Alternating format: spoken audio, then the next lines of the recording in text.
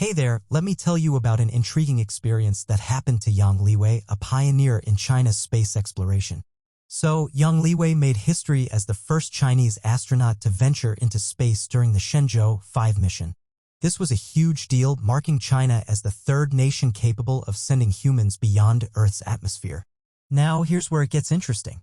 While aboard the spacecraft, Yang Liwei encountered some bizarre knocking sounds. Imagine being out there, surrounded by the silence of space, and suddenly hearing mysterious knocks. It's enough to send shivers down anyone's spine. Naturally, Yang was curious and a bit unsettled by these unexpected noises. He peered out of the spacecraft's window, hoping to spot the source of the sounds, but found nothing that could explain them. Back on solid ground, Yang teamed up with top-notch scientists and space experts to unravel the mystery.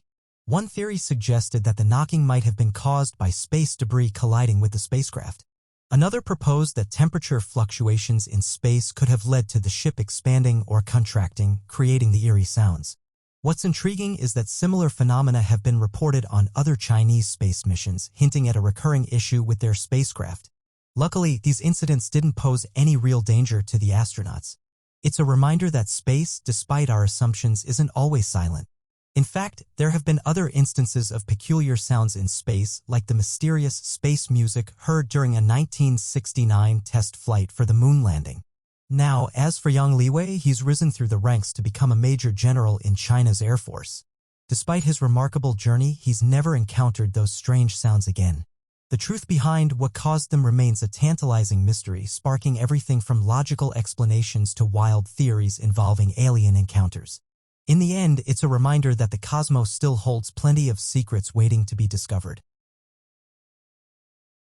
The Money Pit and the Inscribed Stone. In 1795, an exciting discovery was made upon Oak Island by 16-year-old Daniel McGinnis. McGinnis had been adventuring over to Oak Island for a fishing trip when he stumbled across a tree with markings upon it, which evidently were not natural. Beneath the tree, a depression could be seen, with some neighboring trees having been removed. Some retellings say it was this that indicated least to Daniel McGinnis that something may be buried beneath, though others point to a block hand tackle hanging from the limb of a tree being the factor that encouraged further exploration of the unusual site.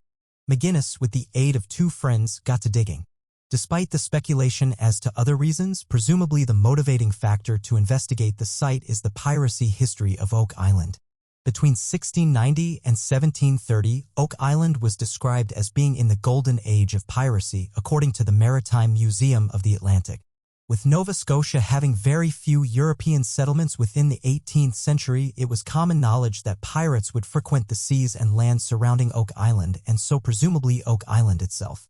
With Oak Island being relatively uninhabited, it was the perfect place for these pirates to leave their treasures, with a famous confirmed example being Captain William C. Kidd, who admittedly buried his wealth in 1699. As the boys dug, they began to uncover a layer of flagstone. Though despite initial excitement, beneath it was only more dirt. Further investigation led the boys to find rotten wooden timbers that had been driven into the tunnel wall at approximately 10 feet deep. The same discovery was made again at 20 feet. These barriers continued to appear at regular intervals, blocking the teenage team from success.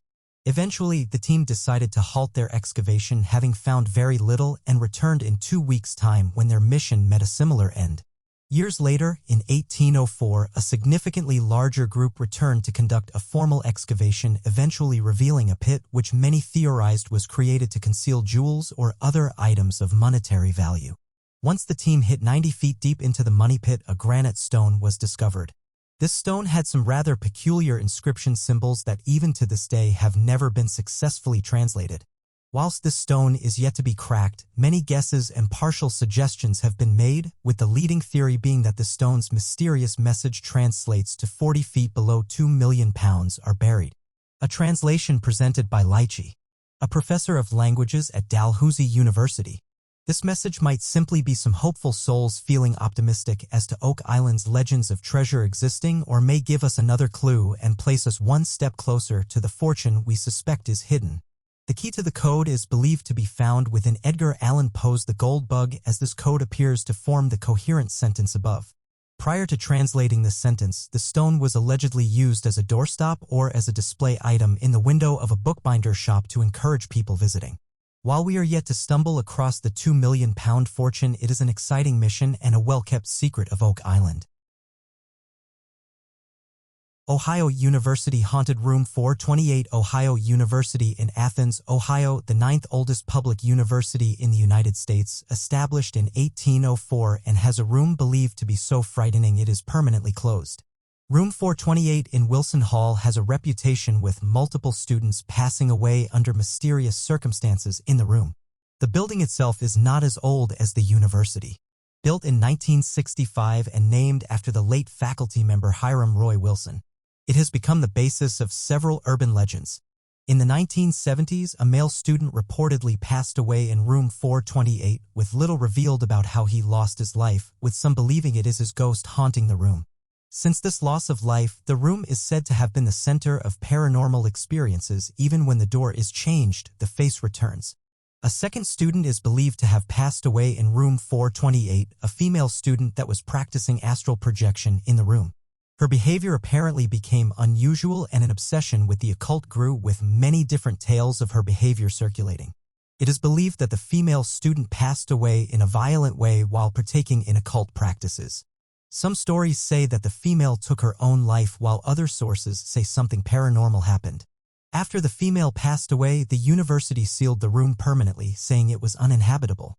Students that have lived in this room reported paranormal occurrences and poltergeist reports, such as objects flying across the room, strange voices, and footsteps. There are multiple legends as to why room 428 and Wilson Hall are at the center. One theory notes that Wilson Hall is in the center of 5 cemeteries that creates a pentagram. Another legend suggests that Wilson Hall is built on top of an old cemetery. Different sources suggest different cemeteries. One believes it is a Native American burial ground. Another states that it is an early cemetery for the Athens Mental Institute, also known as the Athens Lunatic Asylum. The Athens Mental Institute, built in 1867, is now part of Ohio University, and the complex is called the Ridges, which is also believed to be haunted. While the reason for its haunting is the source of legends, room 428 of Wilson Hall is still not used for any students, with noises still being heard and paranormal experiences still happening near the room. It will likely remain a ghost story told around campus. Hiker rescued after a man on Twitter located him from a photo of his feet. Rene Compion was a 46-year-old who embarked on a hike through the mountains in Southern California. He was in contact with his friends, even sending them a picture of his feet dangling off a ledge. But after several hours passed with no further communication from Compion, his friends reported him missing to the police and search teams were dispatched. Unfortunately, the police did not have much to go on. As they began the search, Compion's friends were not sure exactly which trail or region he was hiking in, and it appeared that his phone was out of charge as texts and calls were not going through. He had also disabled the location services on his phone, so officials were not able to track his last known location from the texts that he had sent. All that they had to base their search off was the low-resolution photo that he had sent his friends, containing only his legs and some rocks, with no defining features or landmarks whatsoever. As lead after lead ran out and the search parties yielded nothing, police took to Twitter to ask for assistance. They posted the somewhat grainy photo with the caption, "Are you an avid hiker in the Mount Waterman area? Search and rescue teams need help locating a missing hiker." He sent this picture to a friend. His car was found near Buckhorn Campground trailhead. Call us if you recognize the area pictured below. They posted the picture in the hope that someone who trekked the area regularly would be familiar enough with the landscape to be able to identify the region from the small amount included in the photo. However, they ended up being helped by someone who had never been on the trail before in his life. Benjamin Kwa, or A16Wire as he is known on Twitter, is a ham radio operator who instantly began working on determining the location of Compion's photo. "I've got a very weird hobby, which is I love taking a look at photos and figuring out where they're taken." He began combing through satellite footage and 3D terrain maps of the area, searching for formations that matched up with those that were in the background of the photo. Amazingly, he was able to narrow it down to very specific coordinates, which was where he believed Compion was when he took the photo. He posted these results to Twitter and contacted the Los Angeles Sheriff's Department, who then began narrowing their search according to Kwa's findings. The search and rescue team flew helicopters at low altitudes through the area, which was covered with a dense fog, and finally found Compin, who was unharmed and airlifted to safety. Although he suffered no injuries, Compin was desperate to be found at the time of his rescue, telling Qua, "I crazy appreciate what you did. I really don't know if I could make it there another day, it was just so cold." He had taken a wrong turn and ended up lost. Due to recent wildfires in the area that had burned down some of the signs indicating the path of the trail. Qua's amazing job finding the location of the photo could have very well saved Compion's life, as police and search parties had no idea where in the vast and dense California hiking area he had gone missing in, and it could have taken weeks to eventually find him. There is no doubt that he owes his rescue to Qua's strange hobby and his knowledge and use of available technology. Robert Horahan's disappearance. Unfortunately, some disappearances do not have the happy ending that Renee Compine was able to experience. Robert Horahan is one of these cases. He has been missing for a decade, leaving his heartbroken wife and family with no answers and nothing to do but wonder at what might have happened to their beloved husband and father. After leaving for work in the family's Chevrolet Cavalier. However, when he never returned from work that evening, his wife Tyra immediately knew that something must have gone horribly wrong. Robert was fiercely devoted to their daughter and would never have left her, not to mention the fact that he took life-saving heart medications and would have had to have taken them with him if he had intentionally left his family. Once the missing persons report was filed and police launched an investigation, the officials discovered that Robert had last used his phone at 7:41 that morning in Palmyra, Virginia, and had also been seen at the grocery store in Palmyra at around 8 a.m. While not necessarily strange that he visited a grocery store before heading to work, what struck Tara as odd was the fact that Palmyra was the opposite direction from his work. Additionally, investigators discovered that Robert did not even have work the day that he left and was supposed to meet with a friend instead. But he never showed up to the meeting.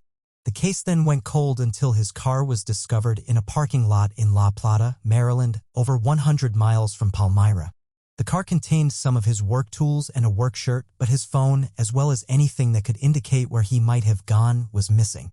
Video footage of the parking lot revealed nothing helpful, and it took so long for the car to be discovered that the footage of the car being parked had already been taped over. So officials do not even know exactly how long the car had been sitting in the lot. Since that day, no more leads have been discovered in the case. Police suspect foul play and hope that since so much time has passed, there might be someone who knows something about the case who would come forward.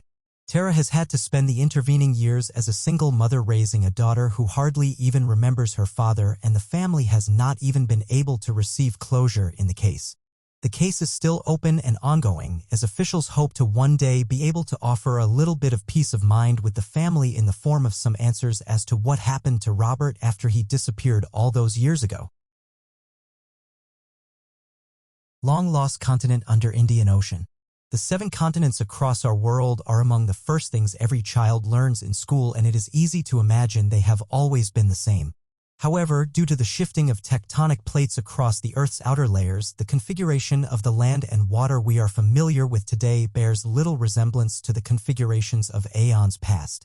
Recently, scientists have discovered a small clue that gives us a sneak peek into the topography of the past. The discovery was made by researchers on the small volcanic island Mauritius, which lies east of Madagascar. Analysis of the volcanic matter making up the island allowed scientists to determine that the island was not much older than 8.9 million years, as that was the age of the oldest basalt on the surface.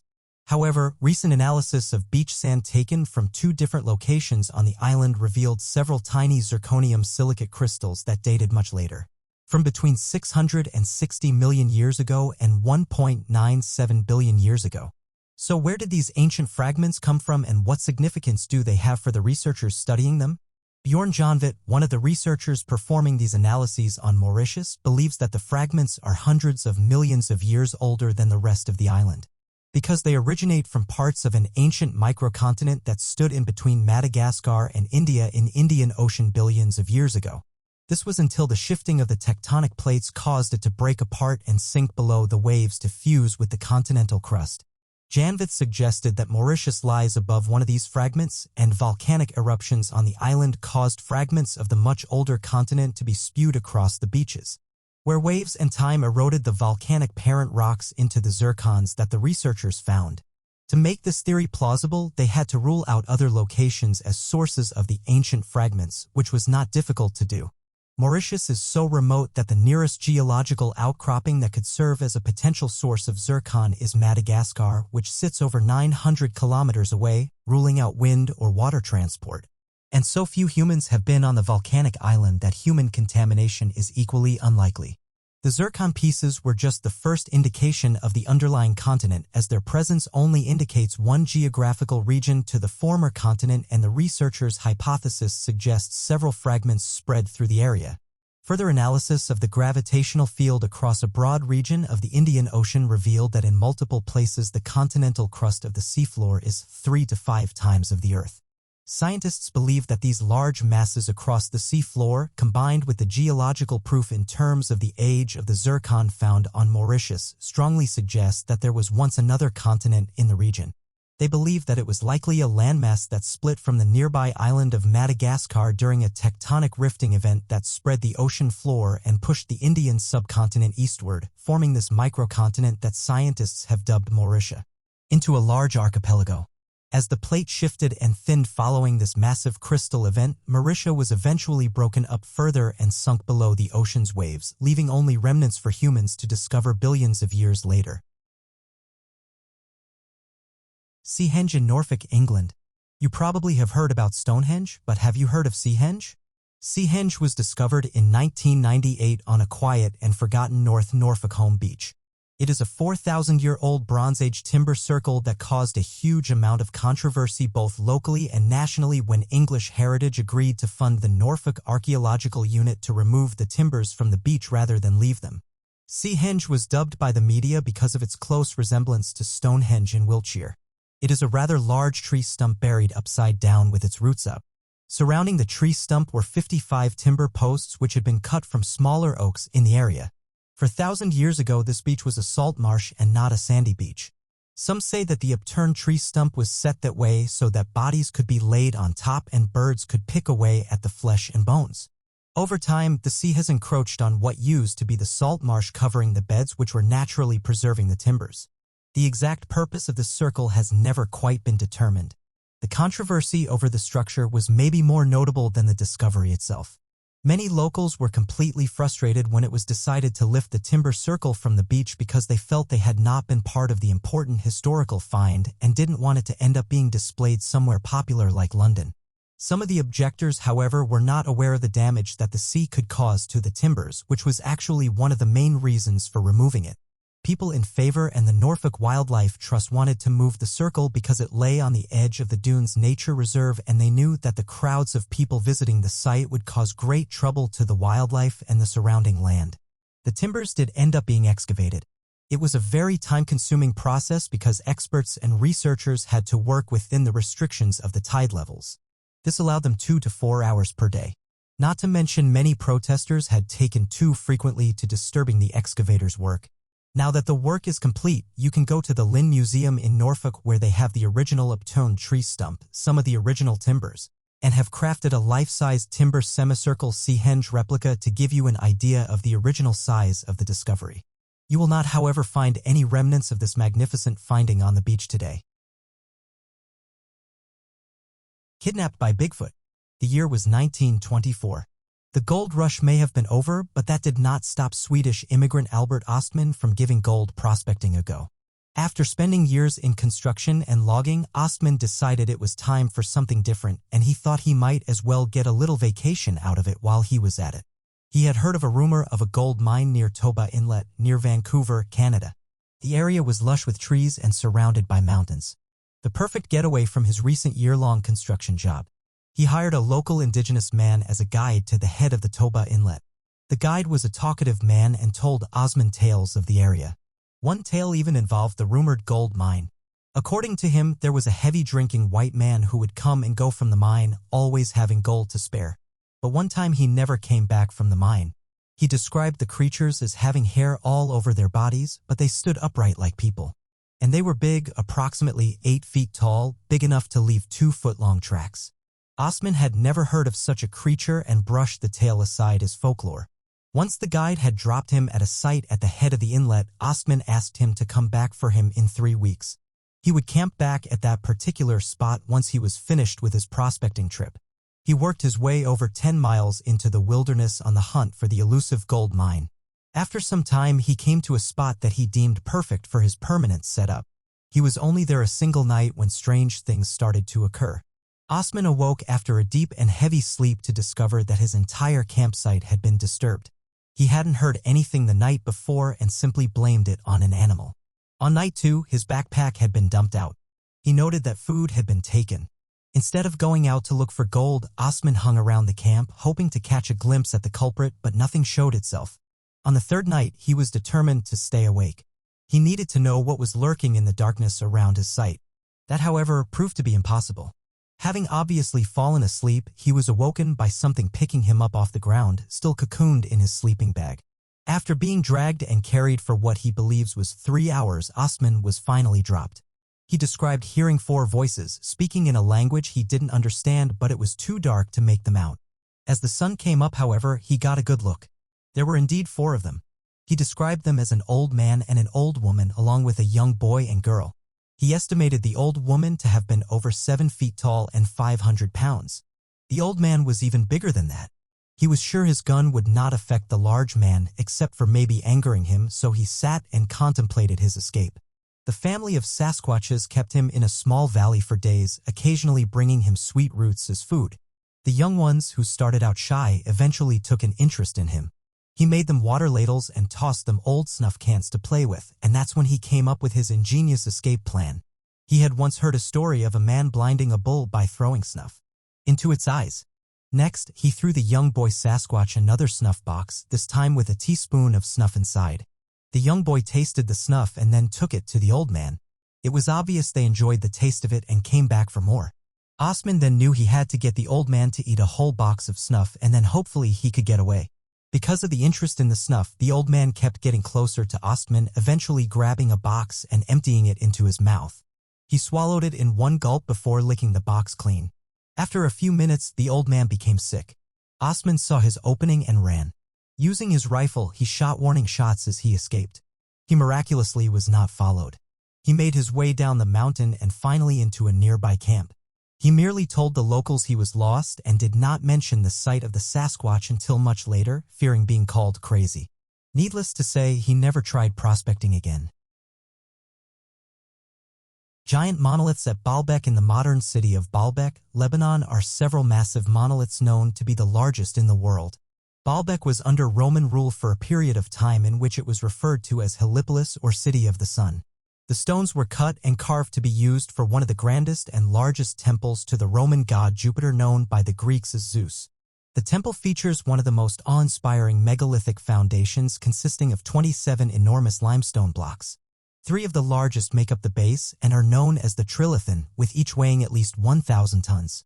Aside from those 3 are 2 other monoliths, larger and heavier than the ones actually used for the temple. One of those was the Stone of the Pregnant Woman. The other is known as the Stone of the South and is even heavier. The Stone of the Pregnant Woman was first thought to be the largest monolith discovered. Analyses of the size and weight of the enormous monolith in Baalbek, Lebanon by the German Archaeological Institute revealed that the megalithic block was one of the largest ever discovered. Its name comes from stories and legends that a pregnant woman tricked villagers into believing that she would be able to move it if they fed her until she gave birth. Other stories say that the name comes from legends that pregnant Jean were assigned the task of cutting and moving the stones. There are even some who believe that a woman who touches the stone raises her chances at fertility. The blocks originated from a limestone quarry nearby. The monoliths are thought to date back at least 2,000 years or to around 27 BC. Although they were probably intended to be used for a temple to Jupiter, these stones never made it to the building, laying at a distance of 900 meters away from the Heliopolis temple complex. Experts believe this is because they turned out to be too heavy to transport. Researchers also discovered later that a crack in the Stone of the Pregnant Woman must have been the reason why it, specifically, was never transported. The Stone of the South was discovered after the Stone of the Pregnant Woman, as it rests underneath the latter and was mostly buried under a few feet of dirt. The Stone of the South is now the largest known ever carved by human hands at 1,242 tons. These monoliths are thought to have probably been cut in the same way as the masonry used in the Pont de Garde, a Roman aqueduct in southern France. Each piece would have been split from a larger expanse of limestone along natural fissures. Because they would have been too heavy to lift, they were likely pulled using a capstan, like a human-driven winch, or using a sledge. Despite these stones being a possible disappointment to their carvers as they turned out to be useless for the purposes of the temple, the stone of the pregnant woman and the stone of the south both set a world record for the biggest boulders ever discovered. Scientists claim to have found the first known extraterrestrial protein in a meteorite. This year, researchers were happy to discover that we may have uncovered a vital clue that points towards life elsewhere in our solar system. By using new techniques in analysis and research, scientists believe that they could have found a type of extraterrestrial protein that was hidden in the middle of a meteorite that fell to Earth only 30 years ago. If the findings are accurate, then this would mean that it is the first ever protein that did not come from Earth to ever be discovered. Over the last number of years, researchers have come across a number of meteorites and other bits of space debris that have shown to hold elements and materials that belong to what we consider to be the fundamental building blocks of life. These materials include ribose, amino acids, as well as cyanide, and this specific discovery showed signs that the meteor held amino acids. The research team was led by the physicist Malcolm McGeographic, who works for the X-ray source supplier Plex Corporation, and they aimed their search in discovering vital life-building materials in meteorites. By using complex, modern examination techniques, the team discovered what they believed to be a protein string in the meteorite known as ACFA-086. The apparent discovery of protein within the meteor that was originally found in 1990, it is just one more part of the growing tapestry of evidence of life outside of our own planet. An astronomer and chemist of CSIRO, Astronomy and Space Science in Australia, who didn't work on the project, said, in general, they're taking a meteor that has been preserved by a museum and has been analyzed previously, and they are modifying the techniques that they're using in order to be able to detect amino acid inside of this meteor, but in a higher signal ratio. To summarize the team's findings, the research results showed that the glycine amino acid found in the meteorite was bound to other elements like iron and lithium. What they ultimately found was that glycine wasn't isolated from the protein but was part of it. This new type of protein was dubbed protein hemolythin. While protein hemolythin is similar to proteins found on Earth, it's not exactly similar to anything found terrestrially here on Earth. All of this news and research helps to suggest that the structure the team found is actually a protein with an origin outside of Earth, possibly formed in the protosolar disk over 4.6 billion years ago. Who is Harry's father? Princess Diana admitted that she had an affair with Major James Hewitt that lasted from 1986 to 1991.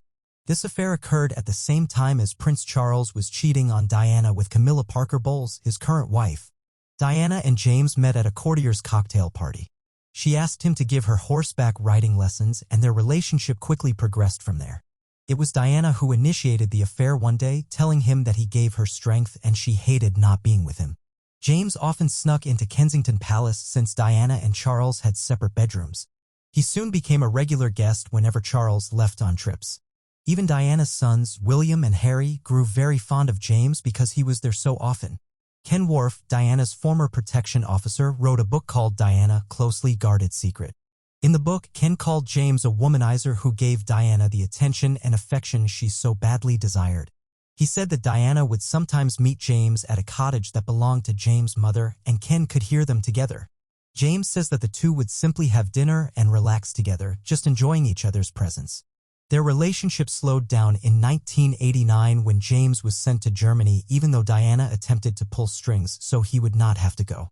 They rekindled their romance in 1990 before he was deployed to serve in the Gulf War.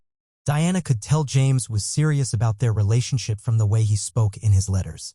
She began to pull away from him, and they finally split up for good in 1991. It has been said that James Hewitt might be Prince Harry's father ever since their affair became public, though James has denied this accusation. He believed that people were only spreading rumors because it would sell papers. Ken has also said in his book that this accusation is nonsense because the timeline does not add up. Diana and James did not meet until 2 years after Harry was born. People often like to point out that Harry has red hair like James, but Ken is quick to remind people in his book that Harry's red hair comes from Diana's side of the family. José Bonilla observation on the 12th and 13th of August, 1883, an astronomer at a small observatory in Mexico made an extraordinary observation. While observing sunspots activity, José Bonilla saw around a legion of objects, each surrounded by a vapor passing across the face of the sun. He was able to take a few photographs, exposing the photographic plates at around 1/100th of a second. Particularly fast shutter speed for something so far away. These would come to be the earliest photos of an unidentified flying object. There were many suggestions on what these flying objects could be. Bonilla himself never actually put forward his own explanation, and a few years later the journal in which Bonilla's photos were published something far more straightforward was suggested. This included things like migrating animals or even insects. Others have gone on to suggest that the objects were extraterrestrial in nature, and in their shapes, flight approach, and numbers could well have been an army of alien craft. What scientists eventually came to surmise, however, was something far more terrifying, an extinction event in totality for all life on this planet. Scientists estimate that the objects ranged in size from 50 to 800 meters and were breakaways from a large parent meteor. That parent comet was around the same size as Halley's Comet, weighing well over 1 billion tons. Not only that, but the objects were around 600 kilometers to 8,000 kilometers away from colliding with Earth. In astronomical terms, this is equivalent to a bullet grazing your head so close it shaves off some of your hair. So if a collision had occurred, what would have been the result for us? Bonilla observed these objects for about 3.5 hours over 2 days. Was an average of 131 objects per hour and a total of 3,275 objects in the time between observations. So if they had collided with Earth, we would have had 3,275 Tunguska events in 2 days. The Tunguska event refers to a huge explosion caused by a meteoroid impact in northern Russia. It flattened an estimated 80 million trees over 830 square miles, with its power around 3 times of the Hiroshima nuclear bomb. Clearly one of those impact events is bad enough, but over 3,000 all within a couple of days, that is one visit from outer space that planet Earth is happy to have missed. Barbara Newhall Follett disappearance. There are few missing persons cases more shocking than that of Barbara Newhall Follett. Follett was a famous child prodigy who had already published 2 books and written numerous poems by age 16. Her debut novel, The House Without Windows, had received acclaim from the New York Times after it was released in 1927 when she was only 12 years old. Many thought she had the ability to become one of the next great American writers. Then in 1939 she vanished. Famous geniuses do not often disappear into thin air. However, it seems Barbara's life story was not as glamorous as was thought in the past. Weekend Edition's Paul Collins had been looking into the Follett mystery for some time and found some intriguing aspects of her life. As it turns out, after she published her first book, her life took a turn when her father announced that he was leaving her and her mother for his mistress, leaving them without the family's source of income. This turn of events occurred just as the Great Depression had started, so this New York Times reviewed author was then left to desperately look for work in Manhattan as a typist. Barbara struggled to get her subsequent manuscripts published, and she wondered if her success could continue without the help of her editor father. During this period of professional unhappiness, she turned to personal pursuits, and in 1931 she fell for an outdoorsman, Nickerson Rogers. After a few years, she began to suspect that he was cheating on her, and she became depressed, antisocial, and even stopped writing. Then in December of 1939, after a fight with Nickerson, she walked out of their apartment and disappeared without a trace. To this day, no one knows what really happened to Barbara. Perhaps she had grown disappointed with betrayals by the men she loved and vanished on purpose, or perhaps someone took her. We may never know. Her story had not even been covered by the press until more than 20 years after her disappearance because her husband had listed her unrecognizable married name in a missing person bulletin. Despite the unknowns, this story is an American tragedy, and Barbara's disappearance prevented the rest of the world from witnessing how far her talent may have taken her.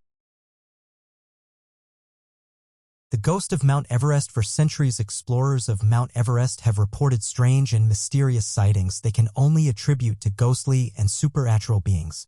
While many of these tales have been dismissed as hoaxes or the results of hallucinations caused by exhaustion and altitude changes, some ghostly elements have come up time and time again from different explorers, so are harder to dismiss. There is no doubt that Mount Everest is the perfect setting for all sorts of horror stories. The mountain is littered with the corpses of people who came from all over the world to attempt to climb the Himalayan mountain. These people fell victim to the avalanches, slippery slopes, and inhospitable temperatures. Some of these bodies have even become landmarks for other climbers. For example, the corpse of Suing Paljo, easily recognizable for his green boots, has become a landmark on the main northeast ridge route of the mountain to guide explorers. However, others claim the dead bodies have led to numerous ghosts that roam the mountain. Many climbers have reported seeing ghosts while climbing Mount Everest. For example, in 2004, Pember Dorje described how he was pestered by the ghosts of dead climbers who looked like black shadows and approached him and begged him for food. His tale was supported by the Nepal Mountaineering Association's president Aung Siring, who attributed the ghosts to climbers who had not been properly buried. Another example of ghostly sightings occurred in 1975 when Dougal Haston and Doug Scott claimed to sense a third climber helping them on a particularly brutal night while climbing Mount Everest. The ghosts shared the men's snow hole and encouraged them during the final hours of their climb. Haston and Scott claimed that the ghost was pioneer Andrew Sandy Irvine, who perished while attempting to climb the mountain in 1924. On a similar vein, in 1933, as Frank Smythe was descending down a particularly dangerous area of Mount Everest, he came across the ghost of a man. Smythe reports that he soon realized the ghost had surrounded him with two objects: squat, undeveloped wings, and a beak-like protuberance like the spout of a tea kettle. He argues these objects helped him in his descent down the mountain. Some of the ghosts have been reported as appearing in the surrounding area of Mount Everest. For example, a local villager in Bem named Mohan Singh described how a strange man appeared outside his home and reached for Singh's shirt, but his fingers went straight through Singh's body as a ghost's fingers would.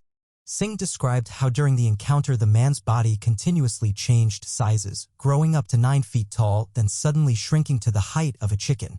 Another example is the ghost of Indian soldier Baba Haberjang Singh, who is sent to appear on horseback and still protects India's border against any impending attacks. Jacobo Grinberg. The last case we'll be talking about is that of Jacobo Grinberg, a Mexican neurophysiologist and psychologist who went missing in December 1994. Dr. Jacobo Grinberg was an academic interested in shamanism, meditation, astrology, and telepathy, among other subjects. He wrote over 50 books on various topics. He was most interested in the relationship between what appeared to be spirituality and science, researching about how the scientific method could be used for telepathy.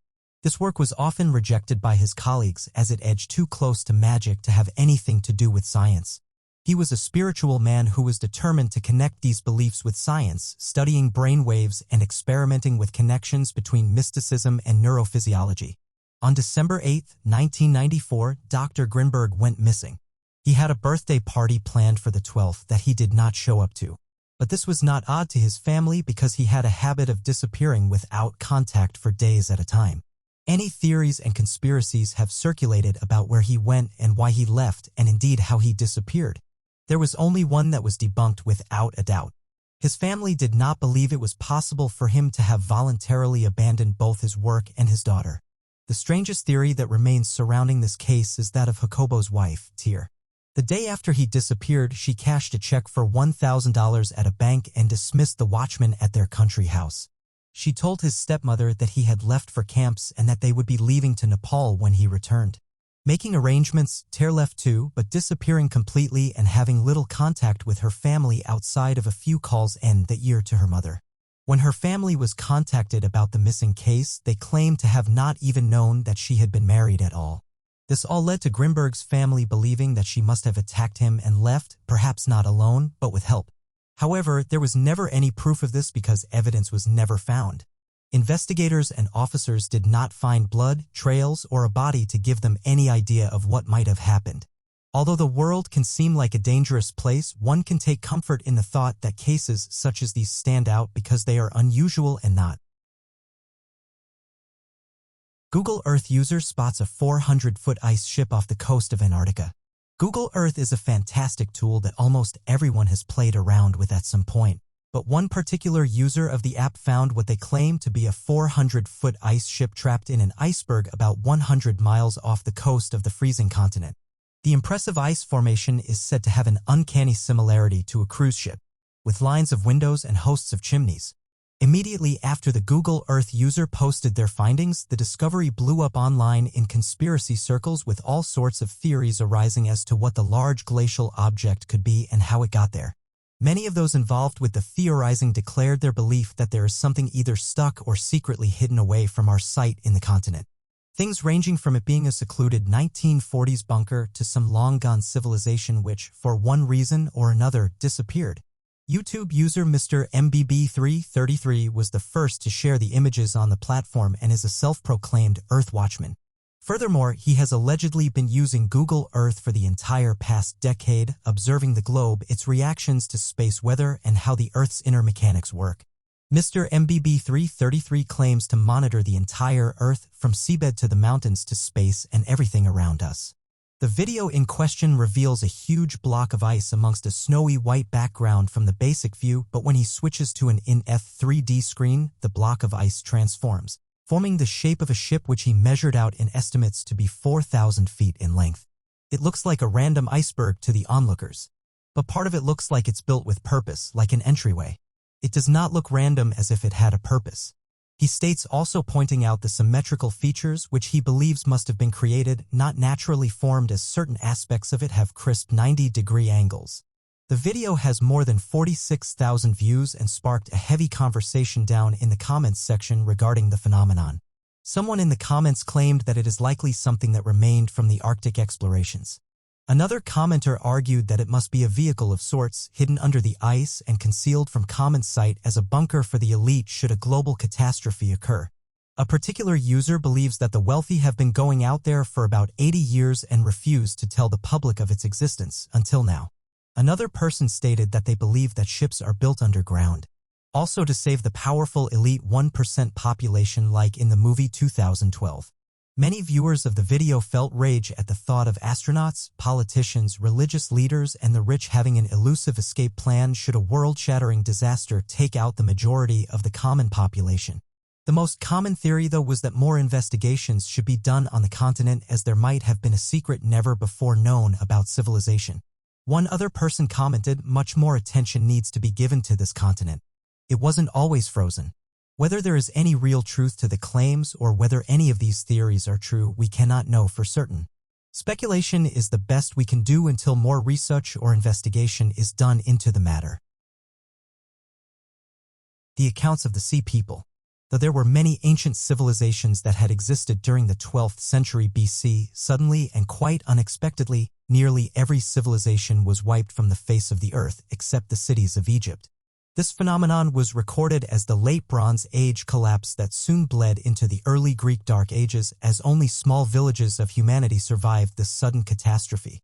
For many decades, the cause of such an occurrence had widely been unknown and shrouded in mystery.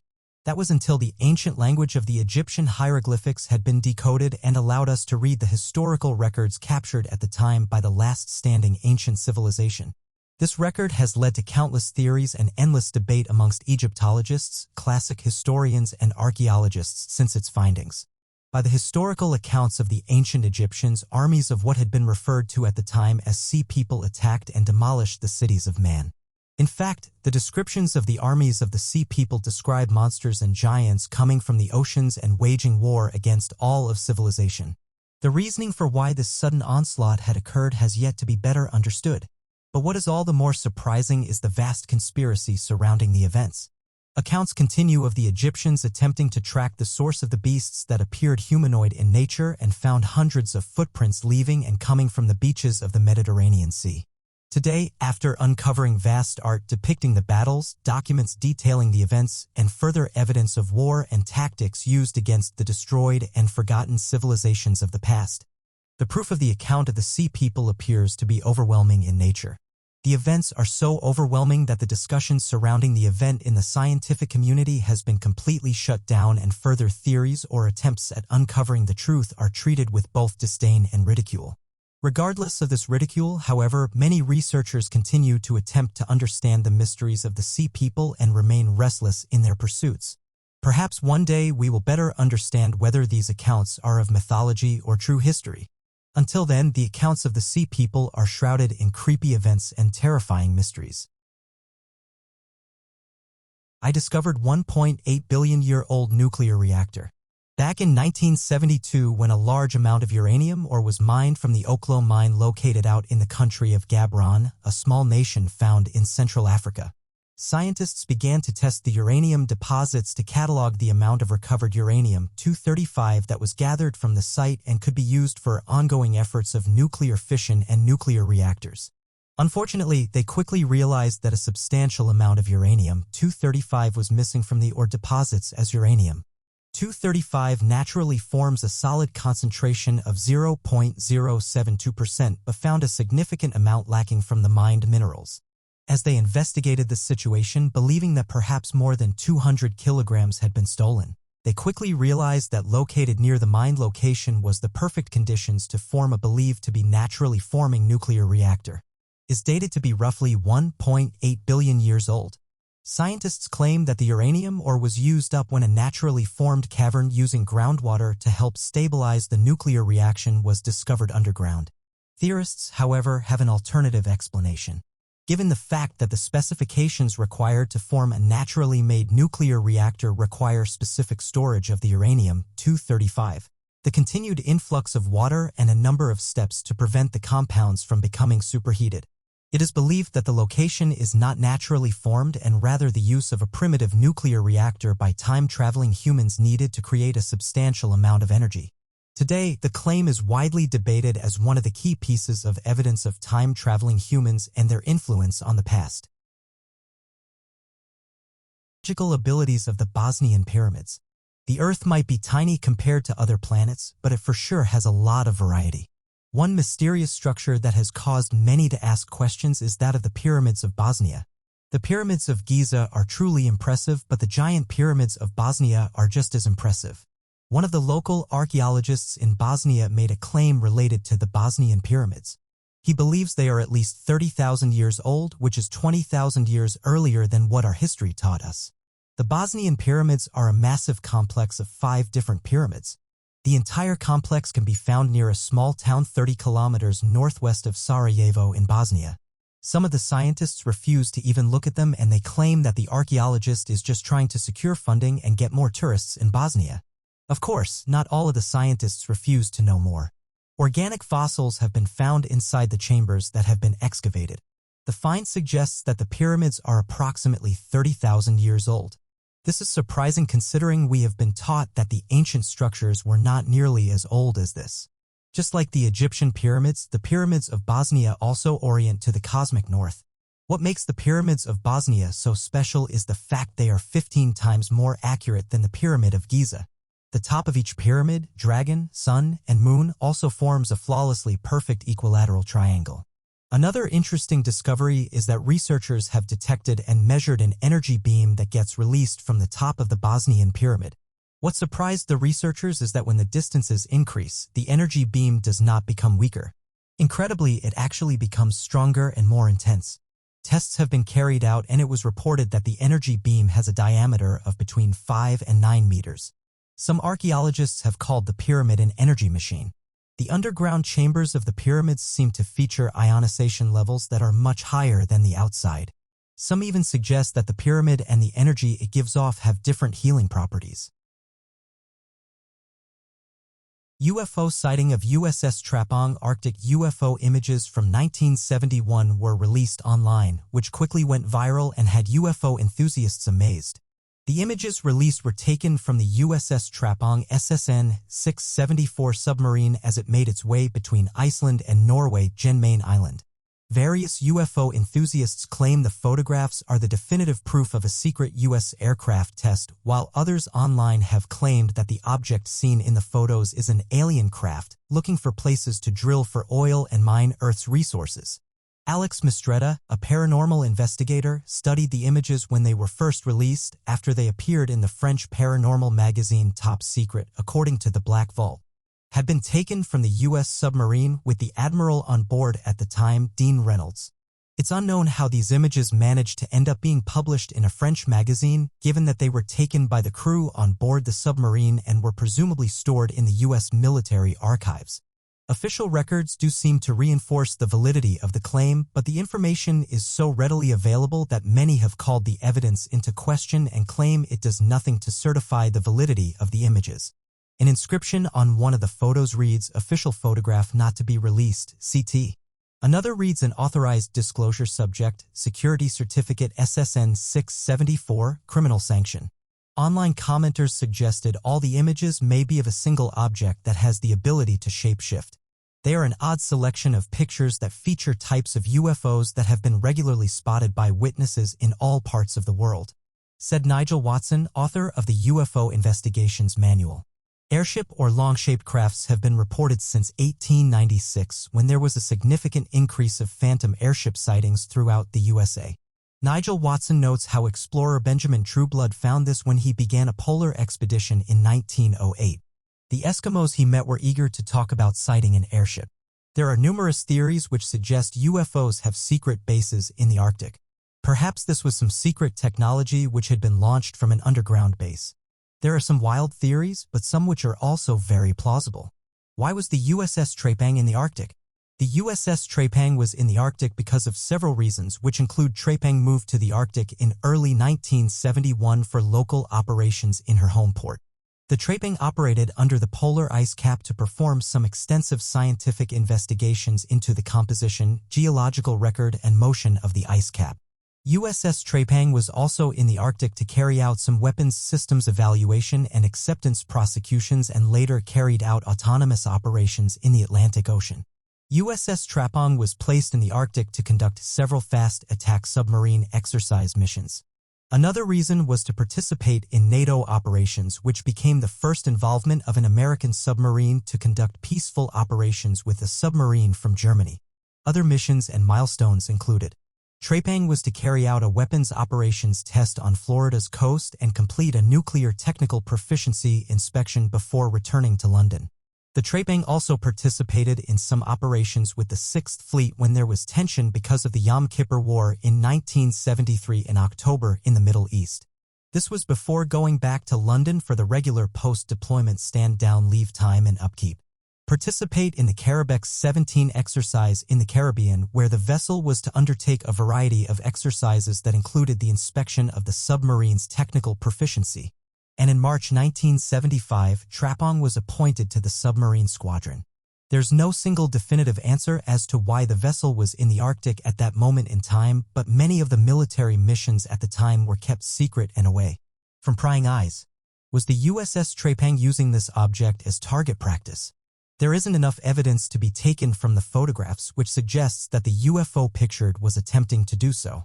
Some people claim it could have been looking for new places to drill for oil and mine the Earth resources, while others claim it was an object which was being secretly used by the U.S. Navy as target practice in order to conduct new weapons tests.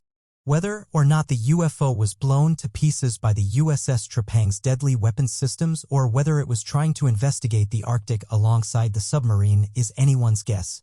The United States military also reported that the object was a weather balloon, even though the newspaper's photograph suggested contrary to the report. A very similar situation to the one that the U.S. military found themselves in at Roswell. Weather balloons seem to be an easy way out for the U.S. military when it comes to explaining possible UFO sightings. Some more imaginative reports claim that bodies were recovered from the craft.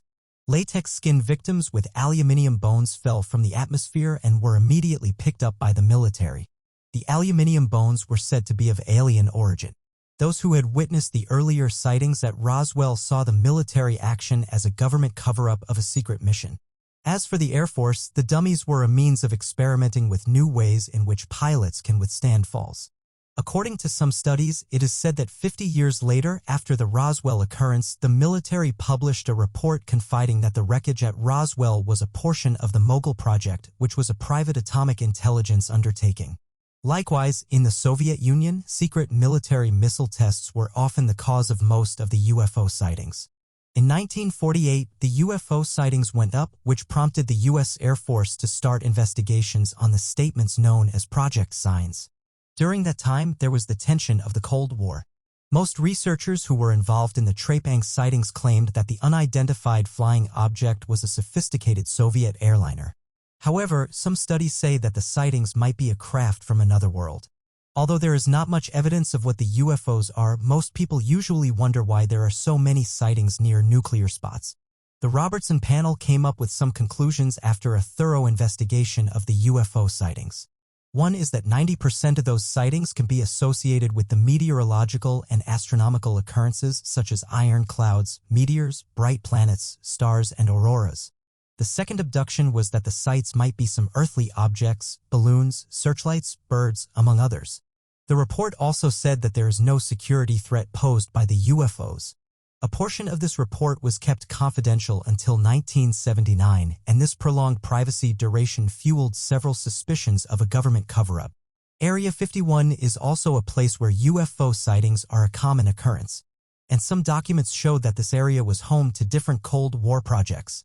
Oxcart was devoted to coming up with a spy airliner that would be undetectable so that it could be used to retrieve important data while completely invisible to radar. There are probably numerous secret government projects, just as there was back when the USS Trapong was sailing through the Arctic. It's highly likely that the sighting of the USS Trapong submarine was a secret government test. What are your thoughts on the images? Do you think they are of alien origin? Egyptian pyramids found by infrared satellite images. In 1798, Napoleon Bonaparte invaded Egypt and brought more than 150 scientists and scholars who fanned out across Egypt, mapping archaeological sites from Alexandria to Aswan. Not long ago, an American research team announced that it has succeeded in a high-tech follow-on to Bonaparte's Grand Survey. By analyzing high-resolution satellite imagery covering all of Egypt, researchers have reportedly discovered up to 17 lost pyramids, nearly 3,000 ancient settlements, and 1,000 tombs. The effort was led by archaeologist Sarah Parcak of the University of Alabama, Birmingham. In the wake of the finds, the Egyptian government agreed to work with Parcak and other Americans to monitor archaeological sites from space and protect them from looting and illegal house construction and other encroachments.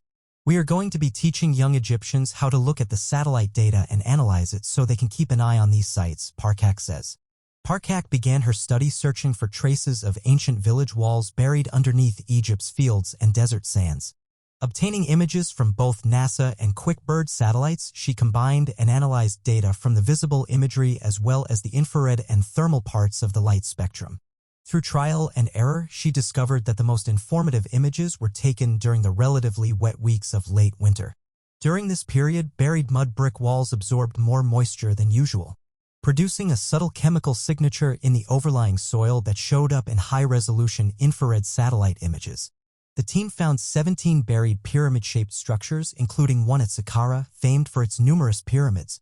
To further test some of the most recent satellite finds, Parcak enlisted the help of a French archaeological team already digging at a 3,000-year-old site known as Tanis.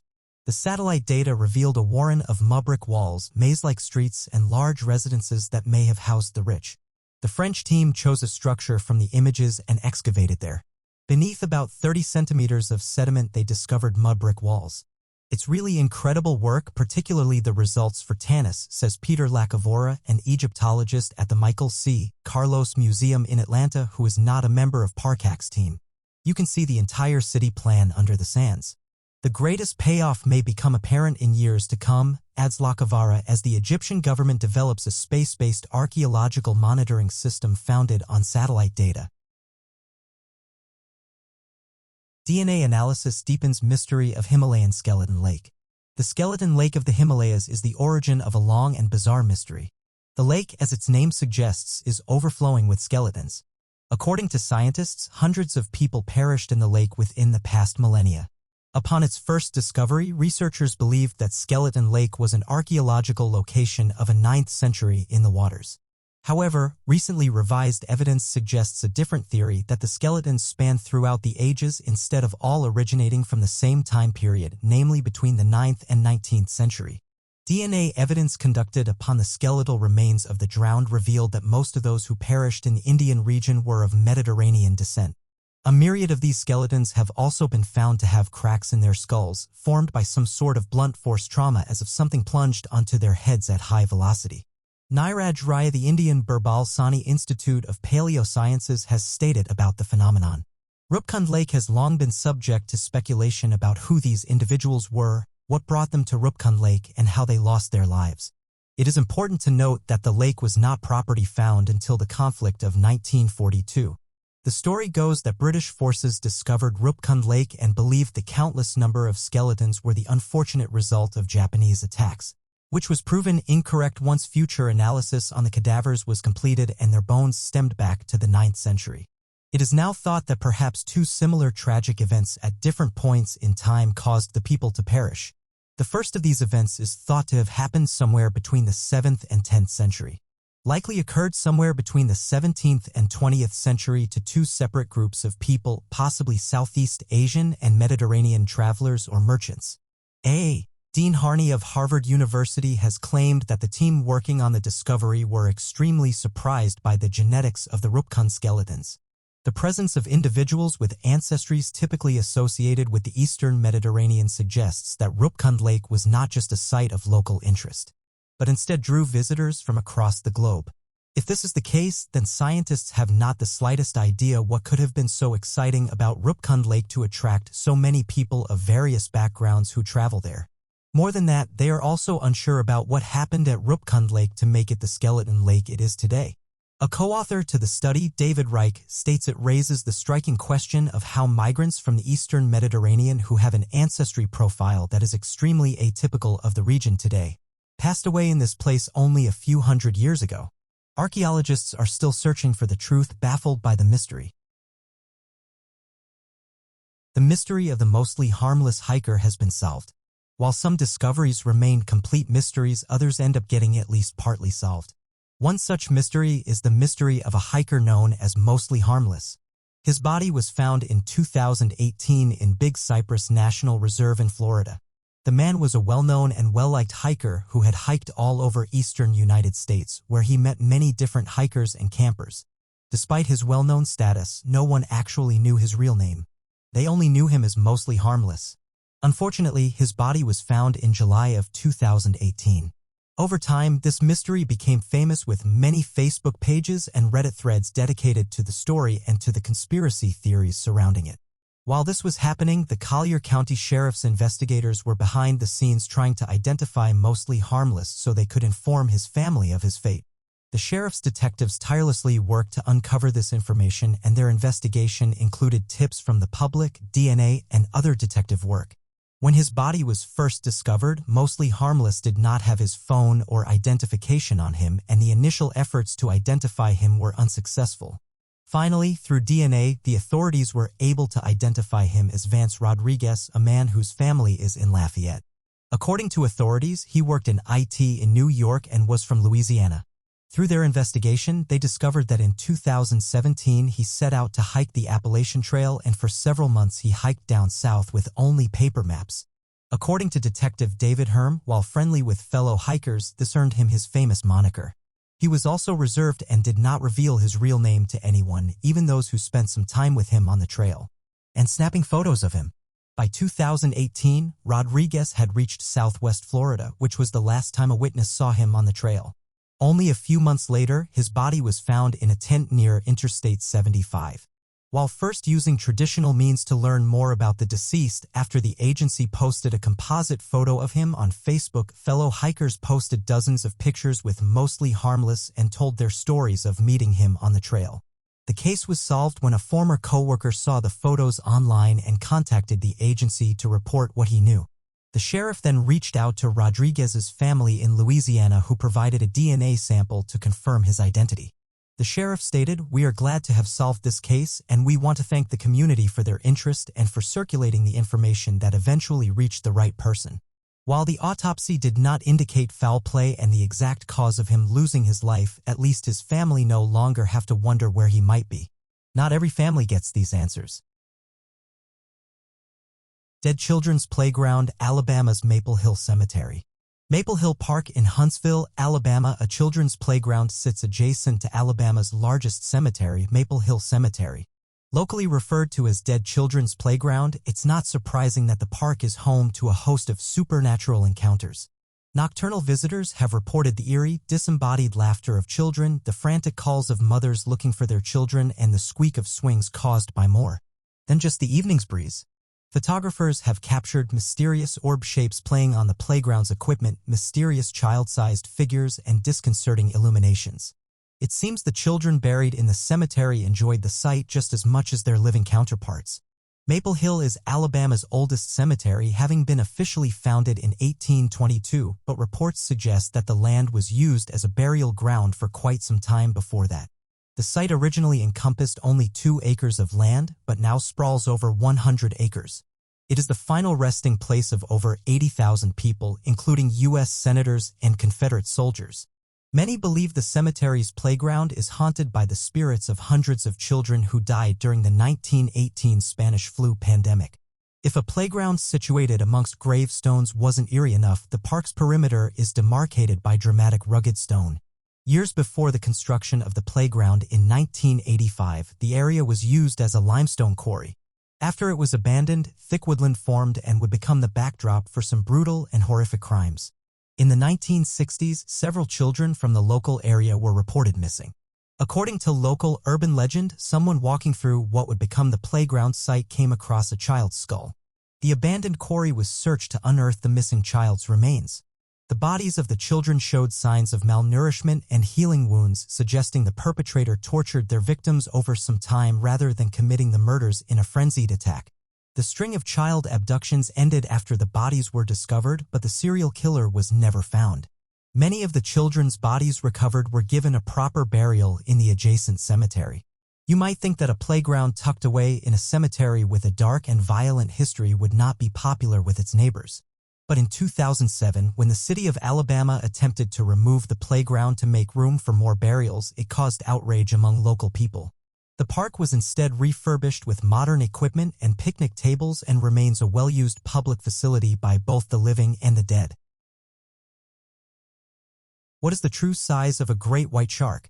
Great white sharks have long been considered one of the most fearsome extant macro-predators in the open ocean, both for their many rows of terrifying razor-sharp teeth and for their overbearing size and mass. However, while it's a universal certainty that they're larger than most other macro-predatory fish, their exact size has long since been the topic of widespread debate and uncertainty for many scientists across the globe. The great white shark is one of many sea mammals in which sexual dimorphism is inherently present. In other words, the female great whites tend to be larger in size and mass than their male counterparts. At birth, gray whites are recorded as measuring up to 1.2 meters and grow 25 centimeters every year.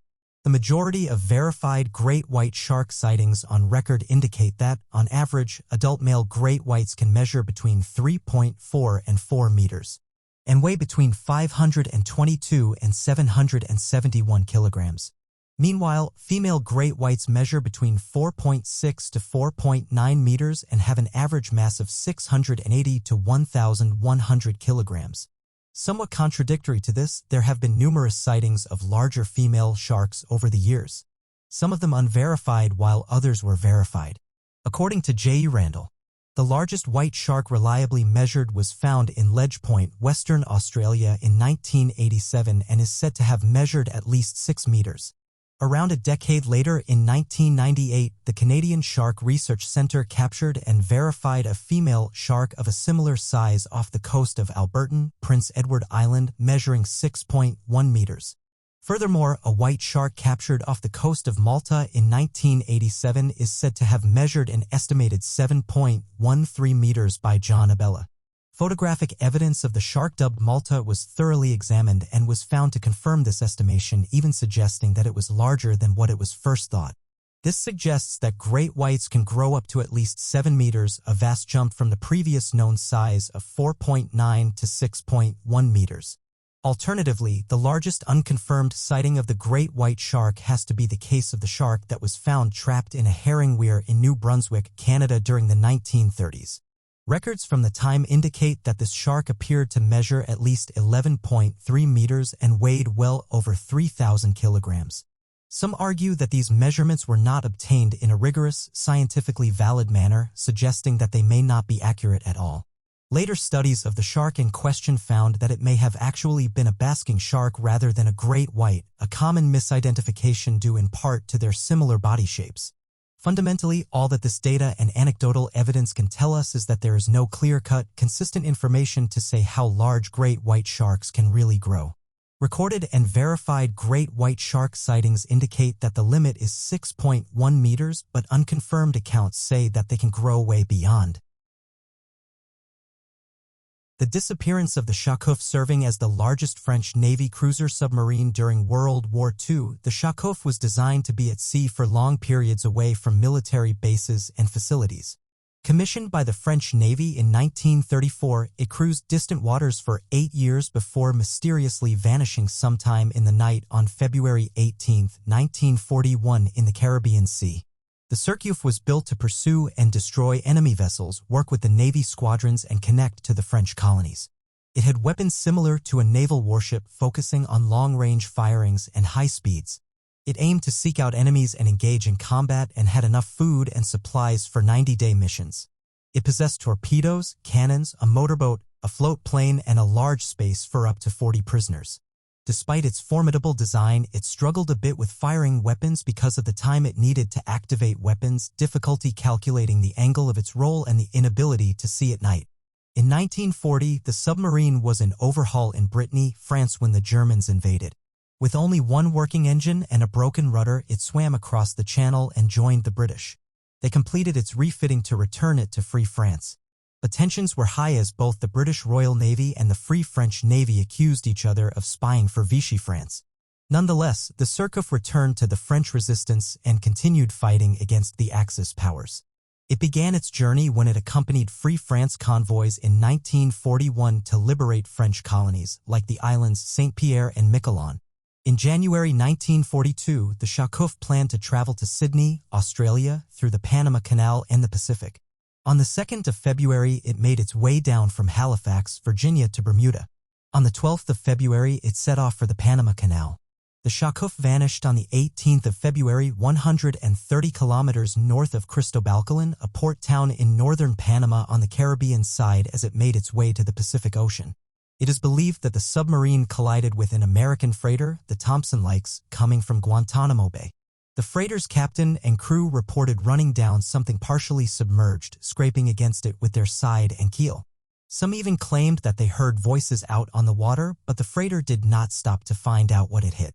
Investigators are doubtful that this American freighter ran into the Chakouf, as there are significant size discrepancies. The submarine was much too large to have only slightly damaged the ship. Even eyewitness account descriptions recounted a smaller-sized submarine. The current belief is that it might have been sunk by friendly fire from a flying boat on patrol that same night. It was an exceptionally dark night, and they perhaps had trouble recognizing whether it was a German or Japanese submarine. Is that their radio was broken and the 6th Bombardment Group in Panama attacked it. The fate of the Chakouf remains a mystery to this day. No official dive or search of the sea has been conducted, so its location is still unknown. 130 sailors were on that submarine, both from the French and British Navy, and are considered lost at sea. Hidden rooms in the Great Pyramid. Almost 4,500 years ago, between 2509 BC and 2483 BC, the pharaoh Khufu was ruler of ancient Egypt. During this time, Pharaoh Khufu ordered the creation of the Great Pyramid, a monumental display of power. Built completely for himself, the pyramid itself has more than a 13-acre base and originally had a 479-foot-tall peak. The construction of the Great Pyramid is astonishing. Over 2.3 million blocks of limestone were quarried, cut to specific measurements, and then placed into the formation we know today. The Great Pyramid is regarded as one of the wonders of the ancient world. In 2017, scientists studying the pyramid announced that they had found a previously unknown void inside of the pyramid that's estimated to be around 30 meters long. The last time any kind of big structure inside the pyramid was discovered was in the 1800s. This new void was found using a process called muon radiography. This method utilizes cosmic rays to locate voids or cavities inside of structures. This new discovery is being compared to the previously discovered Grand Gallery of the pyramid. The Grand Gallery is a 150-foot-long corridor that goes directly to the burial room of Khufu, the pharaoh that commissioned this marvel of the ancient world. This corridor is also around 26 feet tall and sits below the newly discovered area. Still, it is completely unknown what or if anything lies within this area and what it was used for. It could be several smaller rooms or one large area we simply do not know. This discovery is still huge. It brings us closer to finally being able to understand and even just know the various intricacies of this truly astonishing structure. This discovery was made by the Scan Pyramids project working with the Egyptian Ministry of Antiquities and is widely regarded as the most impressive achievement of the technique used to find it. We know this large void exists, but we really know nothing else about it. Hopefully, it will potentially validate any ideas of exploring the Great Pyramid further, and hopefully understanding it better. Maybe further exploration will uncover more secrets. Highgate Cemetery, London, UK. Just the word cemetery is capable of sending chills down some people's spines. Generally speaking, humans tend to find things associated with loss of life rather creepy, and the story behind Highgate Cemetery is not likely to alter their impression. Highgate Cemetery is chilling enough in pictures, let alone in real life. Amongst them are the singer George Michael, political philosopher Karl Marx, South African anti-apartheid campaigner Yusuf Daddo, and scientist Michael Faraday. The cemetery, situated in North London, covers some 37 acres. Its spectacular Gothic architecture made it a fashionable place to be buried in Victorian England. Coincidentally, the same era that ghost stories and Gothic fiction began to rise in creativity popularity. Works such as Bram Stoker's Dracula, Edgar Allan Poe's poem The Raven, Robert Louis Stevenson's Jekyll and Hyde, and Henry James' The Turn of the Screw were all published between 1837 and 1901. Owing to the reinterpretation of horror in Victorian times. It wasn't until the 1970s, however, that the most famous haunting story arose out of Highgate. In the late 1960s, Highgate Cemetery fell victim to vandalism. In fact, the tomb of Karl Marx had survived 2 attempted explosive strikes. In 1968, a group of young occult enthusiasts began visiting the cemetery following various reports of paranormal activity in the cemetery. This activity included sightings of the deceased rising from sealed graves, phantoms drifting around the cemetery, and even an attack on a teenager, leaving physical scars. In the same year the group visited, what was described as a desecration of one grave was discovered. It was not known whether the occult group had anything to do with this, but the scene discovered was horrendous nonetheless. According to reports in the London Evening News, an unknown person arranged flowers taken from graves in circular patterns with arrows of blooms pointing to a new grave, which was uncovered. A coffin was opened and the body inside was disturbed. But their most gruesome act was driving an iron stake in the form of a cross through the lid and into the chest of the corpse. In the years following the bizarre finding, bodies of deceased animals with slashed throats began to appear in the cemetery. And when a local newspaper published the story of a man named David Farrant in February 1970, the Highgate vampire myth was further fueled. David Farrant had reported seeing a gray figure wandering amongst the tombstones that he believed to be supernatural. Soon after, David Farrant entered into a bitter ghost hunting dispute with self-proclaimed exorcist Sean Manchester. Sean Manchester declared the phantom a vampire, and the pair set about hunting it down. David Farrant was later arrested, and the ordeal ended in 1973 when Sean Manchester allegedly drove a stake through the beast's heart in the House of Dracula in Crouch End, London. The legend, however, lives on to this day. The account of Antonio Villas-Boas, one of the first documented accounts of an alien abduction several years before the reported alien abduction craze of the 1960s, was from a man known as Antonio Villas-Boas. As the documented report details, Antonio claimed to have been violently attacked by extraterrestrial life on the night of October 16 in 1957. According to his report, Antonio Villas-Boas, a strange red light appeared in the sky. At first, he believed that it might have been some kind of previously unseen star or perhaps a stray meteor. But then the red light began to grow in size and quickly turned out to be a strange unknown aerial craft that landed in his field a few hundred feet away from him. Scared of what the craft could have been, he tried to drive away with his tractor but found that the engine had suddenly died, forcing him to run from the vehicle through the field only to be grabbed by a number of small humanoid figures wearing gray coveralls that dragged him into their spacecraft. While in the spacecraft, Antonio Villas-Boas was stripped of his clothes and forcibly covered from head to toe in a strange gelatinous compound that forced him to remain calm and nullified him. He was then led into a room where the extraterrestrials pumped in a strange gas that led Antonio to believe that he would soon suffocate. and a strange female humanoid alien entered the room of whom was also completely naked. Antonio then detailed a terrible sexual violence against him that caused him to feel terrible shame. Shortly after, he was escorted off of the craft and would go on to suffer from terrible radiation poisoning and sickness that would have required Antonio to have gotten hit by direct doses of radiation equal to the amount that would later be experienced at the Chernobyl incident. Antonio's tale, featuring forced restraint, sexual violence, and terrible radiation poisoning, tends to point towards further themes of alien abduction accounts in the modern day that lead many to believe that extraterrestrials are far more evil in nature. Deep in a cave, Neanderthals constructed mysterious ring structures 176,000 years ago. Before the arrival of Homo sapiens in Europe, Neanderthals explored the old continent in search of caves in which to protect themselves from the climate and predators. One of these places is the Brunicle Cave, east of Montauban, southeast of France since 1990. Numerous bones and marks of the passage of these hominids have been found. One of these findings is now described in the journal Nature. At a depth of 336 meters, the researchers found up to 400 stalagmites cut and accumulated in 4 rings. For the team, this did not appear to be a coincidence. By dating its age, the experts calculate that this composition is between 176,000 and 200,000 years old, a period that corresponds to the presence of the first Neanderthals in Europe.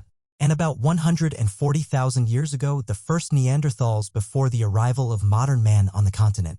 According to the researchers, the finding gives strength to the theory that Neanderthals already used complex expressive skills such as symbolic language. These structures, called speleophacs, by scientists accumulate a total weight of 2.2 tons and 112 meters in length. The Neanderthals aligned them in 4 rows of circles and stacked them after tearing them from the cave wall. The realization of was carefully planned, say the researchers, because they used stalagmites of similar size. To avoid collapse, the figures were propped up. In addition, traces of construction elements and traces on the walls from which the stalagmites were extracted have been found in the area. But the meaning and function of this composition is a mystery.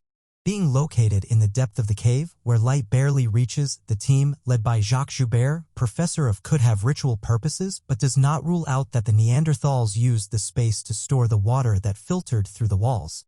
This discovery astonishes researchers as it is not only the oldest evidence of the Neanderthals' building capacity but also of their control of fire before the arrival of Homo sapiens in Europe. Hashima Island, Japan.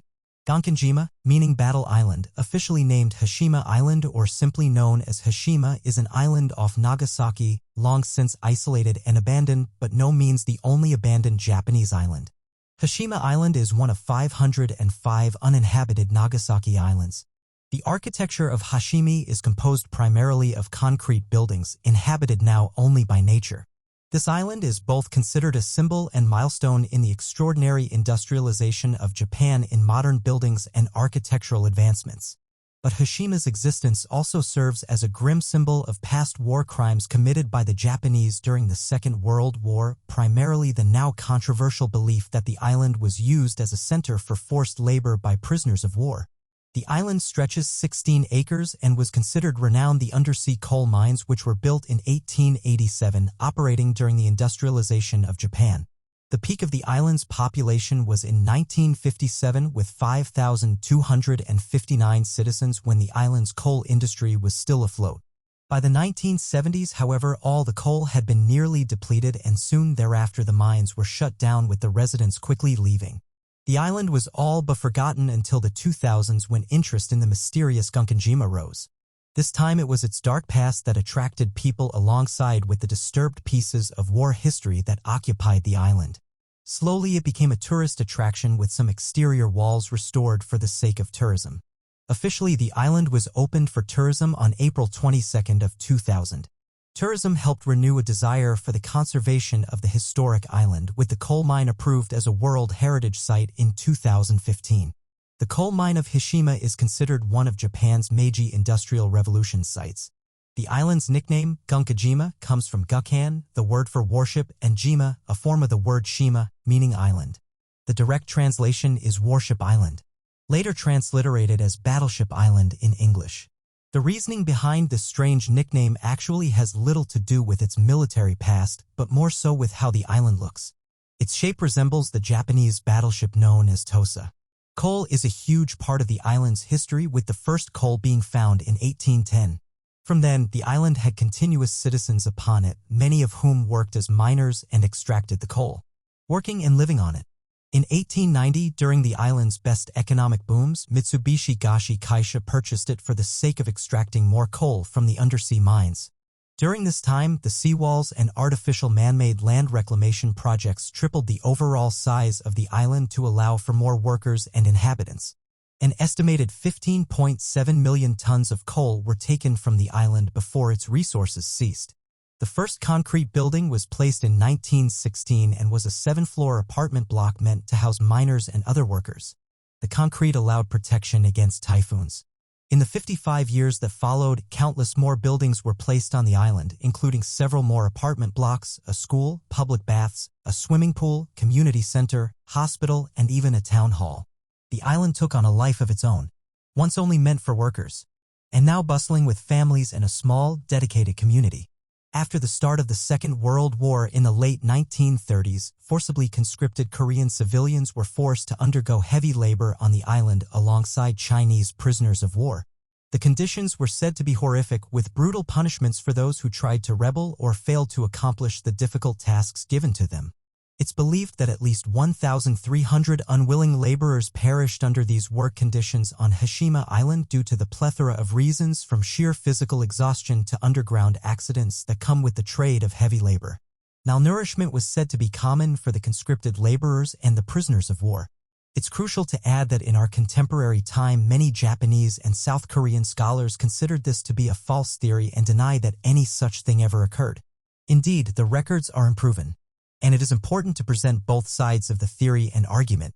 Lee Yu-yun, an author of the novel Anti-Japan Tribalism, states that a vast amount of records were corrupted or edited and facts distorted over the course of time, especially regarding the issue of Korean conscription. Whether or not this happened remains debated. Oliver Cromwell went down in history as a military and political figure who freed England from the authoritarian Charles I. He was given the high honor of being the Lord Protector of the Commonwealth of England, Scotland, and Ireland. However, this is not his only legacy.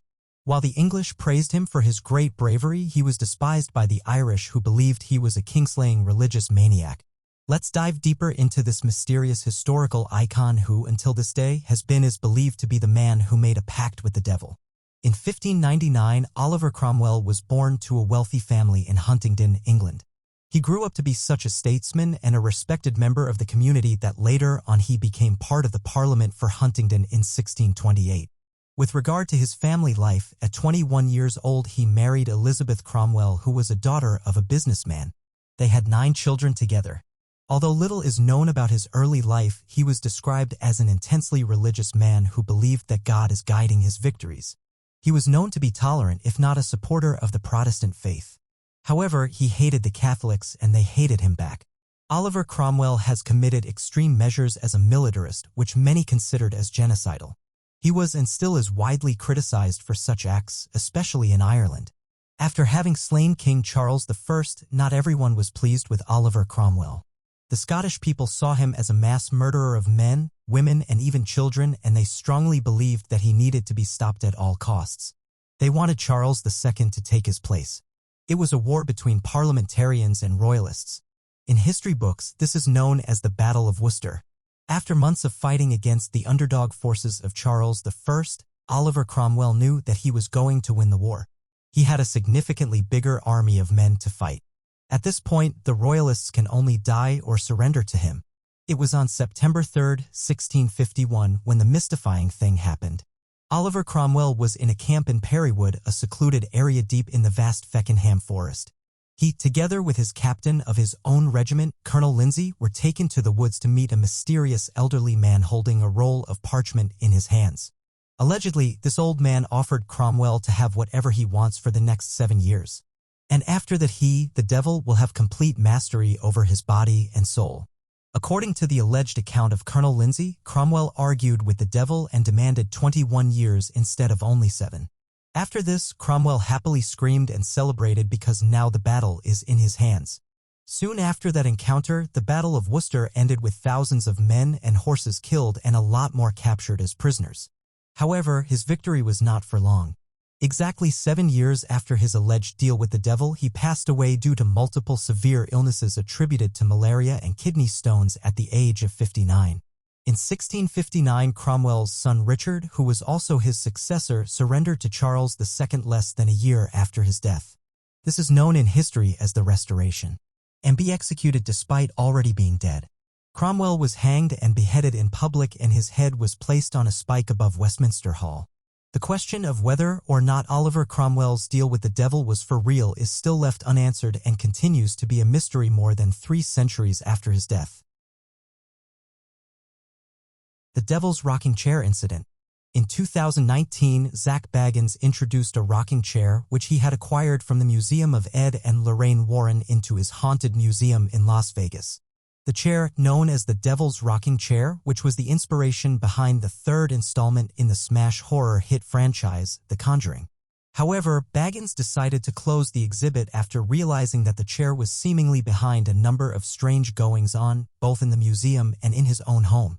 In one incident, 6 visitors to his museum had experienced the same uncontrollable crying whilst in the vicinity of the chair, and one guest had even collapsed on the stairs above the place where the chair was situated. According to Bagans, the paranormal activity didn't stop there. During a visit by a friend to Bagans' Las Vegas home, the pair began to experience a strange, evil aura between them, causing Bagans' dog to start growling and Bagans himself to fall into a possessed rant, uttering strange words about God and Satan. His friend then began to experience the same uncontrollable crying before running out of the house. The chair itself has a dark history and a large price tag, with Bagans reportedly paying around $67,000 for it. We mentioned that the chair, the film's title, takes its name from a true story. In the 1980s, an 11-year-old boy named David Glatzel had allegedly been possessed by a demon.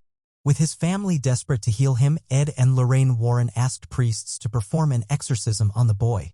Although the exorcism was a success, the demon apparently lodged itself in the body of a young man named Arne Cheyenne Johnson, who would later go on to kill his landlord. In Johnson's trial, the defense argued that he had murdered his landlord because of his demonic possession, leading to the trial being dubbed the Devil Made Me Do It case. What is connecting them to the rocking chair? Disturbingly, the original exorcism of David Glatzel took place in the room of the Glatzels' house where this chair used to sit. During the exorcism, the chair allegedly levitated and rocked, with one eyewitness even claiming that they had seen the devil himself sitting in it. The Warrens were sued by the Glatzels some years later after the Glatzels complained that Ed and Lorraine had manipulated them. The Glatzels believed that David was mentally ill and that the Warrens had exploited his condition. This has not been confirmed, however, and this theory was washed away in the sea of mystery that surrounds Ed and Lorraine Warren. However, according to many sources, the events that occurred in Zach Bagans' museum were very real. As they say, the greatest trick that the devil ever pulled was convincing the world that he didn't exist. Suffice to say that among the many theories regarding the paranormal, the devil isn't necessarily always the scariest thing out there. Where did lunar water come from? Our moon has a rather bizarre phenomenon we are still trying to puzzle our way through. There is lunar water on the moon, despite us not being able to observe a water cycle similar to ours on Earth. A recent study has reported clear evidence that there are water molecules on the surface of or held within the grains of the lunar soil. If we can research what kinds of water are available here and precisely where that water is, then we may be able to fathom out the seemingly magical water cycle of the moon. Another study with groundbreaking revelations found small areas of the moon that are within a permanent shadow. This creates a cold enough environment for ice to form. Additionally, the space of these areas covers 15,400 square miles according to National Geographic. Current guesses indicate that the water cycle on the moon is carried through hydrogen in solar wind reacting with oxygen on the surface. This is a stark contrast to our rain, rivers, seawater cycle here on Earth. Other suggestions have guessed that the lunar water travels migrating to remain in a shadowed zone as opposed to one with sun. Exactly how this happens still requires plenty of further research. Jessica Sunshine, University of Maryland planetary scientist, says that these new findings suggest a more complex process than what we thought before. The practical application once we figure this out would be remarkable. This research has useful implications as to how humans may be able to travel not only to the moon, but further beyond too. The next NASA mission, Artemis, aims to place the first woman and next man on the moon.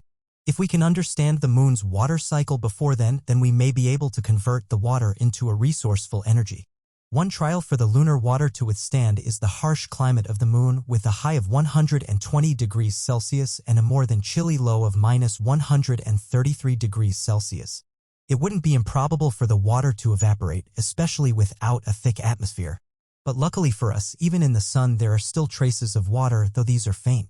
Based upon current observations, there appears to be 12 ounces of lunar water to 1 cubic meter, meaning the water, whilst existent, is very sparse.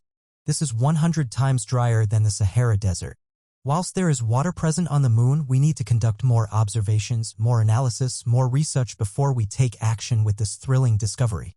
Once we know a little more about the intricate process, may need to implement some man-made intervention for this water to be of use due to its limited supply. This research is being referred to by some as the slow revolution. Whilst new progress is being made and we are slowly beginning to make a clearer picture, but the tedious process could still take decades of more research. Researchers completing this project report that despite having a difficult job, the work is very rewarding and know that the findings will be worthwhile. Whilst there are so many unanswered questions out in the universe, some of the more interesting ones begin much closer to home. Between unanswered questions and thrilling new research, our moon has a lot of exciting news going on. Haunted mirror up for auction. There are 3 ways that you can get to know more about the captain of the Titanic, named Edward John Smith. Because he went down with the ship, you, unfortunately, cannot sit down and have a chat with him. However, if you were a time traveler, you could go back and meet him. Another way is by doing a classic internet search to learn more about his life. The last method is by glancing into his mirror. Had left one mirror on his dressing table. Perhaps it was the last mirror he had ever looked into before he left the shores. 110 years later, this antique now is deemed to be possessed by his ghost and was recently up for auction.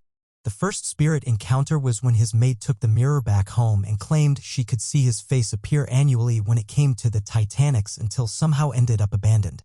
Then a man named David Smith found it and had it locked in a vault of his for over 5 years, accompanied by a small handwritten note about the mirror's ghostly past. Finally, the mirror left the vault and was put up for auction. It was a museum from Las Vegas that eventually won the bid, forking out over £2,800 for the rights to own it. Perhaps, if you were lucky, you might just be able to come across this mirror for yourself one day upon the next anniversary of the Titanic. As you gaze into the glass, do not expect to see your own reflection. You might just find yourself standing face to face with the ill-fated captain himself.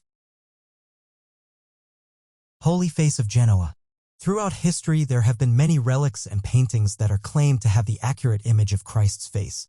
But historians and even the most religious people take these claims with a pinch of salt. However, there is one remarkable ancient relic that has been described as the oldest portrait of Christ. Most people believe it to be the most accurate and authentic portrait of Jesus Christ. This portrait is today present in the Church of St. Bartholomew of the Armenians in the town of Genoa in Italy. There is a popular ancient legend about the creation of the Holy Face of Genoa. It is believed that King Abgar of Odessa in Armenia was sick with leprosy when he heard about the miraculous healing powers of Jesus. At that time, Jesus was in Palestine, unable to travel himself. The king sent an artist named Ananias to meet Jesus and paint a portrait of his face. However, upon reaching Jerusalem, the artist failed at his attempts to portray Jesus accurately. This is when Jesus took the canvas and rested it on his face that was covered with sweat. As a result, an image of the face of Jesus was printed on the canvas. Ananias returned to Armenia with the image and touched the king with the canvas. The king was miraculously healed from leprosy.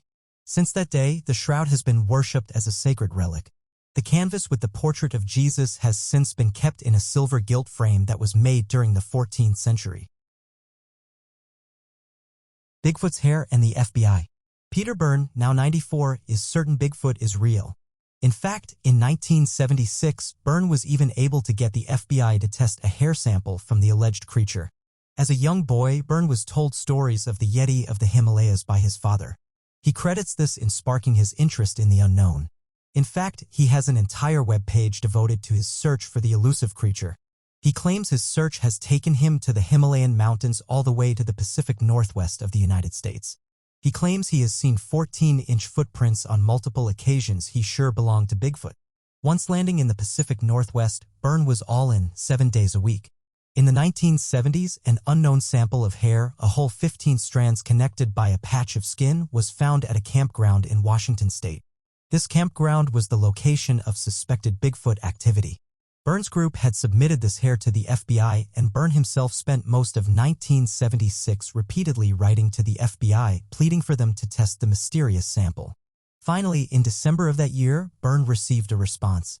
FBI Assistant Director J. Cochran Jr. wrote that while the FBI's laboratory is normally for law enforcement agencies and criminal investigations, occasionally on a case-by-case basis in the interest of research and scientific inquiry, we make exceptions to the general policy. Cochran then decided to have the hair tested. After countless letters and endless waiting, the results were back. The FBI had determined the hair was from the deer family. You would think that this would discourage Byrne. However, that is not the case. Even after all this time, he is determined to find Bigfoot. When asked if he had ever spotted one, Byrne answered a remorseful no, but that his very good friend had seen one recently. Although it's down to more of a hobby than a full-time job now, even at the age of 94, Byrne keeps searching for his childhood Yeti. The bones in Whale Valley are still a mystery. Our world has no shortage of strange and intriguing biological findings. Surely the first person to find a dinosaur fossil was equal parts thrilled and petrified. Even now, witnessing a strange or unusual fossil finding can cause the most modern, educated head to spin. Whale Valley is one of the strangest and most mysterious fossil sites in the world. Located in the deserts of western Egypt, Whale Valley is a genuine graveyard littered with hundreds of fossils, some of which are entire skeletal structures. Under the careful watch of expert scientists, many of these skeletons have been fully exhumed and put together, each of them telling a fascinating story. Unbelievably well preserved, these bones seem to represent a species frozen in time, Archaeocety, or ancient whales with legs. As hard as it may be to imagine, these bones belong to some kind of ancient semi-aquatic mammal that most closely resembles a whale with legs. The deserted area of Whale Valley is an archaeological site filled with evidence of a species at a very specific time in their evolution, answering some questions while inspiring so many more. These remains seem to suggest that whales were once land animals that slowly morphed into oceanic animals, eventually evolving into the mammals we know of today. 40 million years ago, long before humans ever roamed the earth, lived four-legged whales that traveled both in and out of water. They were large, long creatures with sharp teeth, suggesting a carnivorous diet, a far cry from the lumbering docile whales that fill our oceans today. They roamed the land and the sea, experiencing the world like few creatures get to do. But there are still so many unanswered questions. What necessitated the change from semi-aquatic to fully aquatic? What did the life of an amphibious four-legged whale look like? Why is western Egypt, once a vast sea, now a seemingly endless desert? The only way to find out is to keep looking, learning, and researching. We may never know all the details surrounding the skeletal structures preserved in Whale Valley, but if it can help us understand our world even a little bit better, it will all be worth it. Ulfbert Viking Sword. A series of swords have sparked conversation amongst various scientists, historians, skeptics, and believers alike for years. The Ulfbert Viking swords have been traced back to the Vikings but appear to have been made through modern techniques, making them thousands of years ahead of their time. Many say they are the swords made from technology of the future, as even today we are unsure how these steel swords were made by such ill-equipped societies. These swords were used in battle from 800 AD to 1100 AD. Despite this long period, they were a scarce sight, with very few warriors being believed to have used these swords.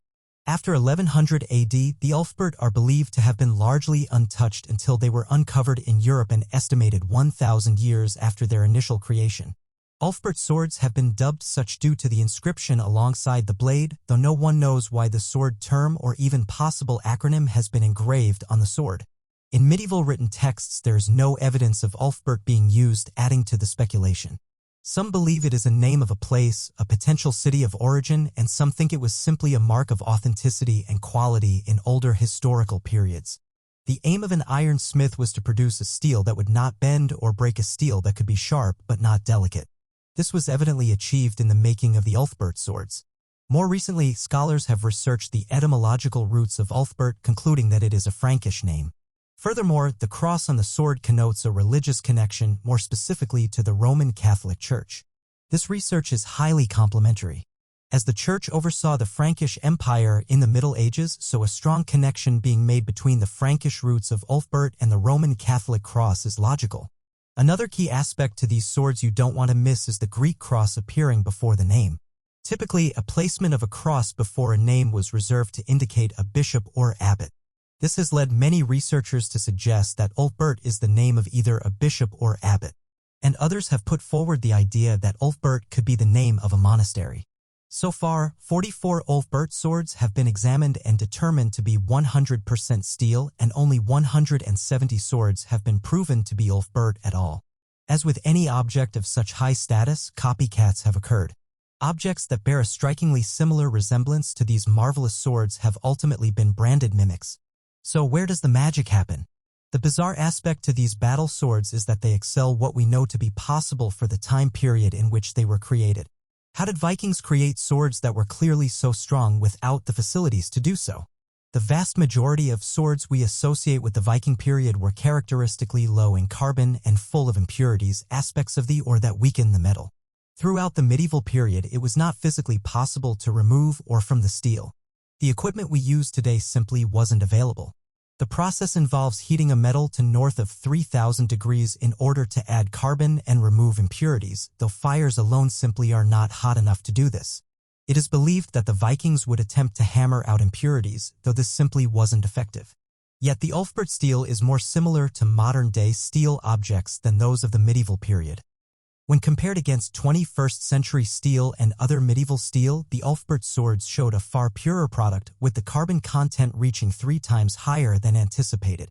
This indicates that Ulfbert is, at a minimum, 1,000 years more advanced than it should be. Whether you wholeheartedly believe in magic or simply find these historical pieces curious, the strange backstories certainly do invite plenty of questions. Girls of La Salette. La Salette, France, is a small town at the foothills of the Alps. Today it is small, but in 1846 it was a bustling hamlet with nearly 800 residents, mostly farmers and their families. Farmers were enjoying an economic boom due in no small part to the French Revolution of 1789. Napoleon's regime stabilized economic tensions, and the introduction of new crops such as the potato and the beetroot helped improve food security and prices. In addition to these new crops, many of the families in La Salette tended to livestock such as sheep and cows.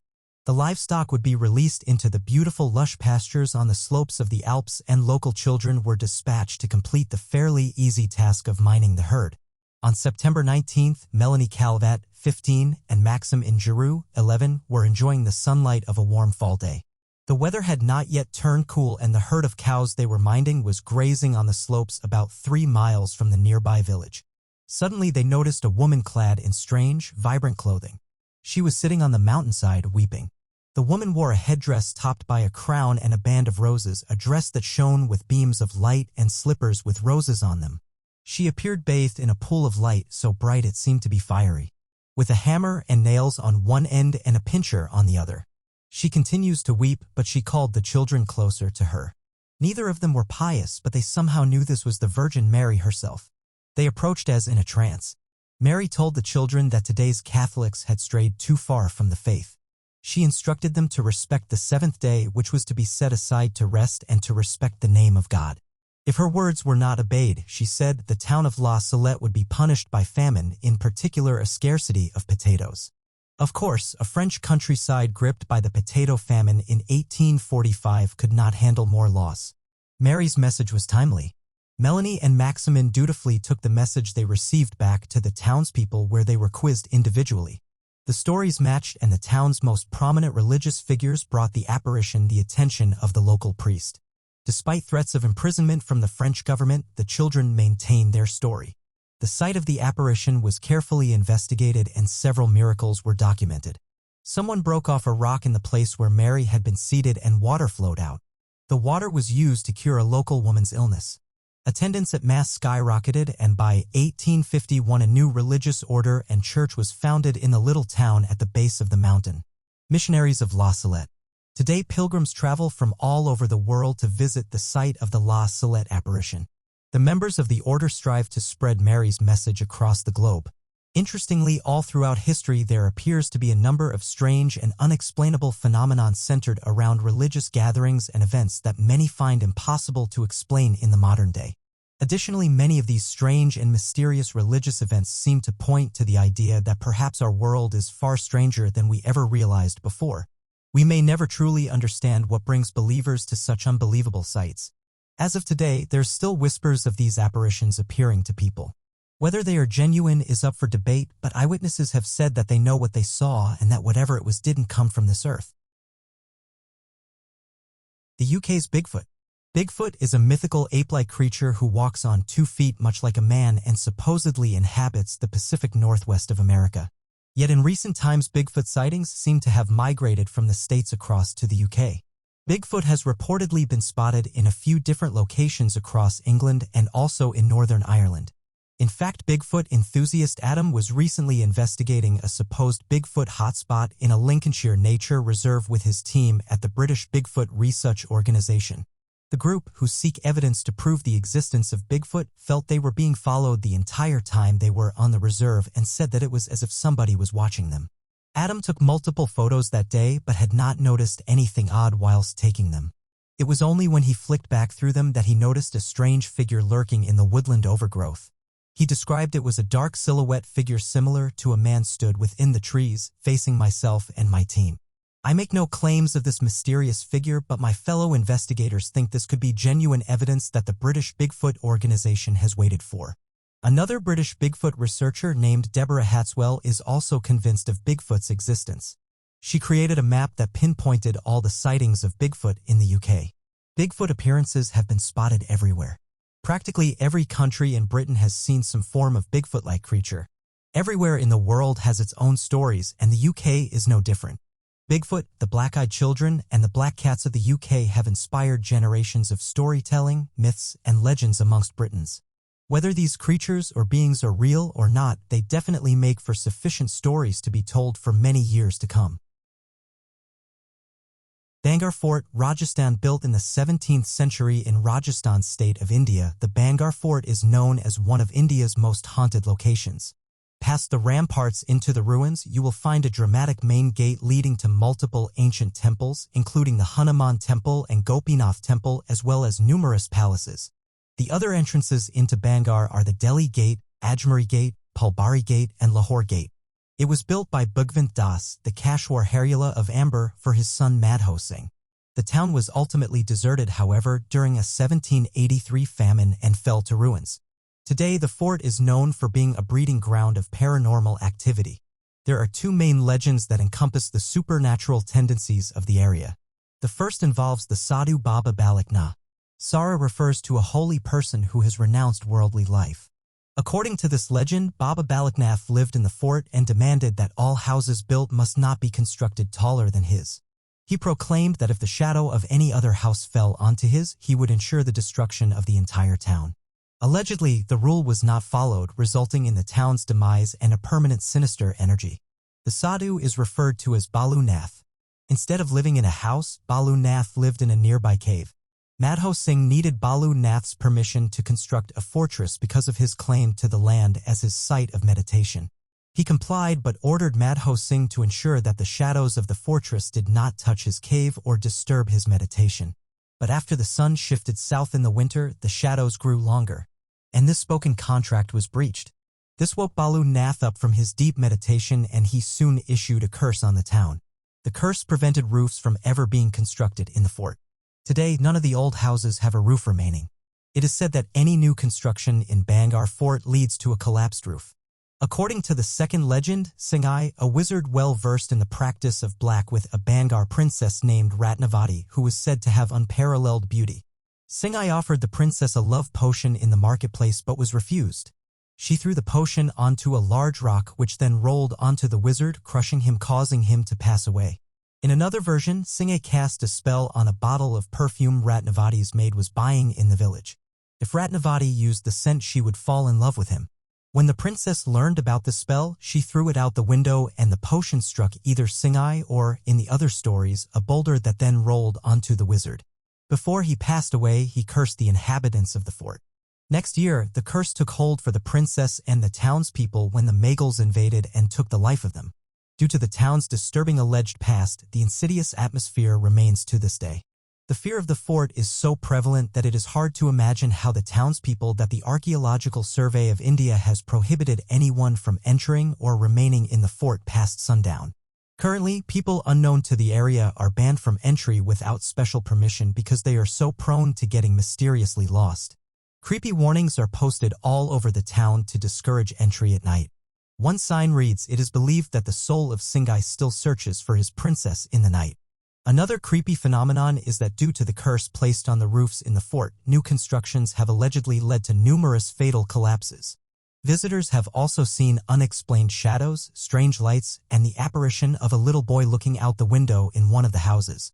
Many disturbing sounds can be heard through the area, such as the sounds of screams, bangles, women crying, and music accompanied by the voices of people dancing to it. Locals also say that if you stay overnight at the fort, you will never return. If you choose to visit this area, who knows what you might experience? There seems to be a great variety of mystical happenings to choose from. Bridgewater Triangle. The next mysterious area is also found in the United States, more specifically in the state of Massachusetts.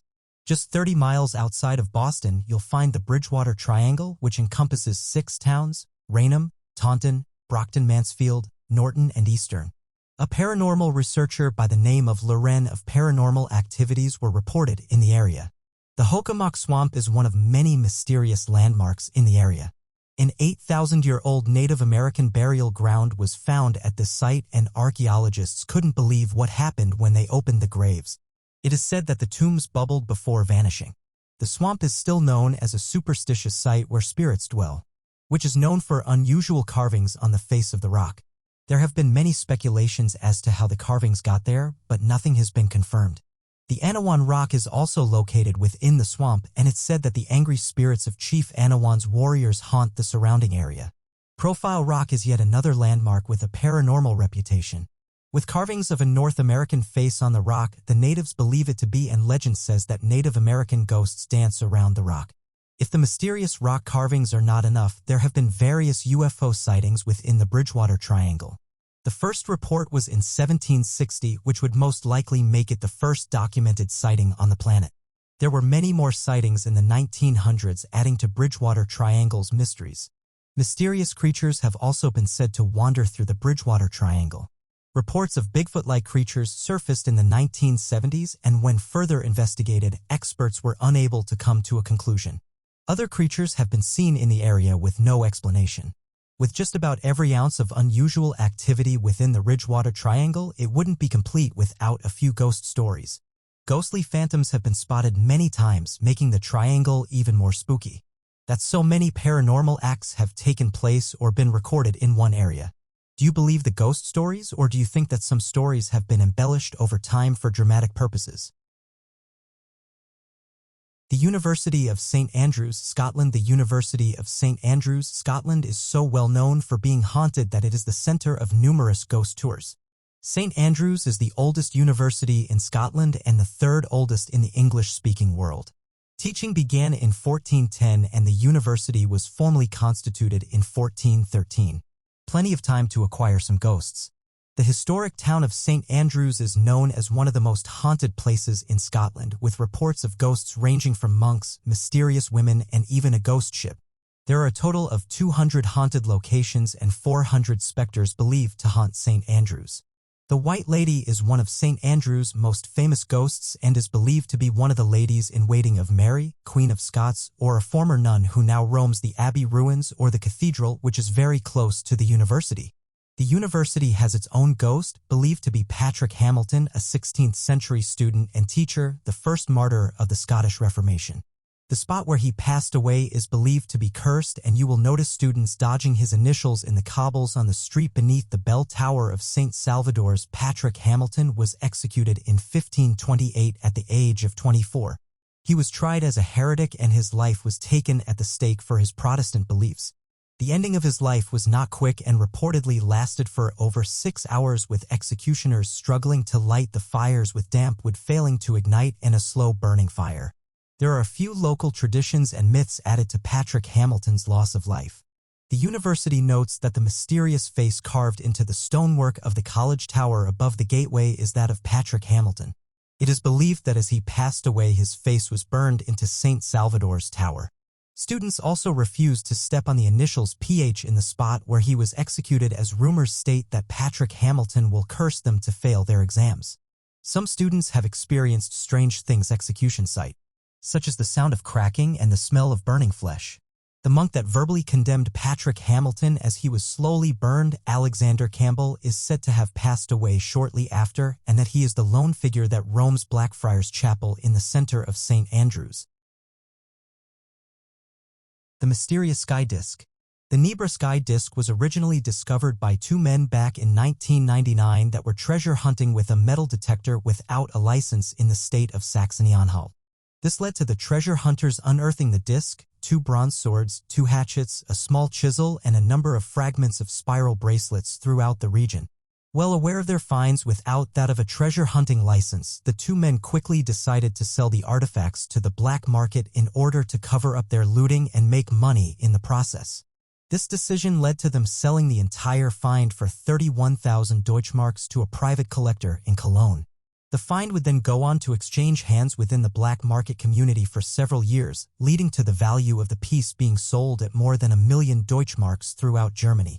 The discovery would find itself within the public eye, leading to a police operation to recover the looted collection and trace the sale all the way back to the original finders back in February of 2002.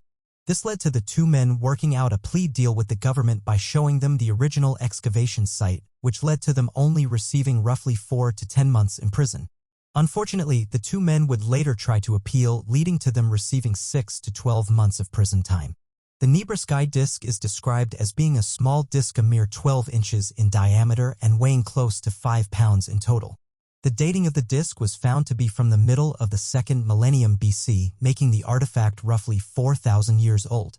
The disk itself seems to be a strange find, as it features images of a full moon, a waxing moon, the Pleiades constellation, and additional zones on the sides to mark the rising and setting of the sun, with the depiction of a boat moving across the night sky. This has led to some researchers believing that the disk could be evidence of an astronomical instrument, whereas others argue that it may have some religious significance. Additionally, ancient alien theorists have speculated that it could be evidence of an ancient UFO sighting of a shape moving across the night sky that was recorded in ancient times. The Black-Eyed Children of Canuck Chase. The Black-Eyed Children are contemporary legends, first referenced in American folklore. If you've never heard of them, you would probably be wondering what and who they are. However, this eerie entity seems to be anything but human. Some think that black-eyed children are creatures of the supernatural, and it's reported that they are often found hitchhiking or in strange places alone. In 2014, the residents of a small area of green countryside and quaint villages in Staffordshire, England, allegedly had an experience with these strange beings. Lee Brickley, a paranormal investigator from the local area, received a letter from a resident of the area who believed she'd seen a black-eyed girl in Cannock Chase. The investigator took one look at the description and immediately realized that their specific sighting had occurred before in the area. However, this was 30 years earlier. Lee released a description which his own aunt provided of the girl she'd seen in the 1980s, and locals immediately drew comparisons between the two figures. He described his aunt's encounter. "My aunt was only 18 years old at the time. In the summer of 1982, herself and a friend would frequently meet on Cannock Chase in the evenings. An evening just before the darkness approached, we heard a small child hysterically yelling. We couldn't work out whether she was in danger or not. Nevertheless, rushing to find the elves, we stumbled upon a footpath and caught sight of a girl about 6 years old sprinting in the opposite direction. When they caught up, the girl turned around and stared into my aunt's eyes, then proceeded to run off into the pitch-dark woodland. She described her eyes as being entirely black with no trace of white. A police search was conducted but was unsuccessful. At the time, no one had any reason to believe anything paranormal was going on. The girl certainly appeared to be of flesh and blood. The latest description of the black-eyed girl of Cannock Chase was provided by a woman under the name of Mrs. Kelly. My daughter and I were walking through the Birches Valley, an area well known for its impressive sightings. However, we stopped in our tracks when we heard the screams of a young girl. They undoubtedly gave the impression they were in a state of turmoil. However, they sounded close. Therefore, we immediately started to run towards the noise. Unsure of the whereabouts of the child, we stopped to catch our breath and tried to relocate where the noise was. That's when I turned around and saw a girl stood behind me. No older than 10 years old. She had her hands over her eyes like she was scared or hiding something. I asked if she had been the one shouting. She then put her arms by her sides and opened her eyes. That's when I saw they were completely black. It was like looking into the state of nothingness. I jumped back and grabbed my daughter. I blinked and the child was gone. It was strange and bizarre. Lee Brickley, the investigator, believes that black-eyed children like those found in Canachase are actually demonic beings and exist for evil purposes. He also recognizes that of many of the sightings of black-eyed children, it seems as if the creatures are leading others towards some sort of danger. One thing has been recognized: the Canachase sightings are the only sightings that occur during the daytime. Whether these sightings are false or actually credible, we do not know. However, you definitely wouldn't want to stumble across a black-eyed child at any time. Lambertville High School. Our next mysterious and haunted school is Lambertville High School in New Jersey. The school was first constructed in 1854, and the original structure had mostly burned in a fire in the early 1920s. There were many rumors spread about the fire, claiming the lives of 50 students and some teachers. However, it was rebuilt and remodeled and was still in use as a school. Another rumor about a player named Billy from the Buckeyes football team circulated after they came to play Lambertville High. After Billy was piled and jumped on by the Lambertville players, they discovered he had actually passed away. Some said they saw his broken neck and head turned completely around on his corpse. From that day on, Billy was believed to have haunted the halls of the school even after it was closed and abandoned. That if you visit the school at night and say, "Billy, I challenge you to a football game," your neck would be snapped and you'll pass away instantly. Of course, this has never been recorded to have actually happened, but it still remains an ominous tale today. In 1992, another fire was set in the school by vandals, and after that it was abandoned. Eventually, the school was demolished in 2012. And although the school no longer stands, ghost stories still remain. Gettysburg College, Gettysburg, Pennsylvania, where around 50,000 casualties occurred in a three-day battle in 1863 in the American Civil War, is home to numerous ghost stories, with multiple tours taking place around the town. It is no surprise that the university here also has a reputation for being haunted. Gettysburg College was established in 1832 as Pennsylvania College, and during the battle, Pennsylvania Hall of the college became a hospital for soldiers from both the North and South. The college has since been the site of numerous Civil War ghost experiences. A scene that has been reportedly witnessed by many across the years is a fully working Civil War hospital in the basement of Pennsylvania Hall. In most cases, witnesses were taking the elevator down to the basement, and when it opened, they saw the gruesome scene of wounded soldiers being worked on by doctors and nurses, with the whole scene happening silently. When returning to check on the basement, it had returned to normal and no sign of the Civil War operating theater remained. The cries and moans of young men can also be heard at Penn Hall, believed to belong to soldiers that lost their lives here. This is just one of many ghost stories that are reported across the campus. Or the lookout, a lone guard that carries a rifle and lantern. It is said that he is seen around as if he was still patrolling the cupolas on campus, watching the northwest area of the battlefield. Stevens Hall is another famous ghost story from the college. Built in 1911, there have been multiple sightings of a blue boy. The rumors are that during an icy winter's night, a boy that was fleeing abuse at a local orphanage was given shelter by Girls Living, which at that time was Pennsylvania College Prep School. The house mother knocked on the door and the girls hid the boy outside on the window ledge. Once the house mother had left, the girls looked for the boy, but there was no sign of him apart from footprints in the snow. A boy with a blue face as if he had frozen is believed to haunt Stevens Hall. He is often seen peering inside with his face pressed against the window. Sometimes the words "Help me" are seen written on frosted panes of glass. Glatfelter Hall at Gettysburg College is home to the Lady in White. One legend surrounding this apparition goes back to a couple which made a pact to take their own life, in which the male backed out and the girl jumped, and she now tries to lure others to jump. Another story behind the Lady in White is that she lost her love as a result of the war and took her own life by jumping from Glatfelter's bell tower. In this version, anyone who looks into her eyes will meet the same fate. These are just the most famous ghost stories from Gettysburg College, and there are likely many more that have not been told as widely. Pennsylvania State University. Our last haunted school is Pennsylvania State University, otherwise known as Penn State or PSU. The university was founded in 1855 as an agricultural college, but eventually introduced other programs such as engineering. When the engineering program took off, more degrees were introduced and enrollment figures were doubling each year. So what's so scary about Penn State? For starters, the hauntings began when a student lost their life in 1969 at the library. She was working on a paper and was brutally punctured by a knife from behind. A librarian was made aware of the slaughter when a mysterious man mentioned a woman on the floor not moving. She was found on the floor of row 51. The person who conflicted this brutal stabbing was never caught, and the case has remained open. Ever since, the rows have changed throughout the library, but many have heard screams, gasps, and seen bloodstains.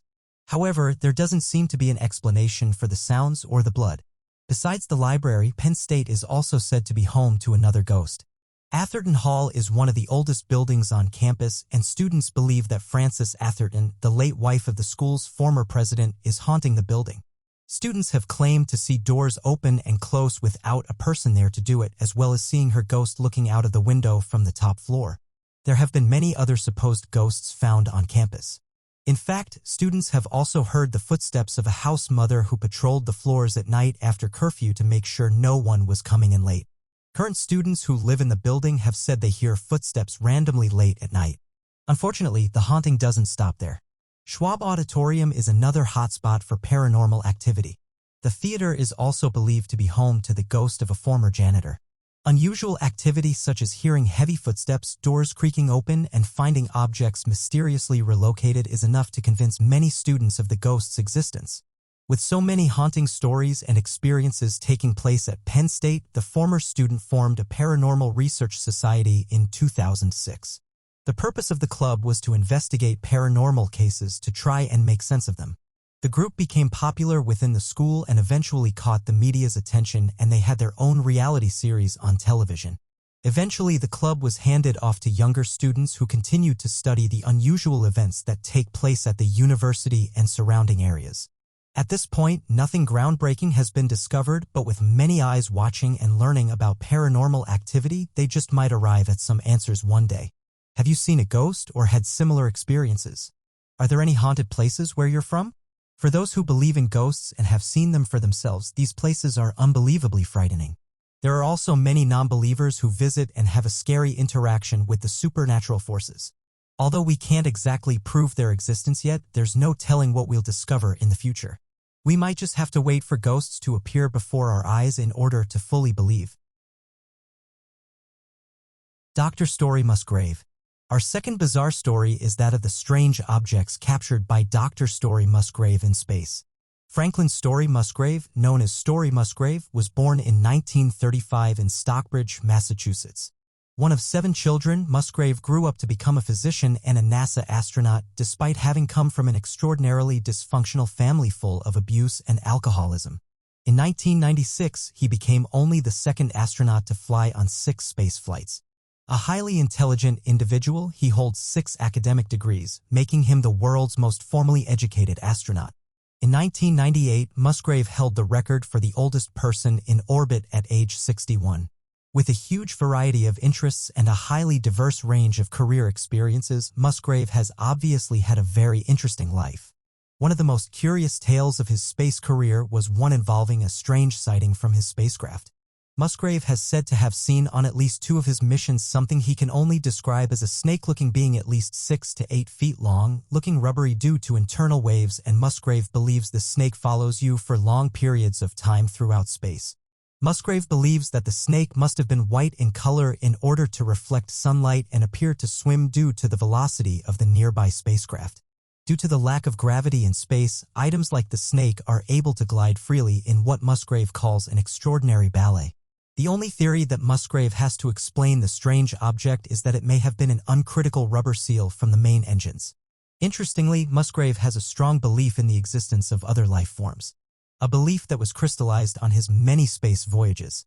He says, the more you fly in space, the more you see an incredible amount of things out there, and that sort of thing brings to you, really, a certainty that other living creatures are out there.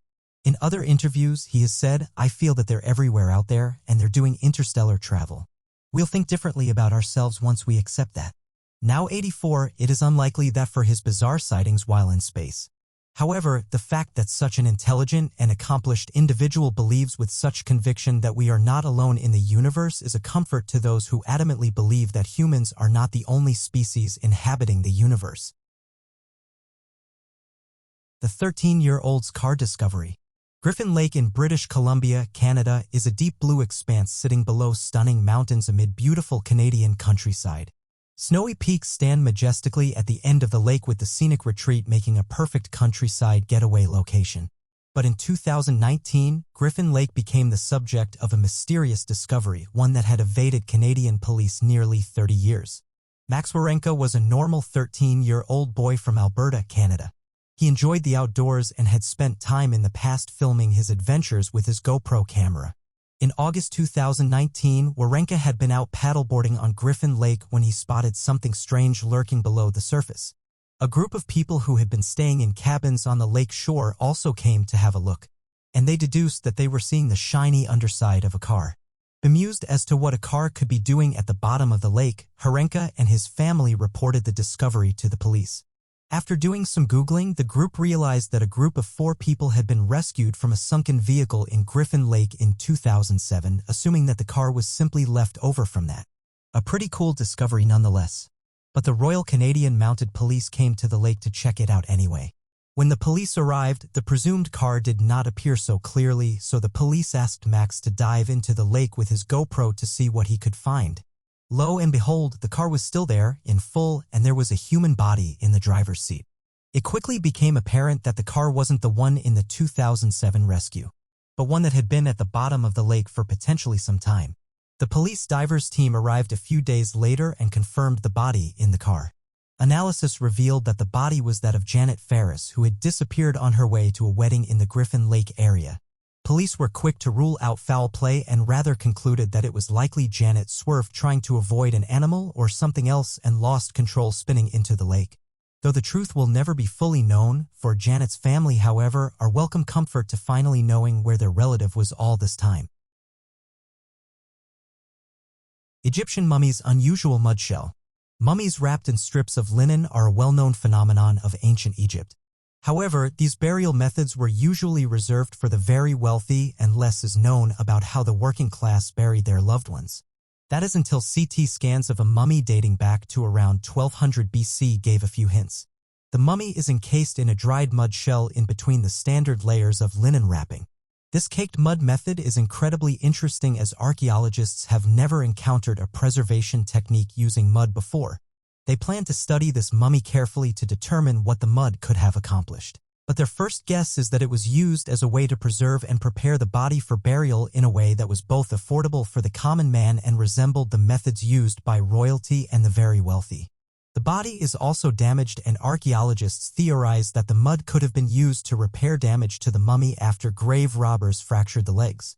As ancient Egyptians believed that the state of the entombed body directly reflected the state of the body in the afterlife, it would have been imperative for the family members of the deceased to repair the damage caused by grave robbers so that their loved one could continue to live on in the afterlife with the whole body. The mud appears to have been spread intentionally and with great precision and care. While it is a couple of centimeters thick over the damaged legs, it spreads to cover the entire body in thinner layers. Over the face, for example, it is a mere 1.5 millimeters thick. Additionally, it seems that the mud over the face was painted with white and red limestone and mineral pigments, although further analysis of the colored flakes is required to determine the exact pattern and painting style of this face paint.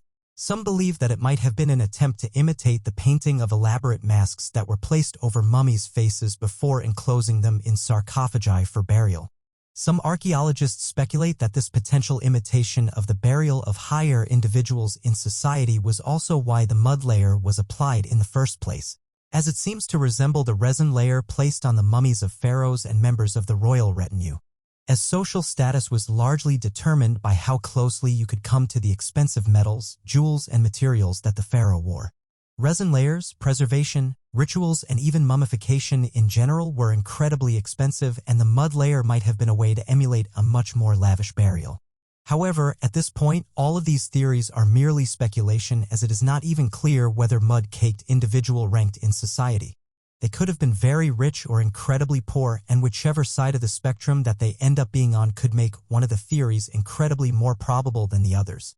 For now, the reasoning of the lone mummy covered in mud remains just one more enduring mystery to be solved. Studies in ice cores found in Mount Kilimanjaro have revealed that a drought did take place 3,600 years ago. Although the biblical story of Joseph is one that is well documented, not only in the Christian Bible but also in the Torah and the Quran, it has generally been treated as a highly dramatized story, very loosely based on possible historical events that are intended to teach a lesson rather than act as a definitive record of what occurred. However, some compelling evidence has emerged in Egypt that seems to indicate that there might be more truth to the story than first believed. The story begins with Joseph, the 11th of 12 sons, who was highly favored by his father Jacob, much to the irritation of the 11 other brothers. He was gifted a token of this favoritism in the form of a lavishly colored coat that sparked the jealousy of his other brothers. The Bible says that the coat was colored with red and purple dyes, which were the most prestigious and valuable colors in the ancient world due to their extreme cost and difficulty in procurement. Faced with such a blatant display of partiality and frightened of the meaning behind strange dreams that he kept having, Joseph's brothers sold him to an Egyptian slave merchant and returned the coat to Jacob, smeared with goat's blood and claiming that Joseph had been killed. Once in Egypt, Joseph was imprisoned, but his continuing prophetic dreams and skills in interpretation allowed him to gain the attention of the Pharaoh, who was troubled with disturbing dreams. Joseph said that the Pharaoh's dreams indicated that there were to be 7 years of plenty in Egypt, followed by 7 years of famine, and he was given the task of advising the Pharaoh in preparations for the years of famine. During this time, Joseph rose through the ranks of the Egyptian court and quickly became one of the most prominent members of the government, as he oversaw grain storage and preparations to see Egypt through the impending 7 years of famine. There has never been a record of any high-ranking Egyptian during this period who was called Joseph, and because it was highly unlikely that a foreign serf could reach the ranks of top advisor to the pharaoh, it was always thought that this story was more of a richly embellished parable than a factual tale recounting actual events. However, a recent discovery in Mount Kilimanjaro in Tanzania has lent some credence to Joseph's story. Mount Kilimanjaro is the source of the Nile River's water, and the Nile River was, and still is, the lifeblood of Egypt. Without it full and flowing, crops and livestock would weaken and die, and famine would spread across the land, just as Joseph predicted in his interpretations of the Pharaoh's dreams. That there was a massive drought that took place about 3,600 years ago, around the same time that Joseph would have been advising the king. Additionally, a canal that was built to keep the Nile River branches open and flowing, and that allowed the tribute trees around it to remain fertile, did such an excellent job that it is still in use today and functions successfully. Nobody knows who built the canal, but its Arabic name has been passed down from ancient times by the people who live nearby and translates to the waterway of Joseph, leading many to believe that it was built by Joseph in an effort to reduce the impact of the famine. While we may never know which parts of the story are true and which are myth, it certainly seems that these historical discoveries lend credence to the biblical events. Hidden Pyramid suggests the Mayans had direct contact with another civilization more than 800 miles away. Tikal is an ancient Mayan citadel tucked away in the dense rainforests of Guatemala. It was the ceremonial center of an ancient city that once flourished between 200 and 850 AD. Archaeologists have often speculated that the early civilization was influenced by the culture of Teotihuacan, Mesoamerican civilization and the region's most powerful kingdom at the time. Located over 800 miles away, the civilization was thought to have a presence in the Mayan city based on artifacts and inscriptions found in the area. With the use of new technologies, a recent high-tech discovery indicates that they were more deeply connected than archaeologists had originally thought. Thanks to a 3D image of the area created using LiDAR technology, a hidden pyramid has been found beneath an unshaming hill in the Tikal landscape. Buried beneath the earth for thousands of years, the lost structure does not resemble any of the city's surviving buildings. Instead, it has all the traditional elements of a Teotihuacan structure and resembles a miniature version of their classic citadels. Multiple excavations of the area reveal that the burial practices, construction, and the are all of Teotihuacan design. They found darts made of green obsidian, which is a naturally occurring volcanic glass formed when lava extruded from a volcano cools, was commonly used by the Mesoamerican civilization due to their monopoly on the obsidian trade and the major deposit located just outside their main city. Another discovery in the pyramid was an artifact that was decorated with symbols of the Teotihuacan rain god. This finding is significant because it completely rewrites the theories archaeologists had about the relationship between the two civilizations. It suggests that Tikal could have been an outpost of the Teotihuacan Empire. The research team determined the temple's construction began before the year 278. This would have been 100 years before the Teotihuacan people conquered Tikal, a significant event recounted in ancient Mayan inscriptions. Around the same time, a neighborhood in Teotihuacan decorated in elaborate Mayan murals and style was utterly destroyed and left in ruin. Archaeologists speculate that there was a breakdown in their once strong alliance and hope that further excavations will provide a better understanding of their shared history. Our Lady of the Pillar. Our Lady of the Pillar is a title given to the Virgin Mary with the ancestral belief that whilst she lived in Jerusalem, Mary bifurcated and appeared to the Apostle James the Greater in 40 AD while he was preaching in the Roman Hispania, now known as modern Spain. The title also refers to the image celebrating the Marian apparition, which lies enshrined in Zaragoza, Aragon, Spain at the Cathedral Basilica. Pope Pius X granted her image an official canonical coronation in 1905. Bilocation is a supernatural spiritual ability where a person manages to be in two places at once using meditation and astral projection. Catholic legend states that in the antiquity of Christianity, the apostles of Jesus traveled through the known world to spread their gospel to the masses. James the Great experienced immense obstacles in his missionary quest, was deeply discouraged, questioning whether he should go on. It is said that one evening, as he prayed on the banks of the river Ebro at modern Zaragoza, Mary spiritually traveled to speak with him despite her physical body being in Jerusalem. With her came thousands of angels, all of whom were sent to encourage him to continue his missionary duty. Ancient Roman tombs of early Christians show some of the earliest Marian devotion to Zaragoza, which have images of the Virgin Mary inside, though the tradition of worshipping the Marian apparition begun in the 15th century. Thought to be either in 1434 or 1435 when an inferno destroyed the altarpiece of the church, which was then replaced with a representation of the Marian apparition visiting John, the which declared a 7-year indulgence for those who visited. Our Lady of the Pillar. In another account, this time by Maria de Aguilera, Mary, Mother of God, was transported from Jerusalem to Hispania on a mystical cloud of angels during the night. It was during the same night that the angels built a grand pillar of marble and created the image of Mary with the baby Messiah. Mungo Man and Woman. Ancient skeletons help us to piece together the long history of our ancestors and allow us to plot out the evolutionary timeline of our species. But no skeletons have garnered quite the attention from the scientific community like the Mungo Man and Mungo Woman. Found in the dry, deserted bed of the evaporated Lake Mungo, the discoveries were kick-started by Jim Bowler with the University of Melbourne in 1969. Lake Mungo is located in southeastern Australia and is around 760 kilometers or 470 miles due west of Sydney. The lake is also one of 17 included in the World Heritage Willandra Lakes region. The lake dried up around 14,000 years ago, but it was in 1968 that the significance of the lake became clear when Jim Bowler managed to uncover the skeleton of an Aboriginal Australian woman.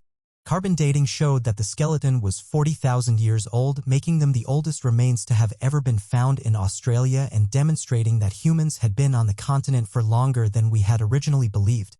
The bones of the Mungo woman were also burnt, which also makes the discovery the earliest known example of cremation and ceremonial burial anywhere in the world.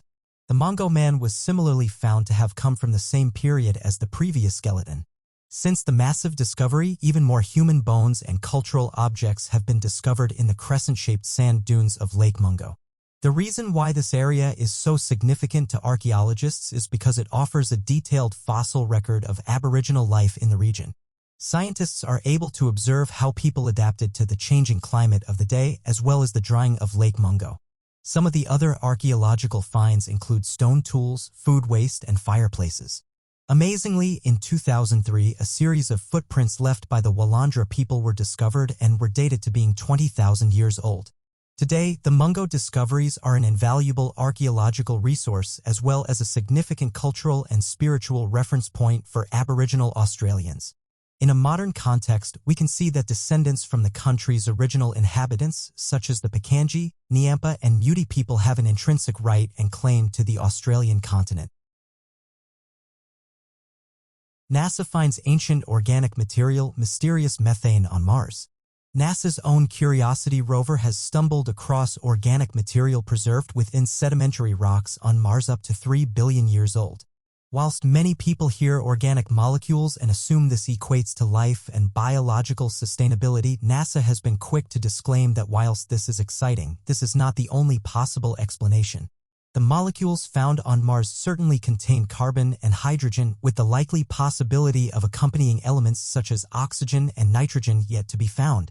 Associate Administrator for the Science Mission Directorate at NASA headquarters, Thomas Sabukin stated, "With these new findings, Mars is telling us to stay the course and keep searching for evidence of life. Whilst we may not have concrete evidence that Mars has hosted life, we have enough material to speculate and not entirely dismiss the idea that there may once have been life on Mars supported by the now ancient organic material." Another NASA researcher, Jen Eganbrode, explains that this organic material could simply record and document ancient life, may have even been a food source for life, or even existed entirely independently of life. Most importantly, however, she stresses that this is an insightful and promising discovery regardless as to which category this finding does fall into, as it tells us new information regarding the planetary conditions and processes, all informed by the chemical compositions found. Today we can determine that Mars can no longer support life, though this discovery of organic material reminds us that in the past, Mars once had environmental conditions and a climate that could facilitate liquid water, meaning life could theoretically survive. However, this discovery does not end here. Scientists have also discovered a fluctuation in methane levels in the atmosphere of Mars dependent upon each season. The study observed these changes to be consistent within each Mars year over a 3-year period on Mars, equating to a 6-year-long study for the scientists here on Earth. This observation was completed by the sample analysis at Mars suite of the Curiosity. There are multiple explanations, again with varying degrees of excitement attached, as to why the methane levels fluctuate like this. Some suggest that the chemical interaction between water and rock may have generated methane, while others retain a firm belief that we should still consider that this methane has a biological origin, suggesting Mars once hosted some kind of life. Do these new influences and factors suggest that life once existed on Mars before a climate evolution and development that became too inhospitable, or could these discoveries stem from the other environmental explanations? Perhaps we are not as alone in our solar system as we may have once thought. The modern advancement of space exploration is unending and exciting, giving us information we never knew we were missing and providing insights and theories we never thought possible. Mysterious Rongo writing of Easter Island. Easter Island has long been a source of mystery, with the origins of its giant head statues an enigma to so many for such a long time. But this wasn't to be the only enigma found on the small remote island 1,000 miles west of South America. The ancient indigenous civilization underwent a perplexing societal collapse that today is still not fully understood. However, the key might be found in a series of undecipherable texts from the island discovered in the 19th century. In 1864, a Catholic missionary that had landed on Easter Island came across a series of ancient artifacts, hundreds of years old, all with unexplainable symbols etched upon them. These symbols came to be known as the Rongo, and on further inspection seemed to be a kind of writing system similar to the hieroglyphic nature of the Egyptians. It was very much distinctive and unique to this Polynesian island. The images ranged from geometric shapes to local plant life and animals as well as humans. The idea that this might be a series of glyphs as opposed to mere drawings is based on the uniformity of the symbols drawn. Each symbol is precisely 1 centimeter high, and when it came to the glyph of a human head, every symbol is oriented with the head facing up, facing forward, or looking to the right.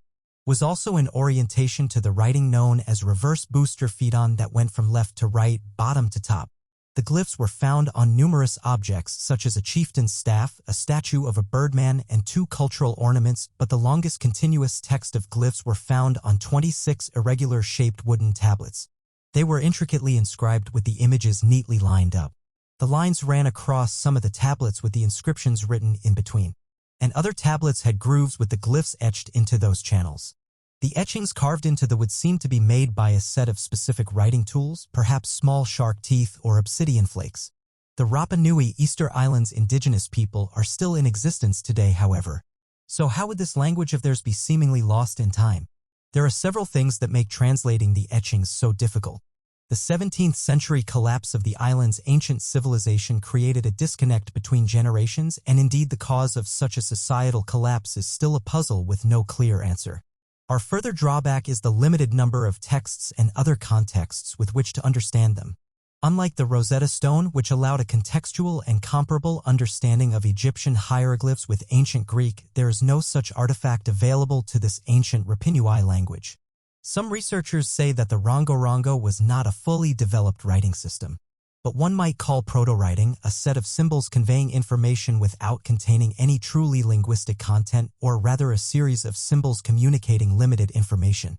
It is thought that deciphering the messages might give clues as to what was behind the island civilization's sudden collapse, with the stories a warning and a lesson to future generations. What is clear is that the Rongo-Rongo was a means of communication that speaks to its tribal past. However, as one of only 3 wholly independent writing systems in human history, it looks like the message of these writings will remain a mysterious symbol of the past to the people of the future for many years to come. A massive lake in Antarctica has vanished from satellite pictures. Overnight, an enormous lake in Antarctica has mysteriously vanished from all satellite images. A massive lake in the Amarei ice shelf in East Antarctica seemed to drain overnight, and researchers are left scrambling for answers.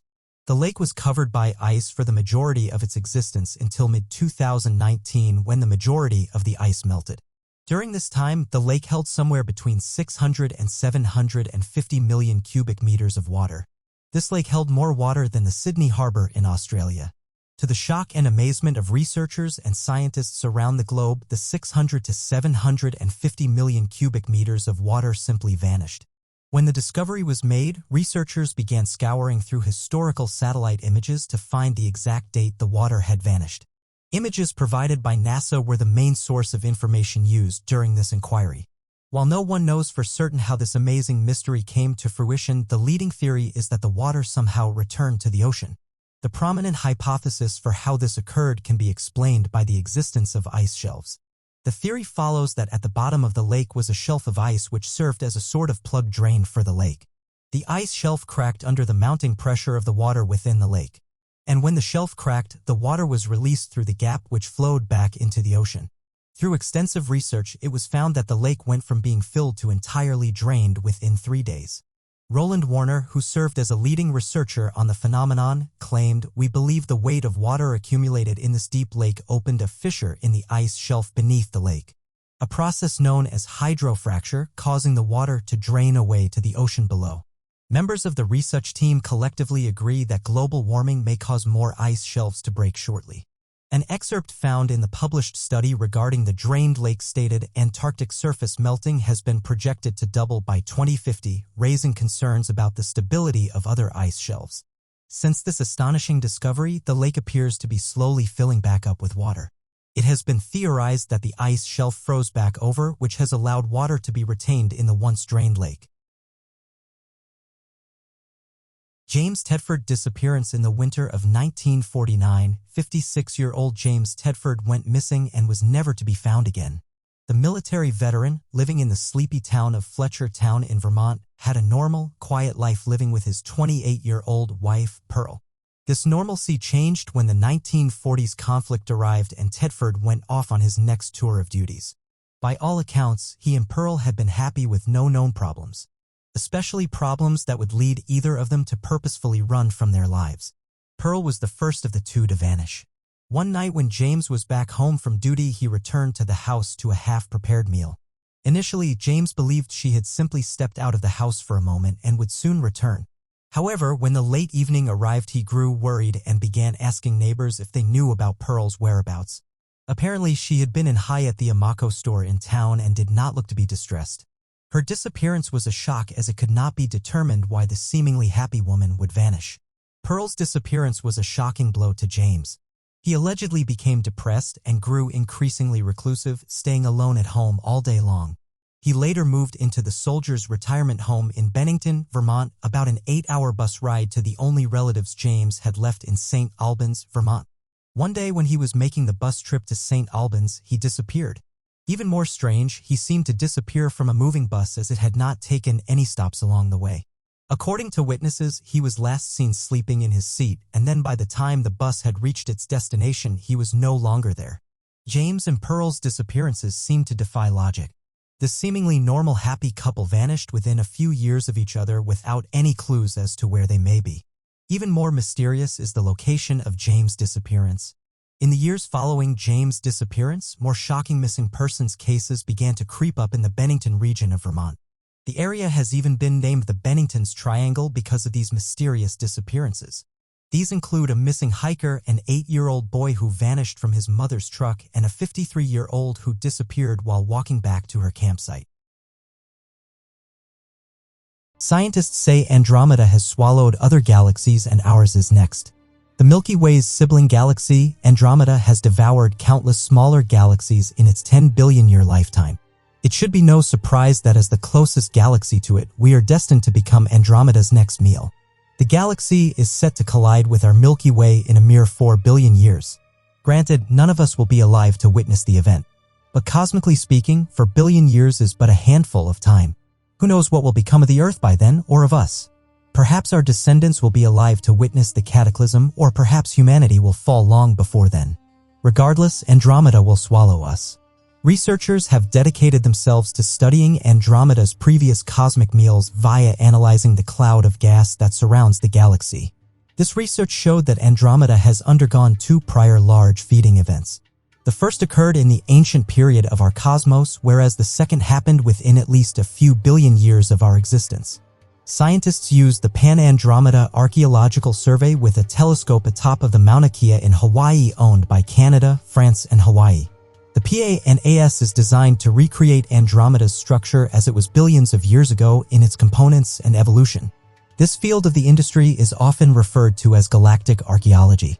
The research is run by Dougal McKee, who states the globular clusters that we measured were probably not formed when smaller galaxies were shredded by Andromeda. The most likely scenario based on the properties of the clusters is that they were formed in the smaller galaxies. And when those galaxies were later destroyed by Andromeda, the clusters were deposited into Andromeda's halo. The aforementioned clusters seem to have been from the GC hub group, or the feeding that occurred recently, speaking of course in cosmic terms. Comparatively, the scientists deemed the clusters formed from the ancient feeding the GC non-group. The separate groups rotate at different angles around Andromeda. It is uncertain whether Andromeda devoured several tiny galaxies or 2 or more large ones. Mackey stated that his team's observations are broadly consistent and assures everyone that they constantly check their data to ensure their research is accurate. In the future, the team is hoping to use the Hubble Space Telescope to further their research and to find out more about the elusive Andromeda. Regarding Andromeda's past galactic binges, Mackey claims we can no longer see the streams left over from the destruction of whatever system or systems were destroyed. The stars are there, but their spatial positions have long since spread out to form a relatively smooth overall distribution. The Milky Way and Andromeda have roughly the same mass. This means that the future collision between the Milky Way and Andromeda won't proceed in the same way as for the smaller galaxies Andromeda has eaten in the past. Mackey states that, at least in theory, the collision will be destructive, immense, and bright. He believes that the collision will cause both galaxies to fracture their spiral disks and that they will merge into something more elliptical in form. Fortunately for future descendants, should humanity still exist, Earth should be preserved from any harm and will bring several centuries' worth of glorious skies. The hungry blob at the edge of the universe. Astronomers have some rather fantastic and somewhat amusing names for their projects, discoveries, and equipment.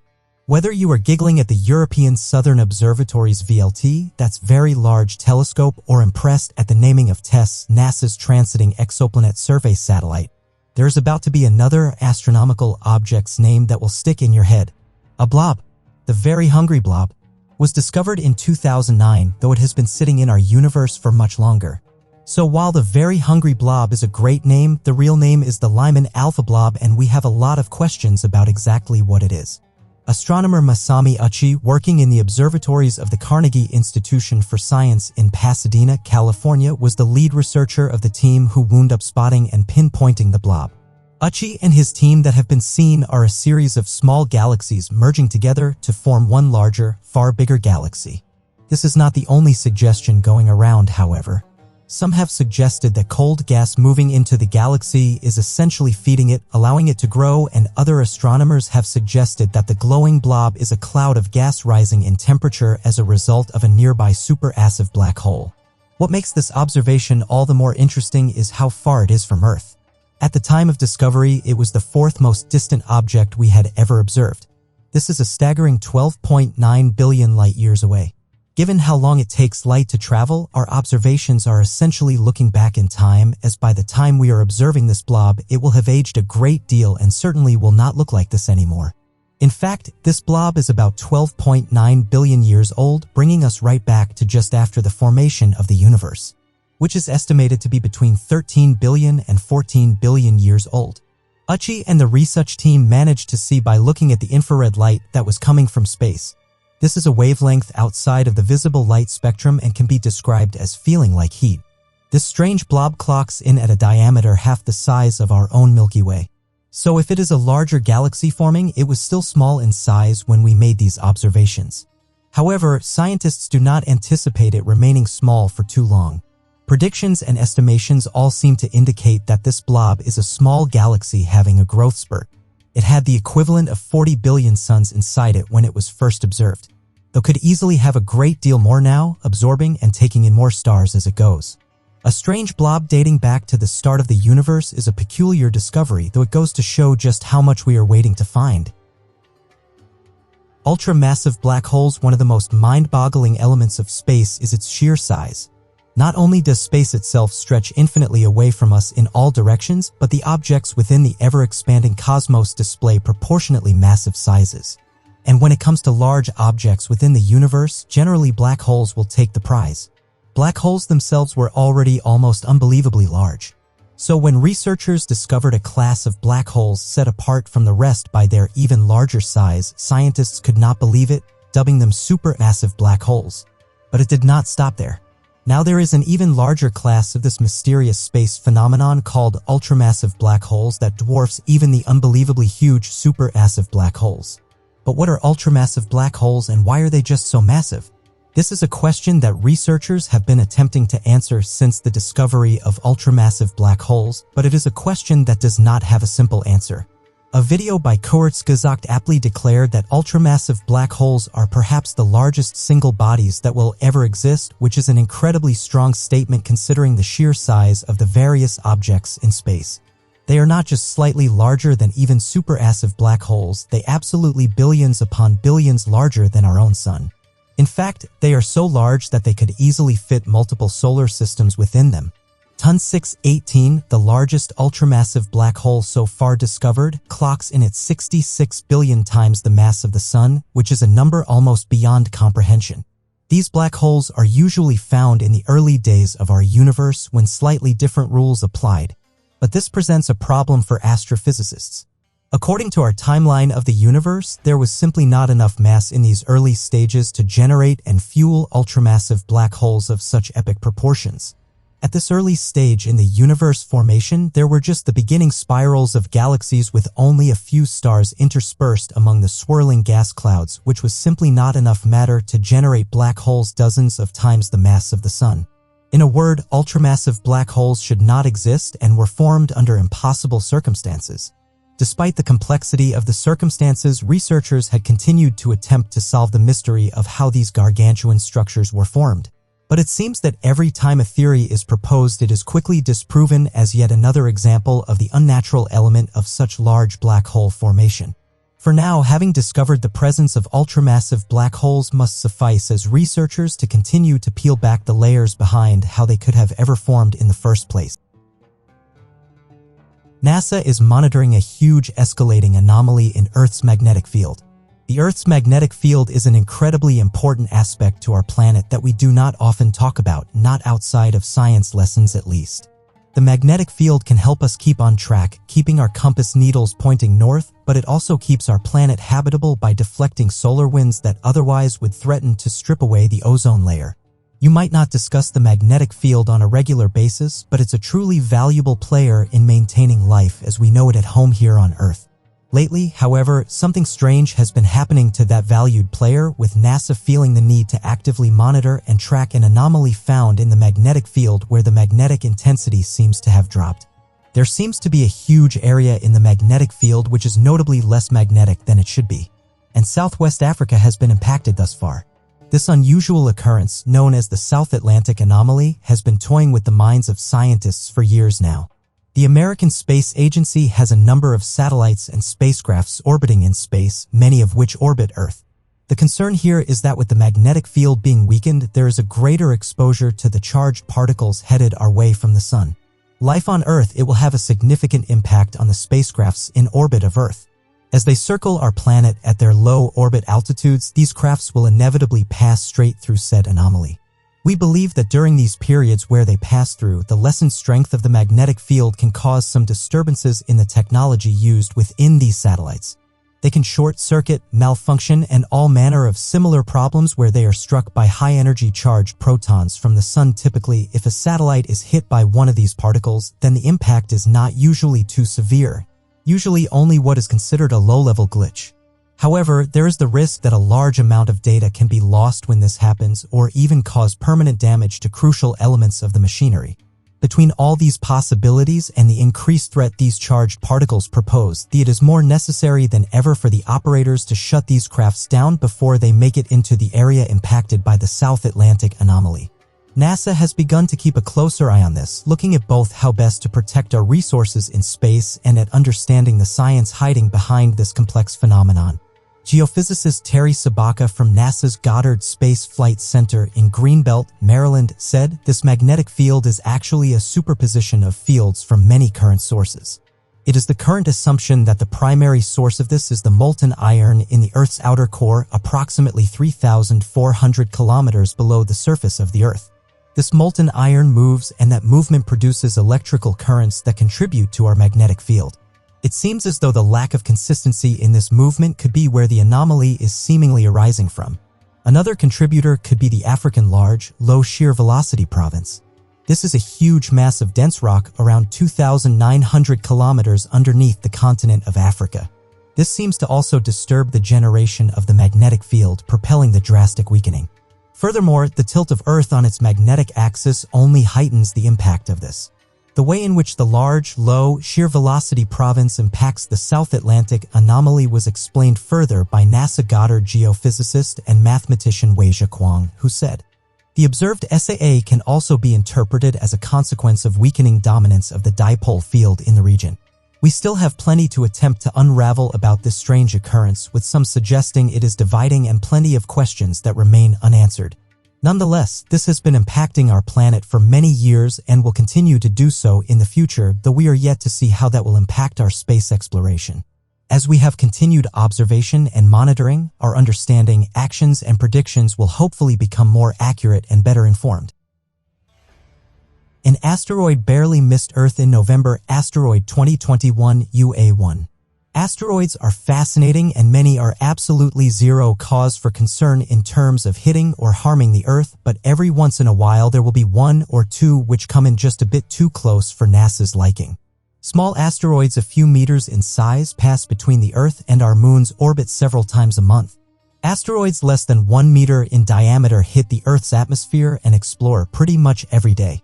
With tens of thousands of small rocks passing through the atmosphere daily, mainly from Saturn's belt, this is no surprise to us, and none of these pose any threat to our safety here at home. Just a few months ago in November, an asteroid passed by Antarctica, missing the surface by a mere 1,800 miles, and scientists did not know about it until after the fact. Do not panic. Although it came scarily close and closer than any have in quite some time, for asteroids to be classed a threat, they have to measure more than 460 feet in diameter, and this one, UA1, was just 6.6 feet. It would usually have been detected sooner than it was. Astronomers explained that it approached the Earth from its daytime side, in other words, from the direction of the sun, meaning it essentially came hurtling from a blind spot in our observation abilities. Furthermore, being so small, it would have been hard to detect and track. In fact, many small asteroids pass near to Earth without us realizing, scientists say. Regardless, as said, owing to its small size, it never would have been a proper threat anyway. For context though, 1,800 miles is closer than most asteroids make it past the Earth at 625,000 miles, and this was one of the closest anticipated encounters for 2021. Similarly, the next 4 asteroids expected to come close to Earth, according to NASA's Asteroid Watch dashboard, will not come within 3 million miles of Earth. While it is shocking to think that an asteroid came so close to Earth without our prior knowledge, it's still reassuring to know that it was too small to have done any damage. And the next asteroid expected to actually collide with the Earth is thought to be some 300 years away, meaning we are all safe or no. Huge explosion in space explains mystery star. Previously unknown secrets of the Milky Way galaxy may have been revealed by a huge explosion about 10 times more energetic than a supernova. Astronomers from Australia's Arc Centre of Excellence in All-Sky Astrophysics in 3 Dimensions, or Astro 3D, may have discovered evidence of the destruction of a rapidly spinning star's collapse. This phenomenon is described as magnetorotational hypernova. This cataclysm that was previously unknown may be the reason that there is an unusually large presence of some materials in another Milky Way star. The star in question, SMSS, contains larger amounts of metal objects such as zinc compared to other stars the same age. The materials that are needed to produce these elements, neutron star mergers, do not explain their presence, but astronomers have another explanation for the high levels of neutrons. They suspect that only an extreme collapse of a young star, along with the presence of a rapid rotation and a strong magnetic field, can explain these extra neutrons. Although the star is deemed a metal-poor star because it has an extremely low iron-to-hydrogen ratio compared to the Sun, it also has large amounts of some heavier elements. That makes the star extremely rare. Now, rewinding us back to the beginning of the universe, the first stars were composed of almost only hydrogen and helium. After they collapsed and exploded, they produced heavier elements that were incorporated into the next stars in small amounts. The rates and energies of most of these collapsed stars also don't explain the number of heavy elements in SMSS J2003225411142033. All this evidence points to one thing, according to Professor Chike Kobayashi from the University of Hertfordshire.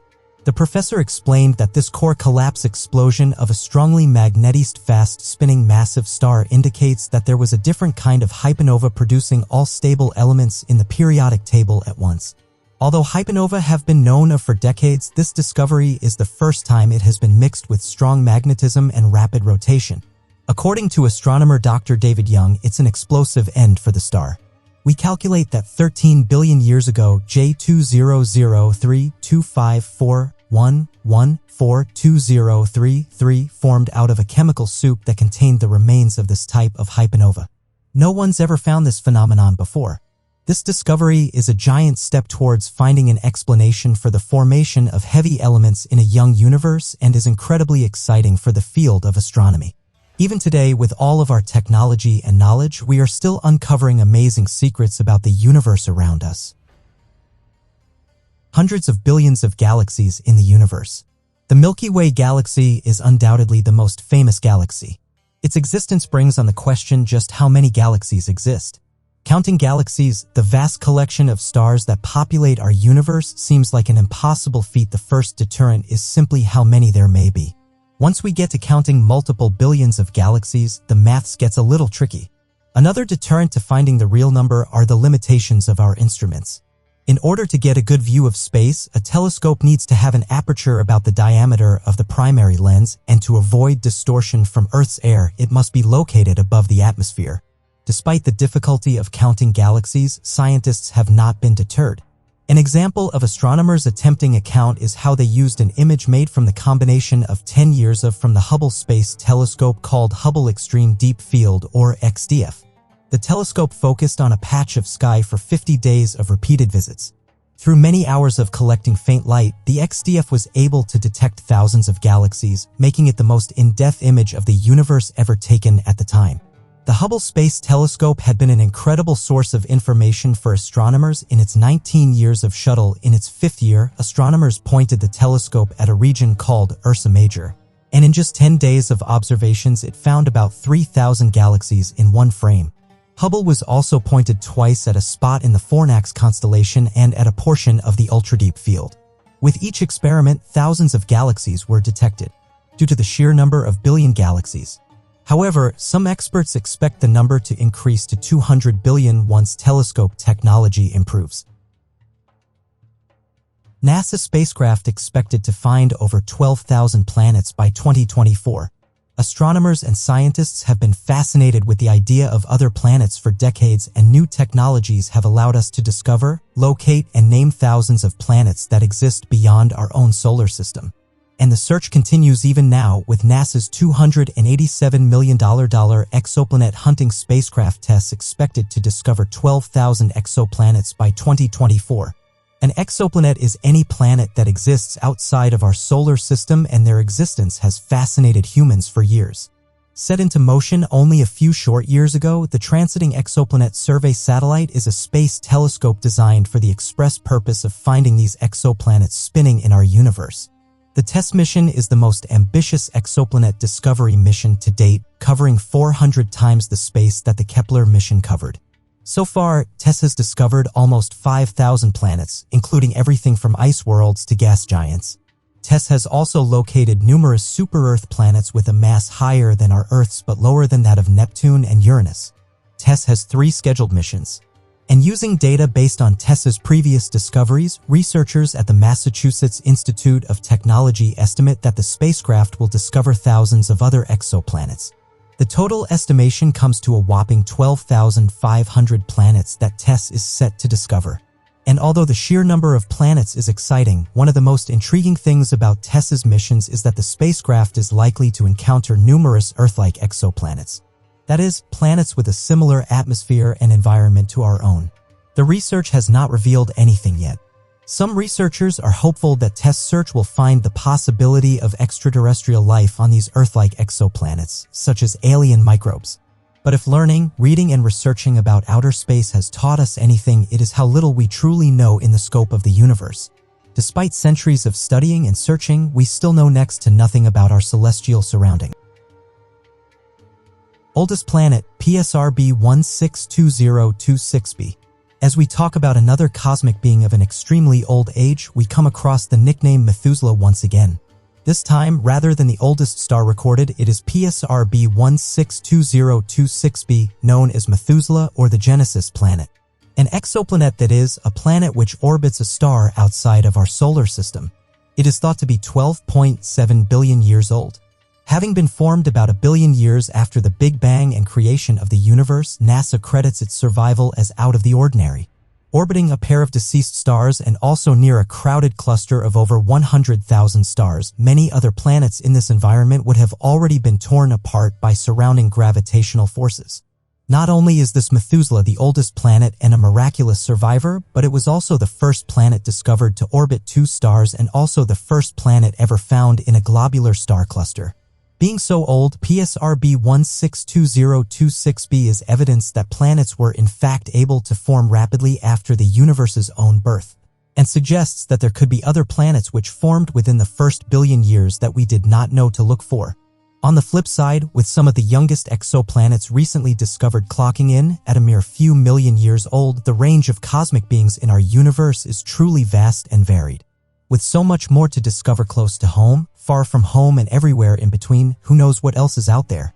Space is the ultimate unknown and will always fascinate us as humans on Earth. There is so much we cannot imagine and that we do not even know to look for, let alone that which we do not know of but confuses us. And the future of where and how our civilization might grow. Rare blasts remains discovered in Milky Way's center. Astronomers have recently found the remnants of a supernova at the center of our very own galaxy, the Milky Way. This remnant, titled Sagittarius A East, was discovered using NASA's Chandra X-ray Observatory. Initially, astronomers classified this remnant as the remains of a massive star that exploded as a supernova. These kinds of explosions are not entirely uncommon, and so no one had trouble believing this conclusion. After analyzing the remnants even further, astronomers were able to conclude that this celestial object is the remains and byproduct of a totally different kind of supernova, the explosion of a white dwarf. White dwarfs are formed when stars such as our Sun have depleted all of their energy and become incredibly dense. To classify the type of supernova that created this celestial object, astronomers thought that it may have come from a type Ia supernova, which always send out the same amount of light despite their position in the universe. Since they are consistent in sending out light, these type Ia supernovae come in handy when trying to measure distances across the universe. After even further examination, scientists were able to conclude that this object was not the product of a type Ia supernova. Instead, it seems to be the product of a type IaX supernova. Like type Ia, these supernovae send out different amounts of light and have less powerful explosions. According to Dr. Ping Zhao of China's Nanjing University, scientists have found evidence of type IaX supernovae in other galaxies, but haven't identified evidence for one in the Milky Way until now. He also stated that this celestial in studying the ways in which white dwarfs explode. Xingqiu Lung of Caltech added that this result shows the diversity of types and causes of white dwarf explosions. If we're right about the identity of the supernova's remains, it would be the nearest known example to Earth. Scientists have postulated several theories trying to explain this celestial object, but this latest evidence suggests that all the previous theories have been wrong. Despite all that we know and have learned about outer space, this unknown celestial object floating in the Milky Way proves that we still have a lot to learn even when it comes to our very own galaxy. China's Yu-2-2 rover beams back rugged images of the far side of the moon. Moving on to a recent space discovery is how China's Yu-2-2 rover has returned images of its more than 3 years of travel across the far side of the moon, known for its harsh environment. In these new images released by OurSpace, a Chinese channel affiliated with the China National Space Administration, scientists received insight into the rover's 3-year journey. The images show panoramic views of the far side of the moon's surface that were previously unseen because the moon's far side is not visible from Earth. Blocking visibility is the fact that the moon is tidally locked with Earth. On top of these groundbreaking images, one of the biggest stories to come out of this mission was when the Chinese team operating Yu-2-2 reported the sighting of a hut-like structure that led many people to believe that the mysterious object could be a crashed ship or an alien object. However, by nearing the structure, the team concluded it was just another lunar boulder. Despite this disappointment, this mission has been an incredible feat of scientific brilliance. Yu-2-2 landed on the far side of the moon in 2019 on top of the Chang'e 4 lander, making this pair the first spacecraft to land and operate on the hidden atmosphere of the moon. According to data from China's Lunar Exploration Ground Application System, since landing the solar-powered Yu-22 has traveled more than 3,000 feet across the von Karman crater. Yu-22 has made multiple discoveries during its mission, such as finding material that is potentially from underneath the moon's crust, as well as glass spheres that were likely created by meteor impacts. Yu-22 and Chang'e lander have already surpassed their designed lifetimes of 3 months for Yu-22 and 1 year for Chang'e 4, making the mission even more of an incredible feat than originally expected. One of the reasons for this mission is because of the desire of many countries to reconquer the moon. Many researchers hope to send humans to these regions in the near future, and they have been studying the far side of the moon to make this hope a reality. Since the United States landed Apollo 11 on the moon in 1969, people have been fascinated by what else we may be able to discover in outer space. As much as the moon landing was an incredible step for mankind, we have yet to really explore even a fraction of the lunar surface. Future missions will no doubt be exhilarating for all of humanity. The supernova could light up the Milky Way at any time. Perhaps the last time we had a close start to us explode was in the February of 1987. Its explosion was monumental, driving forth advancements in astrophysics and breaking the media worldwide. For us here on Earth, we saw a sudden bright light in the sky. Now, we have reason to believe that another supernova could follow suit sometime in the not-too-distant future. Researchers can assess the likelihood of this occurring from the neutrinos coming from the supernova. Masayuki Nakahata and Keiko Hirata spotted the evidence of this happening thanks to The Kamiokande 2 detector at the Kamioka Underground Observatory near Hida, Japan. The pair were the first to spot these fundamental particles coming from anywhere outside of our own solar system. Nakahata, who is now a physicist at the University of Tokyo, is the head of the world's largest neutrino experiment of its kind, known as Super Kamiokande. This system will allow the observatory's computers to see in almost real time when neutrinos are being detected so that an automated alert can be sent out to the conventional telescopes all around the world, making sure as many people are able to witness this event as possible. Alec Habak, an astrophysicist at the University of Minnesota, Duluth, said it's going to give everyone the wills. By giving astronomers worldwide the advance notice, everyone can be ready to catch this event. The early warning provided by Super Kamiokande means that plenty of telescopes can turn in many cases automatically towards the supernova. When the skies are lit up, we can expect it to be brighter than a full moon visible during the daytime and overwhelm the sensors in our telescopes, which are used to looking for hard-to-spot details. This is rare for us to observe a supernova up close, an event we do not often witness, and gives us a tremendous opportunity. Liquid-filled canyons on Titan. Another recent space discovery is how a team of researchers found that Saturn's largest moon, Titan, is full of deep, liquid hydrocarbon-filled canyons that make this large moon look almost like Earth. Titan is a cold and icy planet with rivers of methane, a far cry from our warm Earth that is filled with rivers of water. The research team has found that these canyons and channels on Titan form a network of rivers that they have named Vidflumina. These canyons are roughly half a mile wide and between 800 and 2,000 feet deep.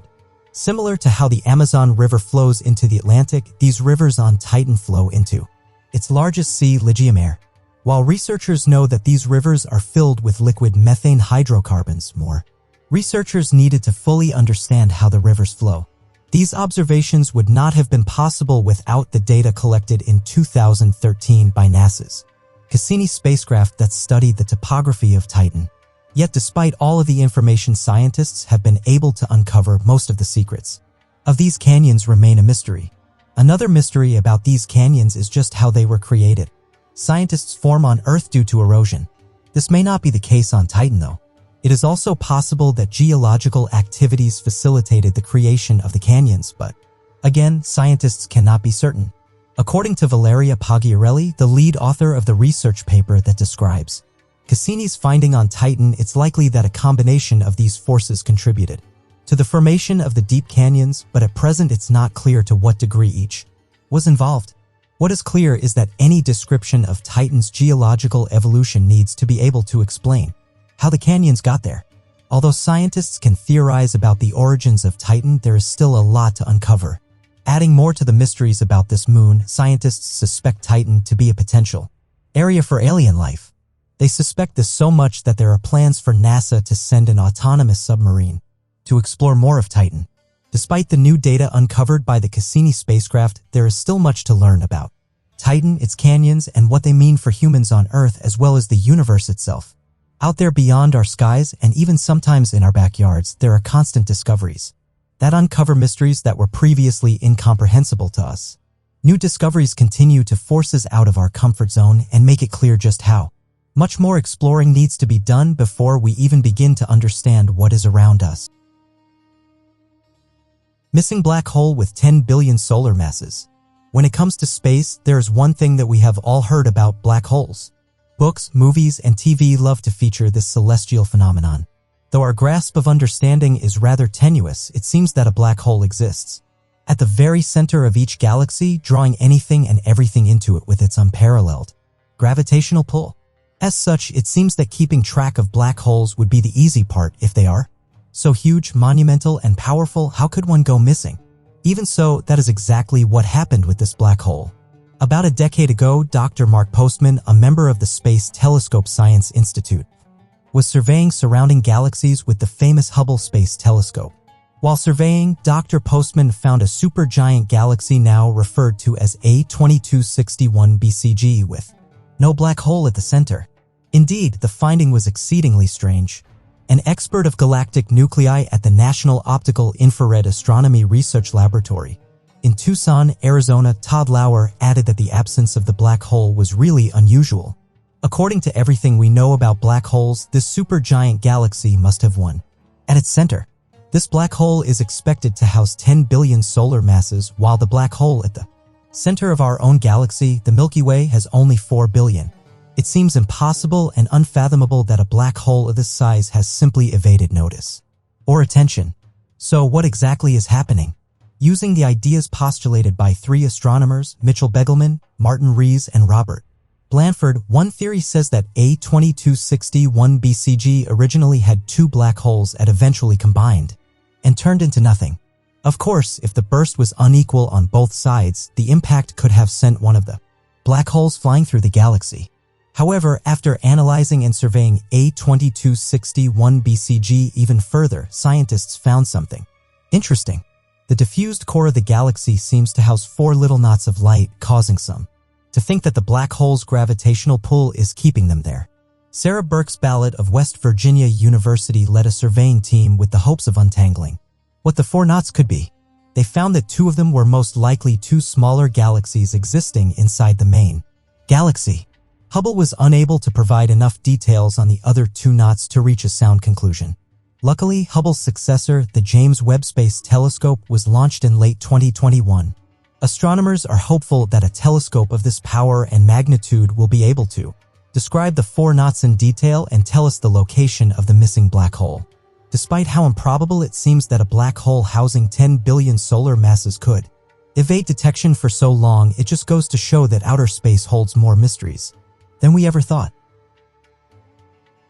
NASA spacecraft finds crash site of Indian lunar lander. Despite being lost for months, NASA was able to find pieces of a small Indian spacecraft called Vikram that India attempted to land on the moon in September of 2019. If Vikram, a part of India's Chandrayaan-2 mission to the moon, had been able to reach the surface of the moon without crashing, India would have been only the 4th country to put a lander on the moon.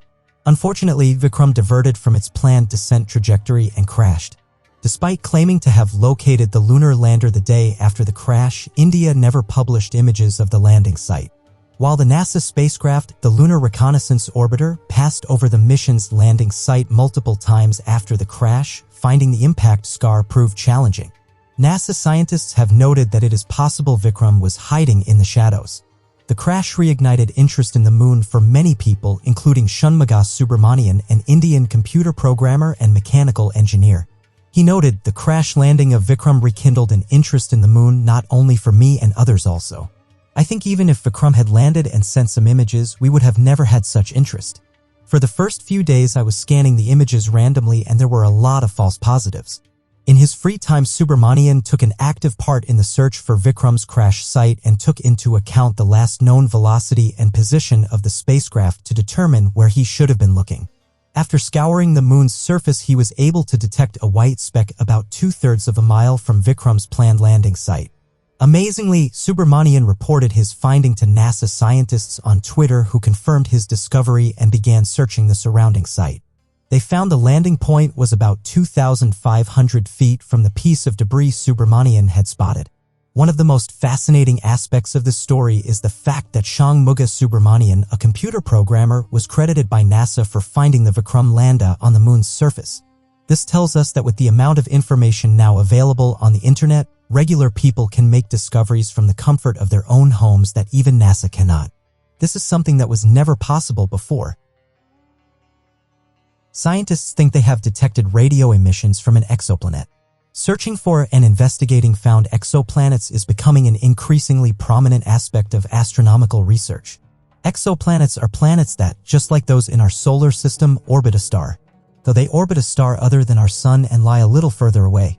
Scientists believe that if they find an exoplanet like Earth, not only will we be able to confirm that we do indeed understand the processes of formation and interaction within and across planets, but we might go one step further and find habitable environments and other life forms.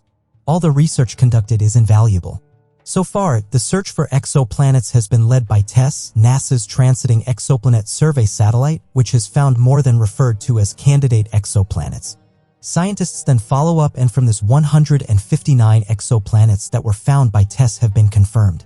Now new research is on its way to try and alleviate some of TESS's pressures, delving further into exoplanet research. In the Netherlands, a research team has used a radio telescope to examine 3 of the stars we know are orbited by exoplanets, also known as host stars. The team has compared their observations of host stars to observations of Jupiter when they reframed to look as though it was seen from a star system plenty of light years away. From these observations, there was one star system, Tauborts, that was the most notable in result.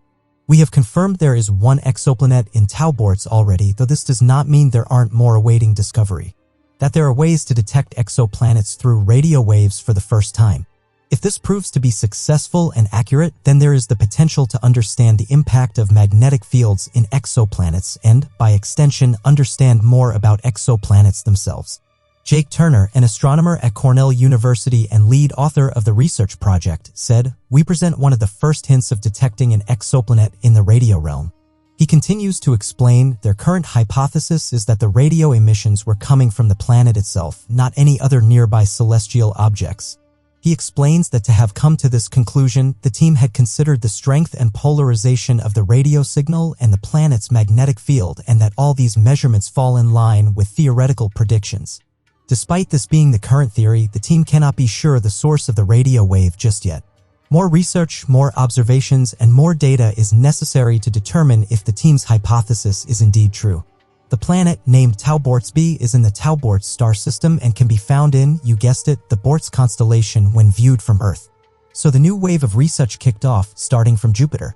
The team began by measuring the radio emissions from the gas giant in our own solar system and then adjusted the measurements based on distance from the host star and the distance from Earth to make the same template fit the measurements for Tauborts b, the exoplanet in question. The team were not done here. The researchers employed the low-frequency array in the Netherlands to combine the data with that of the possible signal from Tauborts b. Researchers have used this to see if other signals have come through too. Lofer managed to trace the possible Tauborts b signal, but also several from nearby stars. It's important that we aim to understand what we can about the radio waves on exoplanets. We know that magnetic fields can play a role in the forming of conditions on the planet, such as Earth's protecting the atmosphere.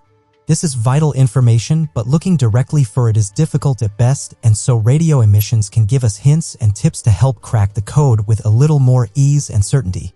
So, if this research team has found an exoplanet radio emissions, not only does this mean we can employ other technologies alongside tests, but it also means we can uncover more about the magnetic field influencing the climates and conditions of these planets. There is still a great deal of uncertainty and a lot more research needed. After all, it might not even be the exoplanet producing these signals as it is. Mysterious heartbeat detected coming from cosmic gas cloud.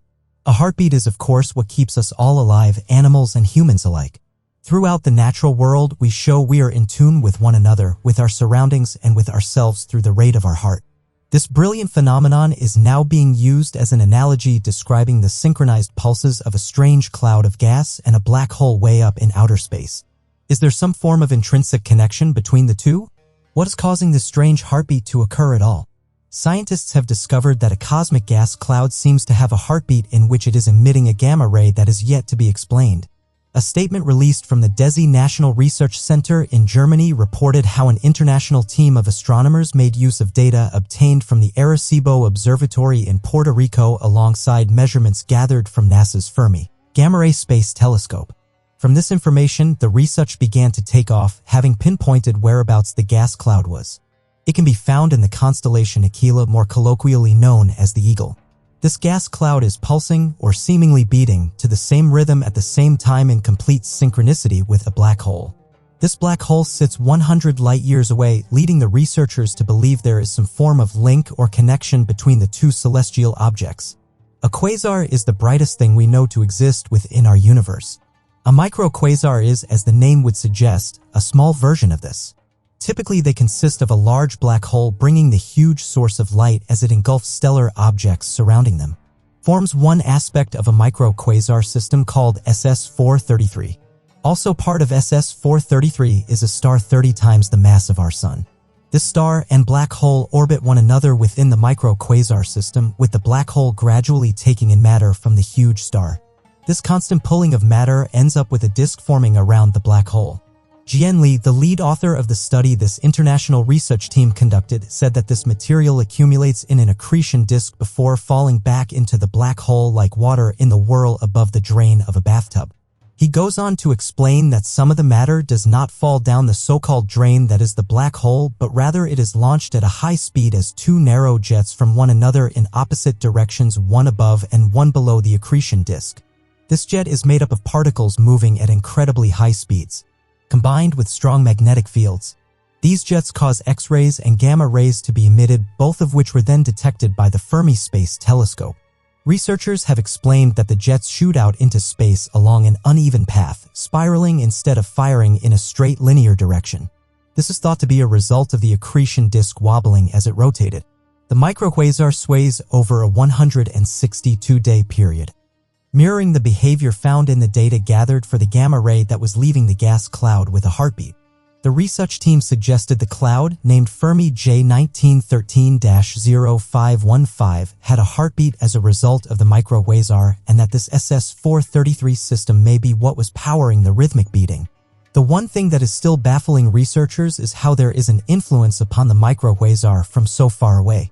This puts a significant amount of space in between the black hole and the gas cloud.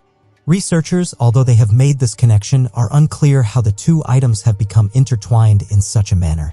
Li described the link as an unambiguous connection via timing, though explains that despite the somewhat irrefutable relation, we still have no idea exactly why this link is present. More observations and research are needed to begin to decode this mystery, though for now this is just one more thing we do not quite understand about black holes. NASA found strange radio signal coming from Venus. Even though scientists are always on the lookout for strange or seemingly inexplicable phenomena when venturing through space, when they do encounter odd or mysterious happenings, they are frequently not at all what they expect to find. Recently, NASA's Parker Solar Probe entered the upper atmosphere of Earth's neighbor Venus in order to collect data about the planet, and the probe detected odd radio signals coming from the atmosphere. And while those of us unfamiliar with inner workings of space might immediately jump to the conclusion that these could be signals from an alien race living on the planet, the true meaning is something altogether more exciting. At least for scientists studying space, that is. These radio signals that were detected are naturally occurring within the atmosphere of Venus and indicate that the Parker Solar Probe, flying over 830 kilometers above the planet, had entered the outer atmosphere, specifically an upper layer known as the ionosphere. Remarkably, the last time that anyone had been able to detect radio readings from Venus' upper atmosphere was almost 30 years ago in 1992, which means that this new data will be able to give researchers valuable insight into the changes that have occurred on the planet in the intervening years.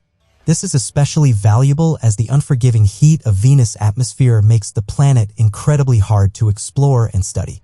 And what did the researchers discover about the planet that was different than in 1992? For starters, the atmosphere appears to be much thinner than the last time that data was gathered. Researchers believe that this is due to the fact that the sun's magnetic poles mysteriously swap places every 11 years as a result of the star's solar cycles.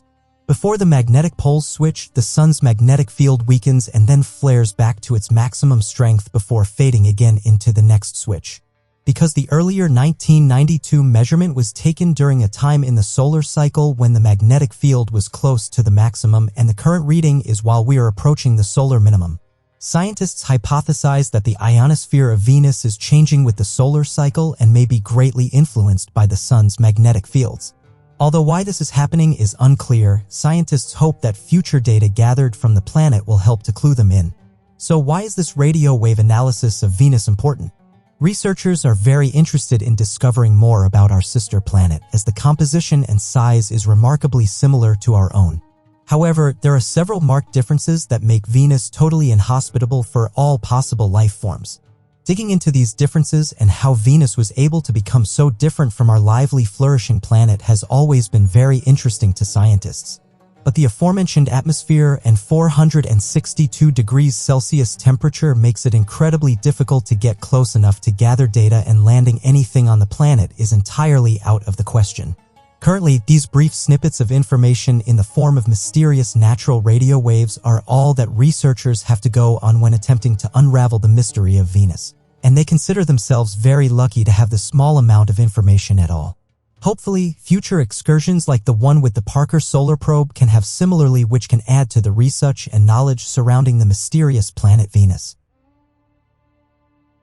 South Africa's Meerkat radio telescope just discovered 1,300 galaxies. The South African Meerkat radio telescope is a true work of wonder. Utilizing a mere quarter of its possible power, it managed to discover a shocking 1,300 brand new galaxies in a spot where a mere handful of 70 were officially verified prior to this discovery. The Meerkat has 16 satellite dishes which, using its 64 receptors, is expected to someday soon become the most powerful radio telescope on Earth. The Meerkat's chief scientist, Dr. Fernando Camillo, stated they are far better than we could have expected. This means that this telescope, as is today only 1/4 of the way to its full contingent, is already the best radio telescope in the Southern Hemisphere. This means great things for the future of galactic discoveries, especially since throughout this decade the SCAR have made plans of placing 3,000 dishes across an entire square kilometer in various countries to give researchers even more amazing images of outer space. The potential for discovery brought about by this is immense. Some scientists estimate that the potential of what we could find will be raised by upwards of 10,000 times that of which we know now. Black holes, dark matter, energy, supernovas, galaxies, we might be able to, for the first time, gain a full vision of what our universe is composed of and what it is like up close, and maybe even uncover more about its origins tens of billions of years ago. The Meerkat's isolated location in South Africa's Karoo region allows for the best conditions to search the stars without much light pollution. Another radio telescope connected to the Meerkat is planned on being built in Australia sometime within the coming days. Nenadi Pandor, the South African Minister of Science and Technology, stated, "This is the first time that an African group of countries will host global science infrastructure of this character. It's a first for us as Africa, and also it's a first for the world because the world hasn't done this in Africa. We are building a global infrastructure for the world." Furthermore, Pandor announced his belief that theirs would be the greatest telescope in the world. More than 20 countries are participating in the creation of the dishes.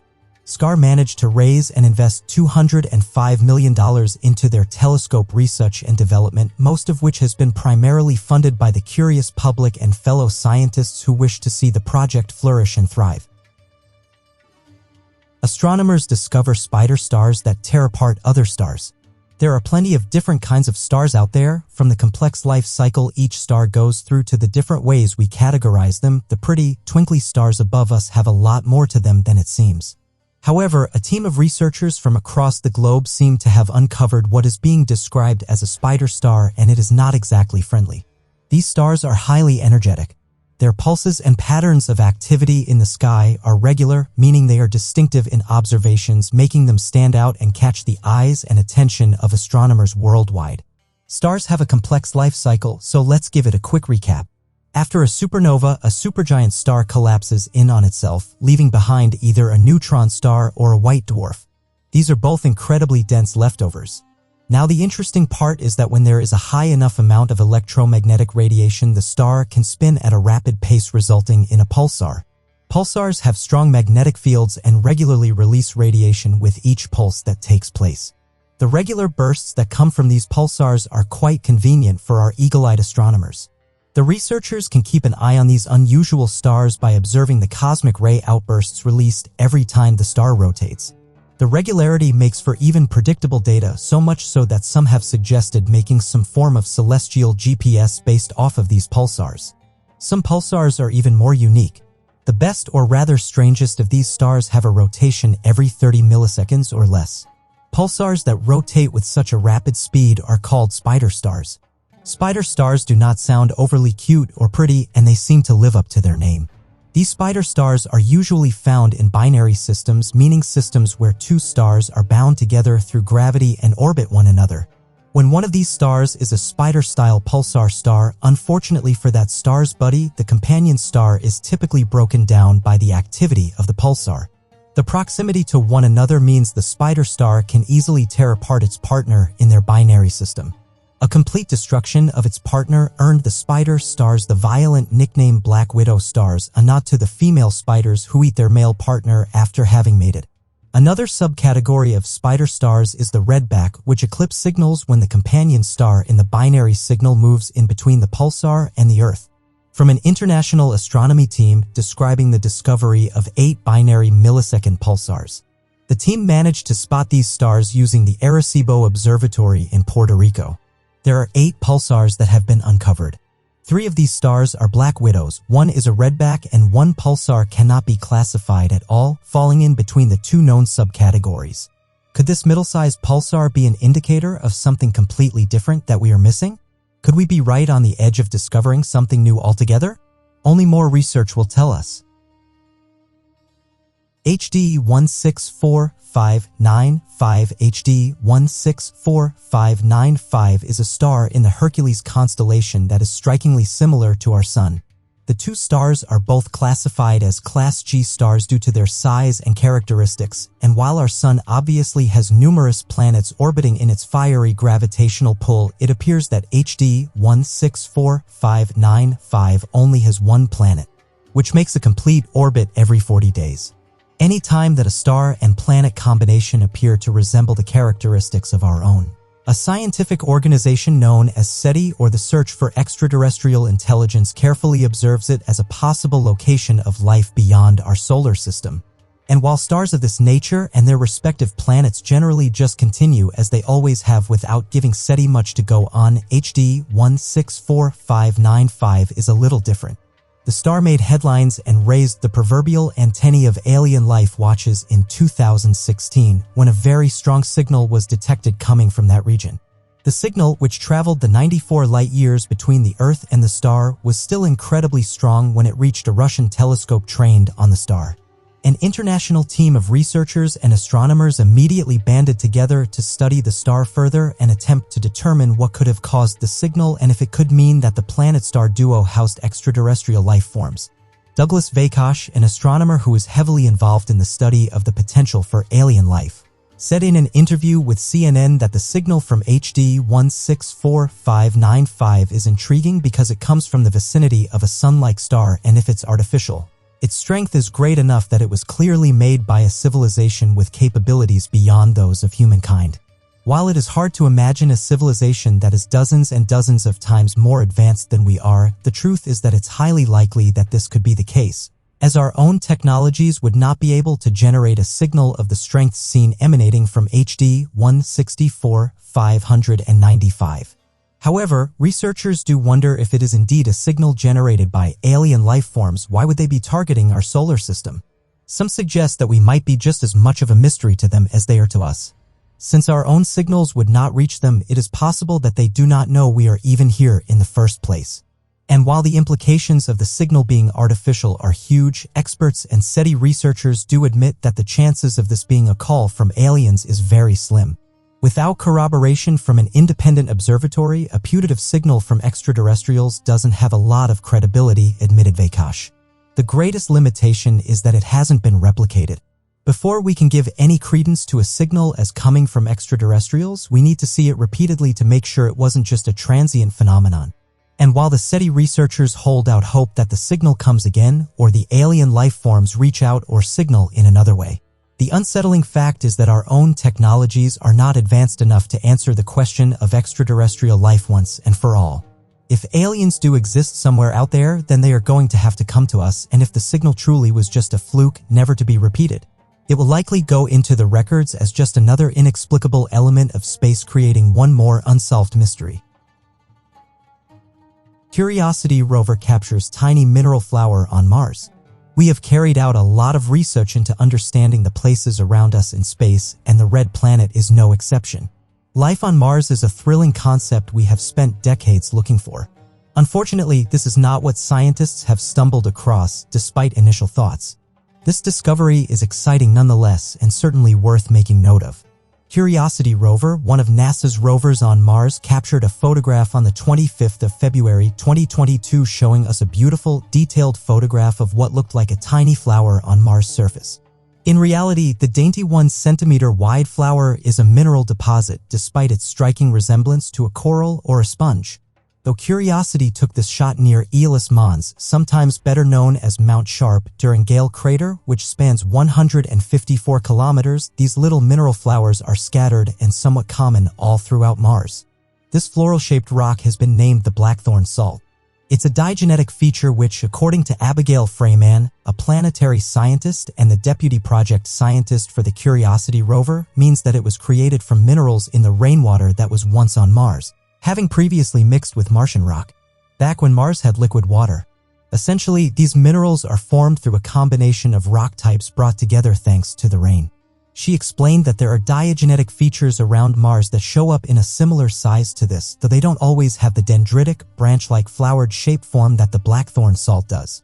Sometimes, Freeman reports, they can be a little more rounded or even spherical. Today, almost all of the water on Mars is solid, frozen, and exists as ice, with small amounts lingering in the atmosphere as vapor. Though we already have established, and it's a largely accepted notion, that in the early history of the red planet there were large amounts of liquid water. This hypothesis has been presented due to the evidence we can see through rocks and minerals like the processes outlined by Freeman in this research. This isn't the first time that dendritic diagenetic shapes have been observed on Mars, though this photograph taken by Curiosity does feature a particularly stunning shape. Curiosity has stumbled across several diagenetic features within Gale crater itself. It's important that we keep tabs on and continue to explore, research, document, and discover new diagenetic features such as the blackthorn salt, since it can help us place a timeline to try and learn when the liquid water seemingly disappeared from Mars. We can learn about the history of the planet and when, if and how long for the planet could have potentially been habitable for life. We continue to search further into space for life, though it seems that even much closer to home there is a real possibility that life once existed. ESA Huygens probe landed on Saturn's moon Titan. Roughly 17 years ago on January 14, 2005, the Huygens probe landed on Saturn's moon Titan. Since 2005, Huygens has provided scientists with data to help them better understand this one-of-a-kind planet. The Huygens probe landing was the farthest any probe had traveled before. After traveling through space for over 7 years, it also became the first to land in the outer solar system. The Huygens probe weighed roughly 700 pounds and was shaped like a shellfish with a hard protective outer shell. The probe had the ability to measure many aspects of Titan's surface, including its physical and electrical properties, wind speed, radiation levels, and the chemical gases that are present. The probe also had the ability to take photos of the surface. Carolyn Porco wrote, "I distinctly recall the dreamy feeling of being in one universe one moment and in another universe the next. But it was no dream. We had, without doubt, journeyed to Titan, 10 times farther from the sun than the Earth, and touched it. The solar system suddenly seemed a very much smaller place." The images returned to the European Space Agency included photos of an apparent shoreline, including breaks in the Earth carved by some sort of flowing liquid. There was also evidence that supports the idea of an underground ocean of water and ammonia deep beneath an icy crust. One of the reasons scientists are interested in researching the surface of Titan is because of the presence of chemicals that are believed to have been present on a young Earth. Nitrogen and methane were both found in the atmosphere. The methane element is interesting because methane's lifespan in Titan's atmosphere is only tens of millions of years, meaning the methane must somehow be replenished throughout time. There were changes with the Huygens probe. These changes are helping scientists perfect probe design as we continue to explore space. The first problem the ESA encountered was the spin direction of the probe. After an unexpected flip in the spacecraft's spin, it descended onto Titan more quickly than anticipated. The spin direction and speed were essential to scientists because any alterations could affect the spacecraft's ability to stabilize for landing. The ESA explained, luckily, the magnitude of this reversed spin was similar to that expected by the researchers, meaning that the unexpected flip affected the timing of the planned observations but did not dramatically affect their quality. Unfortunately, there was also an issue with a programming sequence that meant about 350 images Huygens took were never sent back to Earth. Not only did Huygens provide scientists with imperative data about Saturn's moon Titan, but 17 years later the data acquired during Huygens' journey is still helping spacecraft designers create. On October 8, 1976, Teresa Lynn Gibson, also known as Trenny, went on a field trip to the Great Smoky Mountains National Park. She traveled with 35 to 40 of her classmates from Bearden High School in Knoxville, Tennessee. Despite being surrounded with a group and other hikers, 16-year-old Trenny mysteriously disappeared from the park. The field trip was odd to begin with. There were almost 40 students, yet only one teacher to supervise them, plus the bus driver. According to some students, they were not even informed of their field trip destination until they arrived at the park. Only then did they find out that they would be hiking about 1.8 miles from Clingman's Dome to Andrews Bald and then returning to the Forney Ridge Trail. When students began their hike, they split up into smaller groups based on their walking speed. Throughout the day, Trenny walked at different paces with various groups of classmates. Mysteriously vanished. She was last seen by classmates near Clingman's Dome at 3 p.m. They were hiking along a fairly steep trail with thick vegetation and sudden drop-offs.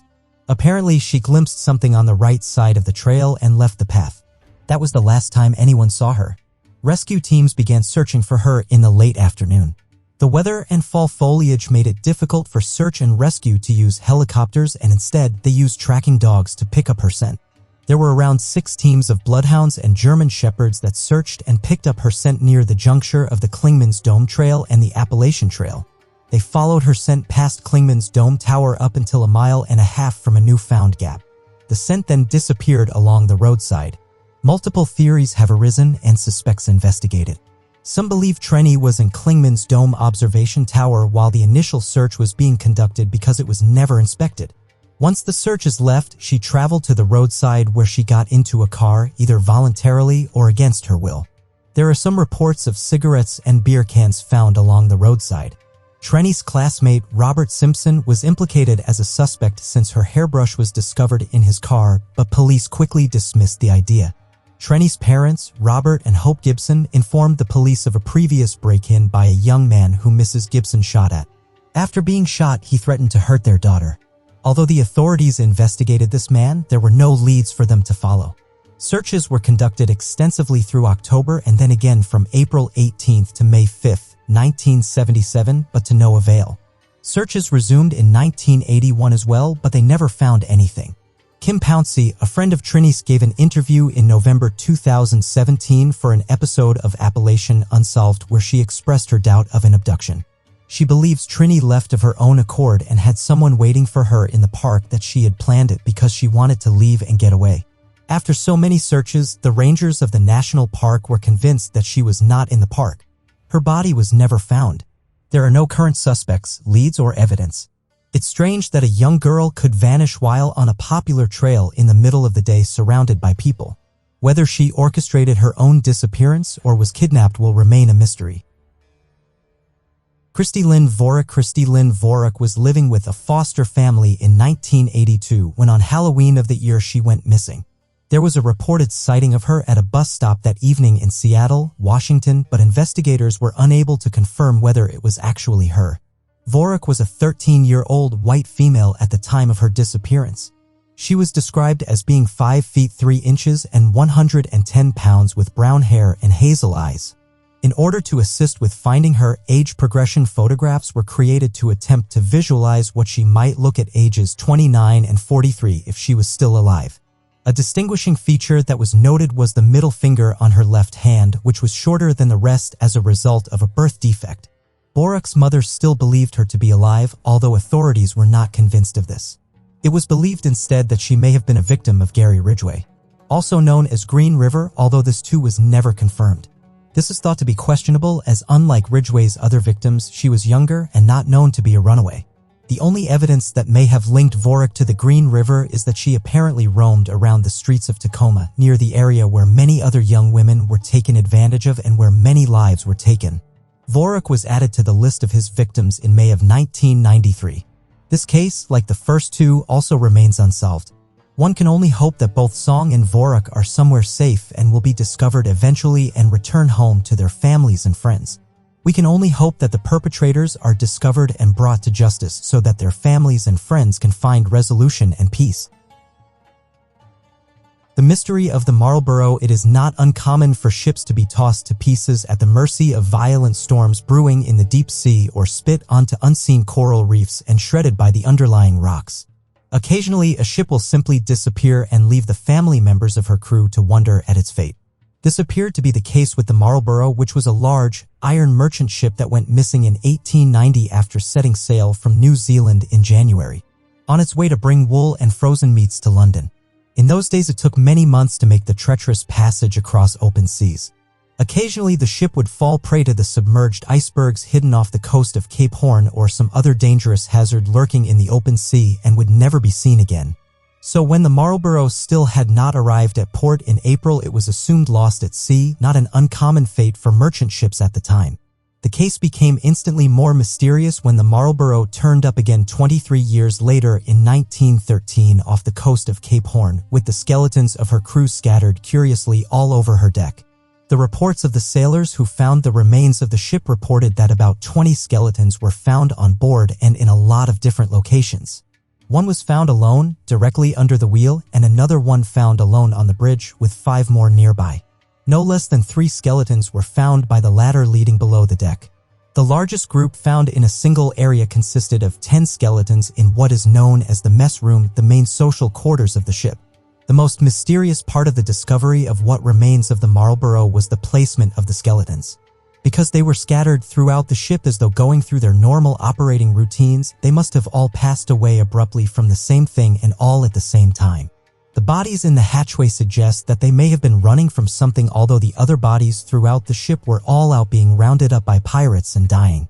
Additionally, what was presumably the captain was found under the steering wheel as though he passed away while trying to direct the ship, which would be an odd priority if your crewmates were losing their lives. Although the mystery of the Marlborough has riddled minds since its discovery in 1913 and the ship was thoroughly searched for clues at the time of its discovery, we will likely never know the circumstances that led to this unusual placement of bodies throughout the ship. George Penker. Yosemite National Park is famous for its amazing waterfalls, deep valleys, and ancient sycamore trees. Located in the Sierra Nevada mountains in central California, the park draws 4 million visitors every single year. On Friday, June the 17th, 2011, 80 people from a church in Hawthorne, California, were visiting the park. 20 of them, including 30-year-old George Penker, to Upper Yosemite Falls. The hike to Upper Yosemite Falls offers fantastic views on its way to the view of the tallest waterfall in the United States. The trail is somewhat strenuous, with a steep fall to one side. Although the trail is not the easiest, it is said the payoff at the top is worth it. Once at the top, the group disbanded to allow everyone a chance to explore and return to the trailhead at their leisure. Penker's friends assume he had taken the trail back down alone and therefore did not report him missing until 9 p.m. Penker was last seen wearing gray sweatpants with white stripes, a black t-shirt that says DMB, along with a blue cloth bag. Searches for Penker started almost immediately, with full-fledged searches beginning the following morning. In all, 105 people, a helicopter, and 6 dogs were all involved in the search. Fellow churchgoers stated that Penker was in good spirits on the whole trail and seemed to make the hike without much trouble, though no one could pinpoint where they saw him last. The National Park Service website states the following about the trails. Do not stray off of the maintained path, as you will find steep drops adjacent to the trail. The upper half of the trail is steep and rocky, but the arduous climb is well worth the amazing views you will be rewarded with at the top. It is easy to believe Penker found himself off the trail, resulting in a quick fall to his assumed death. Due to the dangerous conditions and the lack of any evidence tied to Penker, searches were scaled back for the safety of those searching. Sadly, in all the years searching for Penker, not a shred of evidence has turned up, not a piece of clothing nor his blue bag. It is still widely believed Penker perished just off the trail, again proving that although beautiful, you are not careful. Thousands of people have gone missing in national parks. Due to how vast they are, the majority of these individuals are never found. This has caused various people to put forward different theories to explain their disappearances. What's worrying is that this number seems to be on the increase, something that national park workers can't explain. Sadly, thousands of people are reported missing every single day. While the majority of missing person cases get resolved, there's still a large number of people that are never seen again. Lars Mittank's last minutes may be captured in the most popular YouTube video featuring a missing person. Mittank's story begins in Golden Sands, Bulgaria on July 6, 2014. He had spent the week vacationing at the seaside resort with a group of friends. On this day, after arguing over soccer, Mittank got into an altercation with 4 men, resulting in a ruptured eardrum and possible concussion. Due to the injury, a doctor advised him not to fly and prescribed him the antibiotic cefuroxime before referring him to a hospital. Although his friends said they would stay with him, Mittank insisted that he was fine and they could return home without him. A friend later stated he seemed to be in a good mood when they left. His friends went on their way and Mittank checked himself into a cheap hotel called Hotel Color. He was only on his own a day before his strange behavior was captured on the hotel's security cameras. The footage revealed him pacing the halls and hiding in an elevator. He quickly became paranoid and in a panicked call home to his mother, he whispered that 4 men were coming to kill him. He then advised her to cancel his credit cards. CCTV last captured Mittank in Varna Airport. The video shows him entering the airport with his luggage before walking out of sight. Mittank is seen again, leaving his luggage behind. He is seen sprinting through the airport as if he is running for his life. He pushes through the doors of the airport and continues to run through the parking lot. The last shots of Mittank show him scaling a fence close to a wooded area. Airport Dr. Kostya Koskov later described Mittank as nervous and erratic. He claimed Mittank began to tremble when seeing a construction worker and was noted saying, "I don't want to die here. I have to get out of here." His belongings, including a backpack and suitcase, were later recovered at the airport. Its contents revealed nothing about his disappearance, however. Mittank was never seen again. Iwona Wizarek. It was the 17th of July, 2010 in Spot, Poland. In the early morning light, 19-year-old Iwona Wizarek makes a final call to her friend, Adria. Earlier that night, the girls were out celebrating their completion of high school, attending a party not far from their home. Adria convinced Iwona to leave and continue their partying at a nearby nightclub, Dream Club. Not long after midnight, arrived at the club, along with 3 of Adria's male friends, Paul, Adrian, and Mark. After an argument with the men, Yvonne stormed out determined to walk the almost 4 miles home. Texts from her phone indicate she was angry her friend did not follow her out of the club after the argument. There were several calls made to Adria. The last one occurred at around 4 a.m. in which Adria had apologized for the incident at the club. Ivona confessed she wasn't in a state to be seen at home, still drunk from all the partying. Adria informed Ivona she would leave her keys outside of her apartment if she wanted to come to stay with her. CCTV easily tracked Ivona's path, having been seen on several different cameras. Barefoot and alone, she headed towards the neighborhood that she and Adria lived in. Needless to say, Ivona never arrived. After awakening and finding her keys where she had left them, Adria contacted Ivona's family to check that she had made it home. Although she was reported missing, authorities claimed Ivona was capable enough to make it home and could have stayed at another friend's house. It was a week before the disappearance of Ivona was taken seriously. During the last few seconds of the video captured of Ivona, a man was seen walking behind her. He was possibly the last known person to see her alive. Even though his picture and sketches were widely circulated, no one ever stepped forward claiming to be the man, and he was never identified. In 2014, Adria and one of the men from the club were interviewed regarding the disappearance.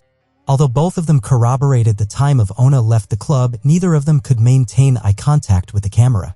And though they seemed to remember the time of her leaving, not one of them could remember what the argument was about.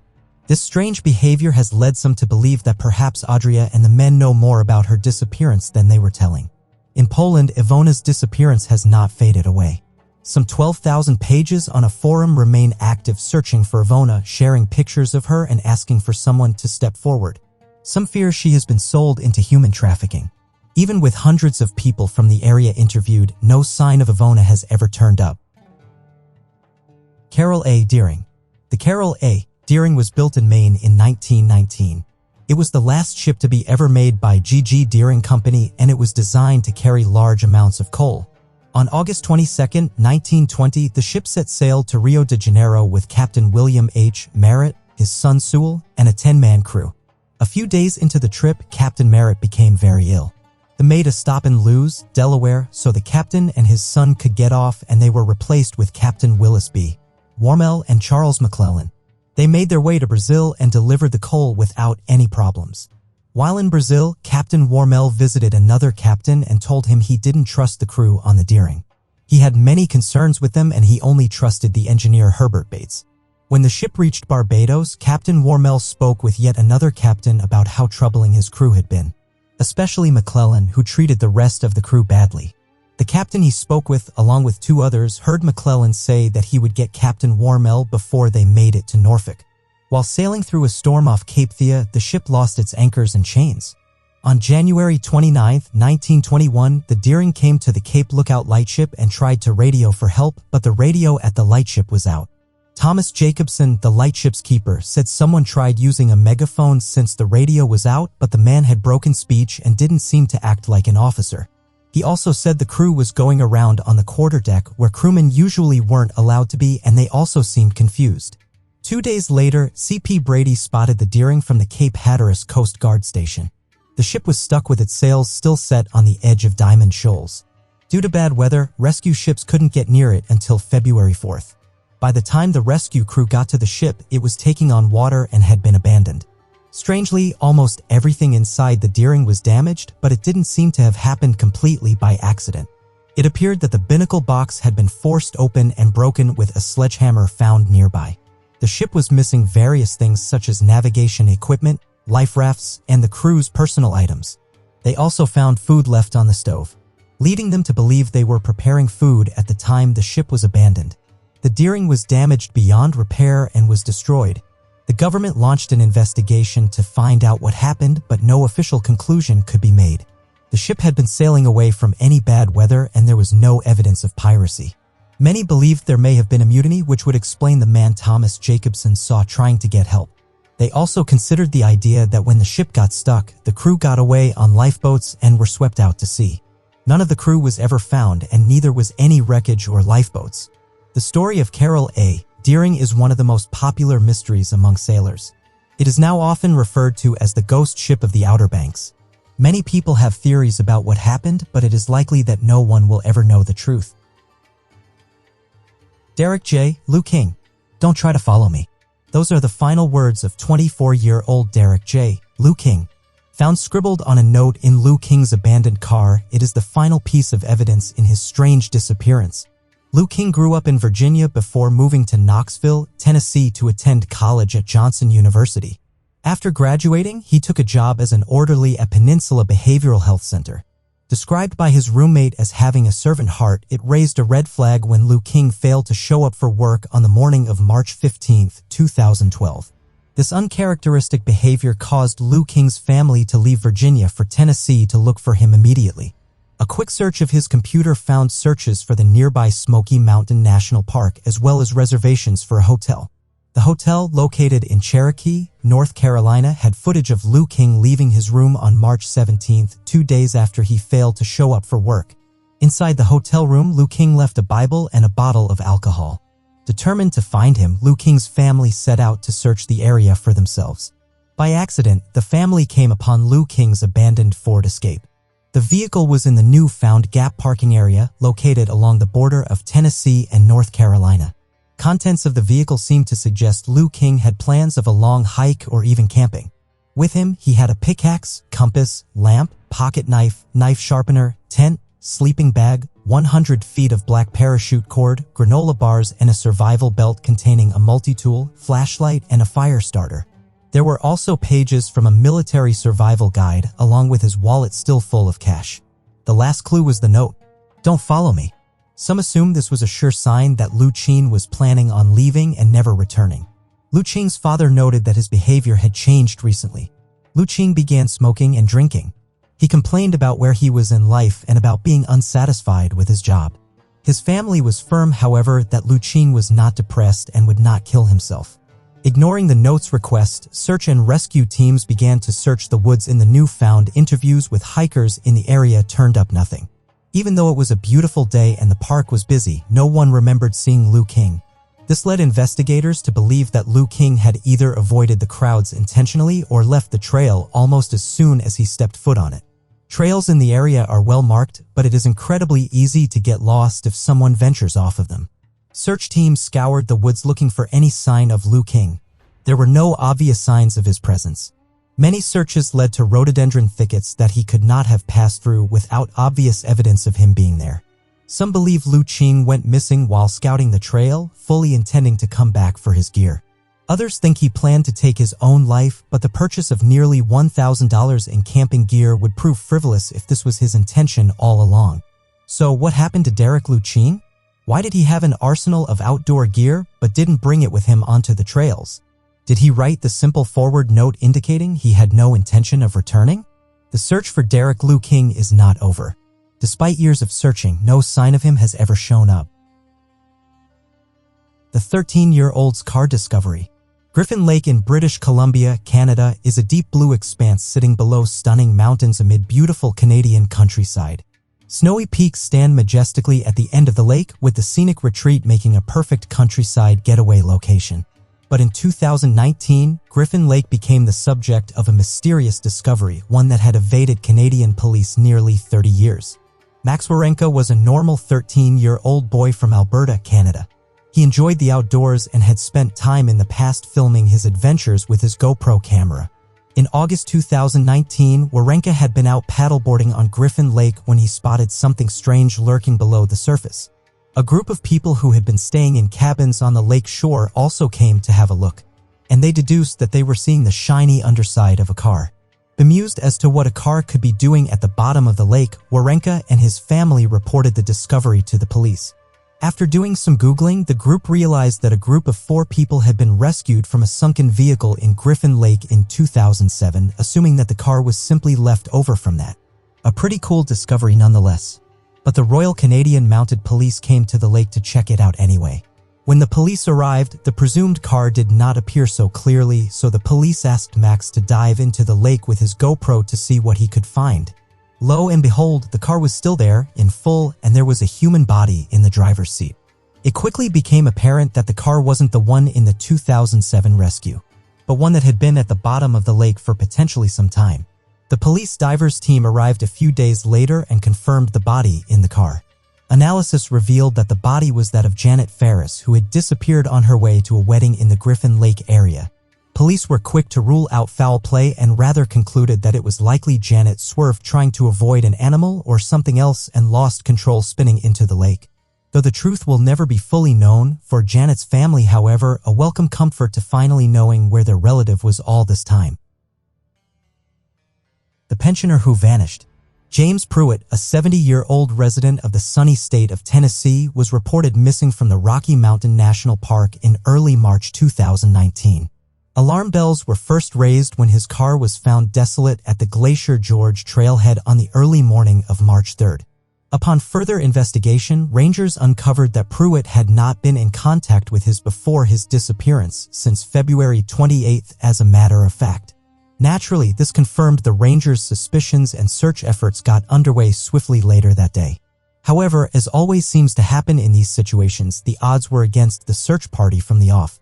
The park had been smothered in 2 feet of snow just days before Pruitt's disappearance was reported, and coupled with the rocky terrain, it was becoming evident that finding Pruitt was going to be no easy feat for 6 days between March 3rd and March 8th. An extensive search was conducted.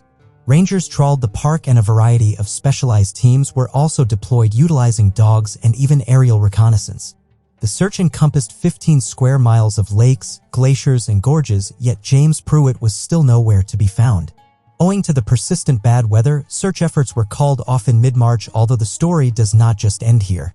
During the summer, efforts were revitalized and focused on more specific areas, and there was also more hope this time as the summer was a busy time with over 2 million people flocking to the park each year to bask in its secluded beauty. This meant that with streams of visitors also traversing the park, it was much more likely that someone was going to stumble on a clue, perhaps one of his belongings or even Pruitt himself. But unfortunately, the series of attempts that took place over the summer yielded no clues nor results, and efforts tapered off. At this point, you would be forgiven for thinking that any chance of Pruitt being found were long gone. However, in October, a new search began, albeit with a different tactic. Instead of focused searches in popular parts of the park, efforts were concentrated in off-trail areas. It was hoped that, as visitors were less common there, clues linked to Pruitt could still be awaiting discovery and any tracks he may have left could still be intact. Ultimately, the search was unsuccessful, but it demonstrated the resilience of the search teams. In a final blow to any hopes of finding Pruitt alive, the park's public information officer Kyle Patterson confirmed that no active searches would be taking place as of the 26th of November 2019.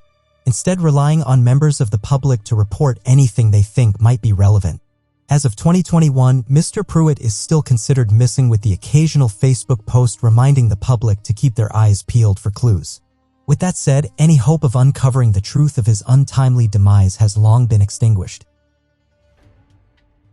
The McCullough disappearance. Charles McCullough was 19 in 1974 when he left his home state of Virginia to travel to Oregon for a hiking adventure.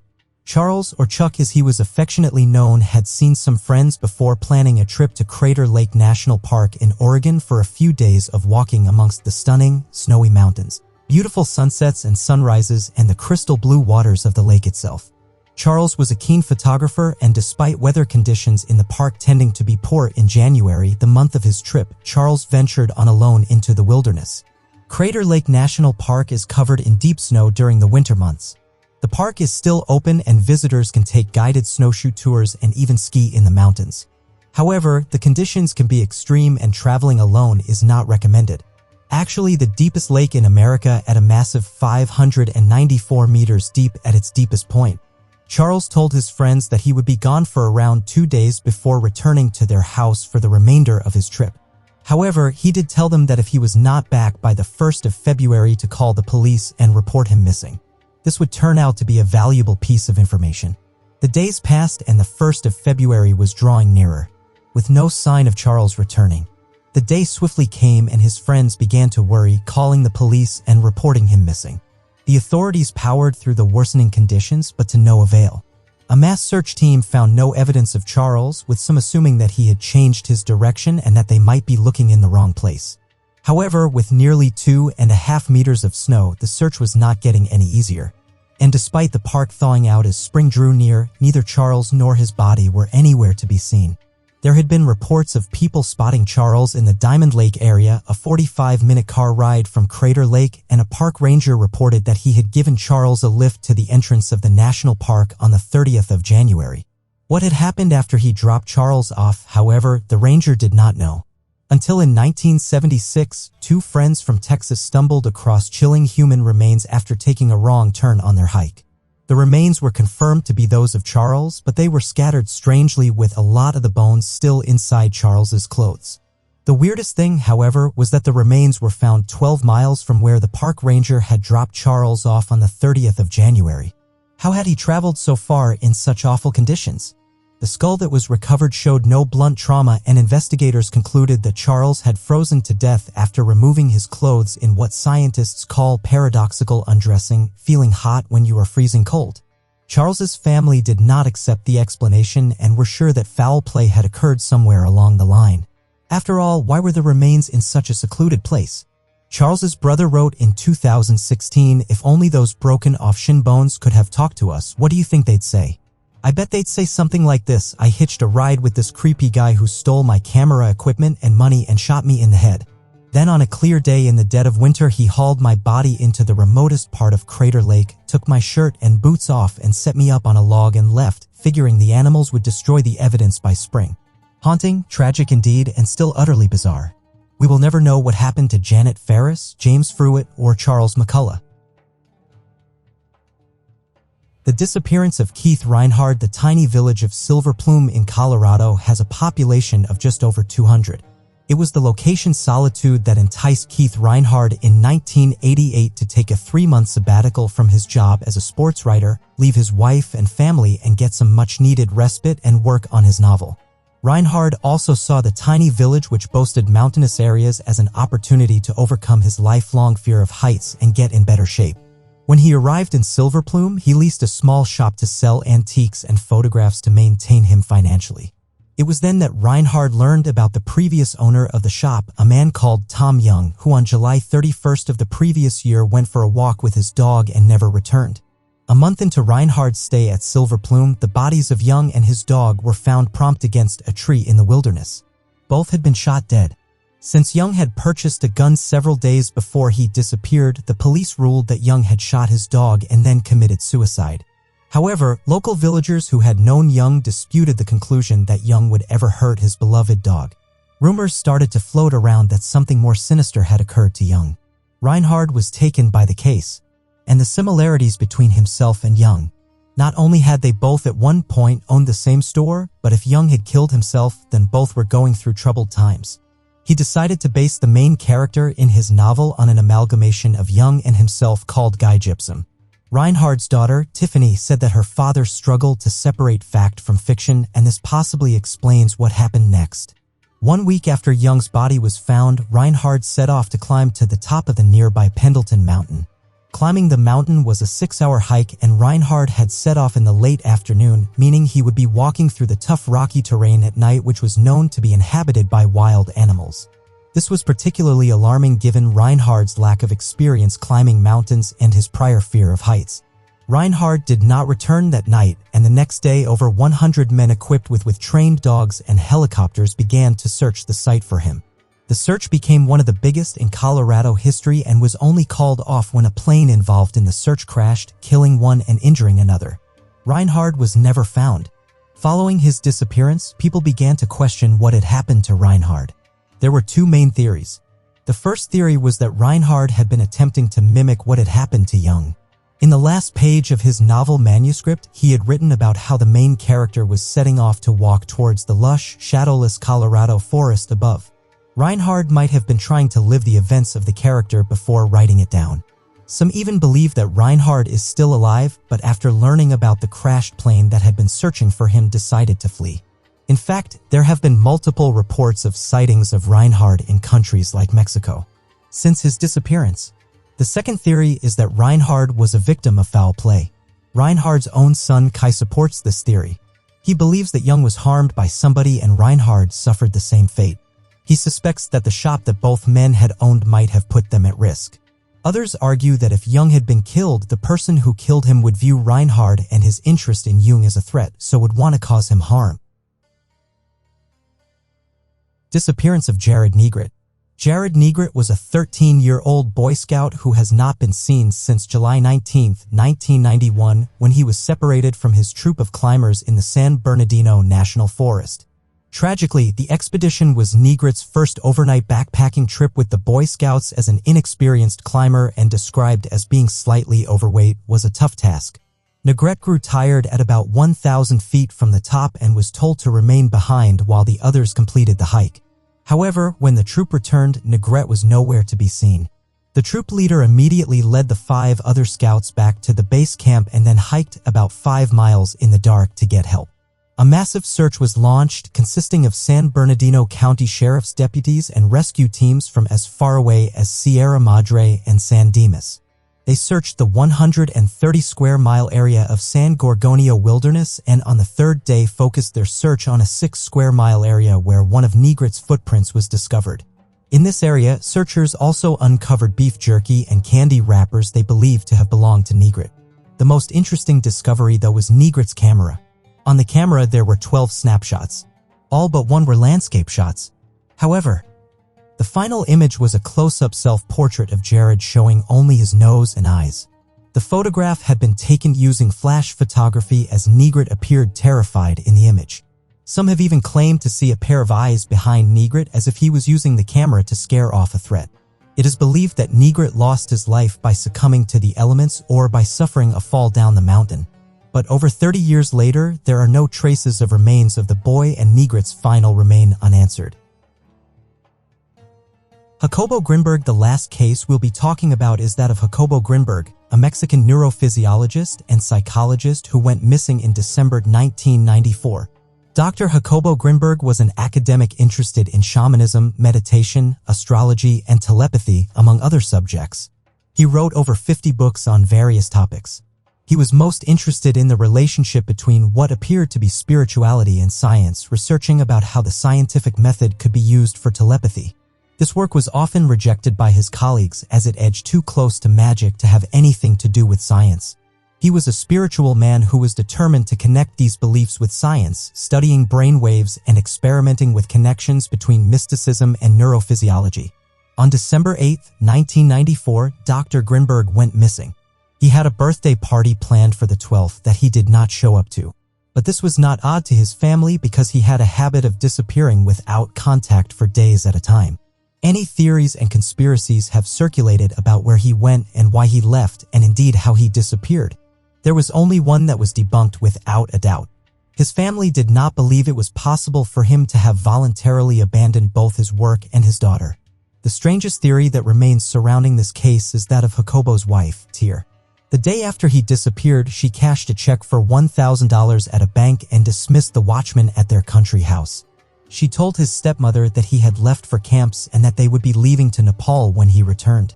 Making arrangements, Ter left too, but disappearing completely and having little contact with her family outside of a few calls that year to her mother. When her family was contacted about the missing case, they claimed to have not even known that she had been married at all. This all led to Grimberg's family believing that she must have attacked him and left, perhaps not alone, but with help. However, there was never any proof of this because evidence was never found. Investigators and officers did not find blood, trails, or a body to give them any idea of what might have happened. Although the world can seem like a dangerous place, one can take comfort in the thought that cases such as these stand out because they are unusual and not common. The unexplained disappearance of Kenny Veach. Kenny Veach was a 47-year-old avid hiker of the Mojave Desert in Nevada. On November 10, 2014, he told his family he planned to go on a 2-day hike in the mountains and look for a cave. He never returned. Veach was an experienced hiker who often took solo trips to explore the Mojave and Great Basin deserts of Nevada and California, respectively. He was a minimalist or ultralight hiker. Even though he would camp out for days at a time, he only ever brought the bare minimum of supplies. He rarely brought a GPS, compass, or map. Although he had successfully completed many hikes in his lifetime in that manner, it is still an incredibly reckless way to hike. Veach had a YouTube channel under the name Snakebit McGee where he had uploaded a few videos but mostly used it to watch and comment on others. His channel name came from his tendency to pick up snakes whenever he found them. He was bitten by a rattlesnake, which is where his tag name came from. On June 2014, he commented on a video titled "Son of an Area 51 Technician." In his comment, he stated that he had found an M-shaped cave about 7 miles out from Nellis Air Force Base in the Sheep Mountains, which are north of Las Vegas, Nevada. He explained that he was an experienced hiker who regularly found abandoned mine shafts and explored them, picked up rattlesnakes for fun, solo hiked across mountains others would fear to go, and even came close to Area 51. Despite all this, he never went into the M-cave. He claimed that as he began to enter the hidden cave, his entire body began to vibrate. The further in he went, the worse the shaking became. He suddenly grew very scared and quickly ran out of the cave and hiked back to his car. His comments sparked an interest with others who encouraged Veach to go out and discover the cave again, this time filming the entire hike. He agreed and left to find it a second time, carrying along with him a video camera and a 9mm handgun. He posted a video of his hike, but unfortunately was unable to find the mystery cave. The viewers criticized him and provoked him to go out a third time. On November 10, 2014, he left for an overnight trip but never came back. After 2 days and no return, his family contacted authorities who conducted a search. In the beginning of the video he had previously posted, he stood by an abandoned mine shaft while narrating his mission details. It was at that mine shaft that search and rescue found his cell phone 10 days after the search began. Over 30 search and rescue volunteers conducted 3 separate searches and a helicopter flyover to no avail. The trail went cold after that. Many conspiracy theories cropped up. Did he fall down the mineshaft, or had he stumbled upon a hidden entrance to Area 51 and discovered a dangerous military secret? Was he just a reckless hiker who injured himself, or did he reach the M cave and find something ominous inside? A woman claiming to be his girlfriend later posted a comment on his last video that stated she did not believe he had an accident. She explained that he had been suffering from depression for some time and had quit his job the year prior, so she argued that he had most likely taken his own life. So far, no conclusion has yet to be drawn about Kenny Veach's mysterious disappearance. What do you think the truth is? Before we continue, I have a small request for you. We've created a new channel where we upload content related to old, historical ruins and interesting events. So, if you're interested, kindly subscribe to my channel, Decoverize, for daily interesting videos and show some love in the comments. I'll read every one of your comments. The link is in the description. Okay, let's continue. Hidden rooms in the Great Pyramid. Almost 4,500 years ago, between 2509 BC and 2483 BC, the pharaoh Khufu was ruler of ancient Egypt. During this time, Pharaoh Khufu ordered the creation of the Great Pyramid, a monumental display of power. Built completely for himself, the pyramid itself has more than a 13-acre base and originally had a 479-foot tall peak. The construction of the Great Pyramid is astonishing. Over 2.3 million blocks of limestone were quarried, cut to specific measurements, and then placed into the formation we know today. The Great Pyramid is regarded as one of the wonders of the ancient world. In 2017, scientists studying the pyramid announced that they had found a previously unknown void inside of the pyramid that's estimated to be around 30 meters long.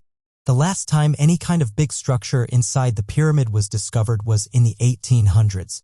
This new void was found using a process called muon radiography.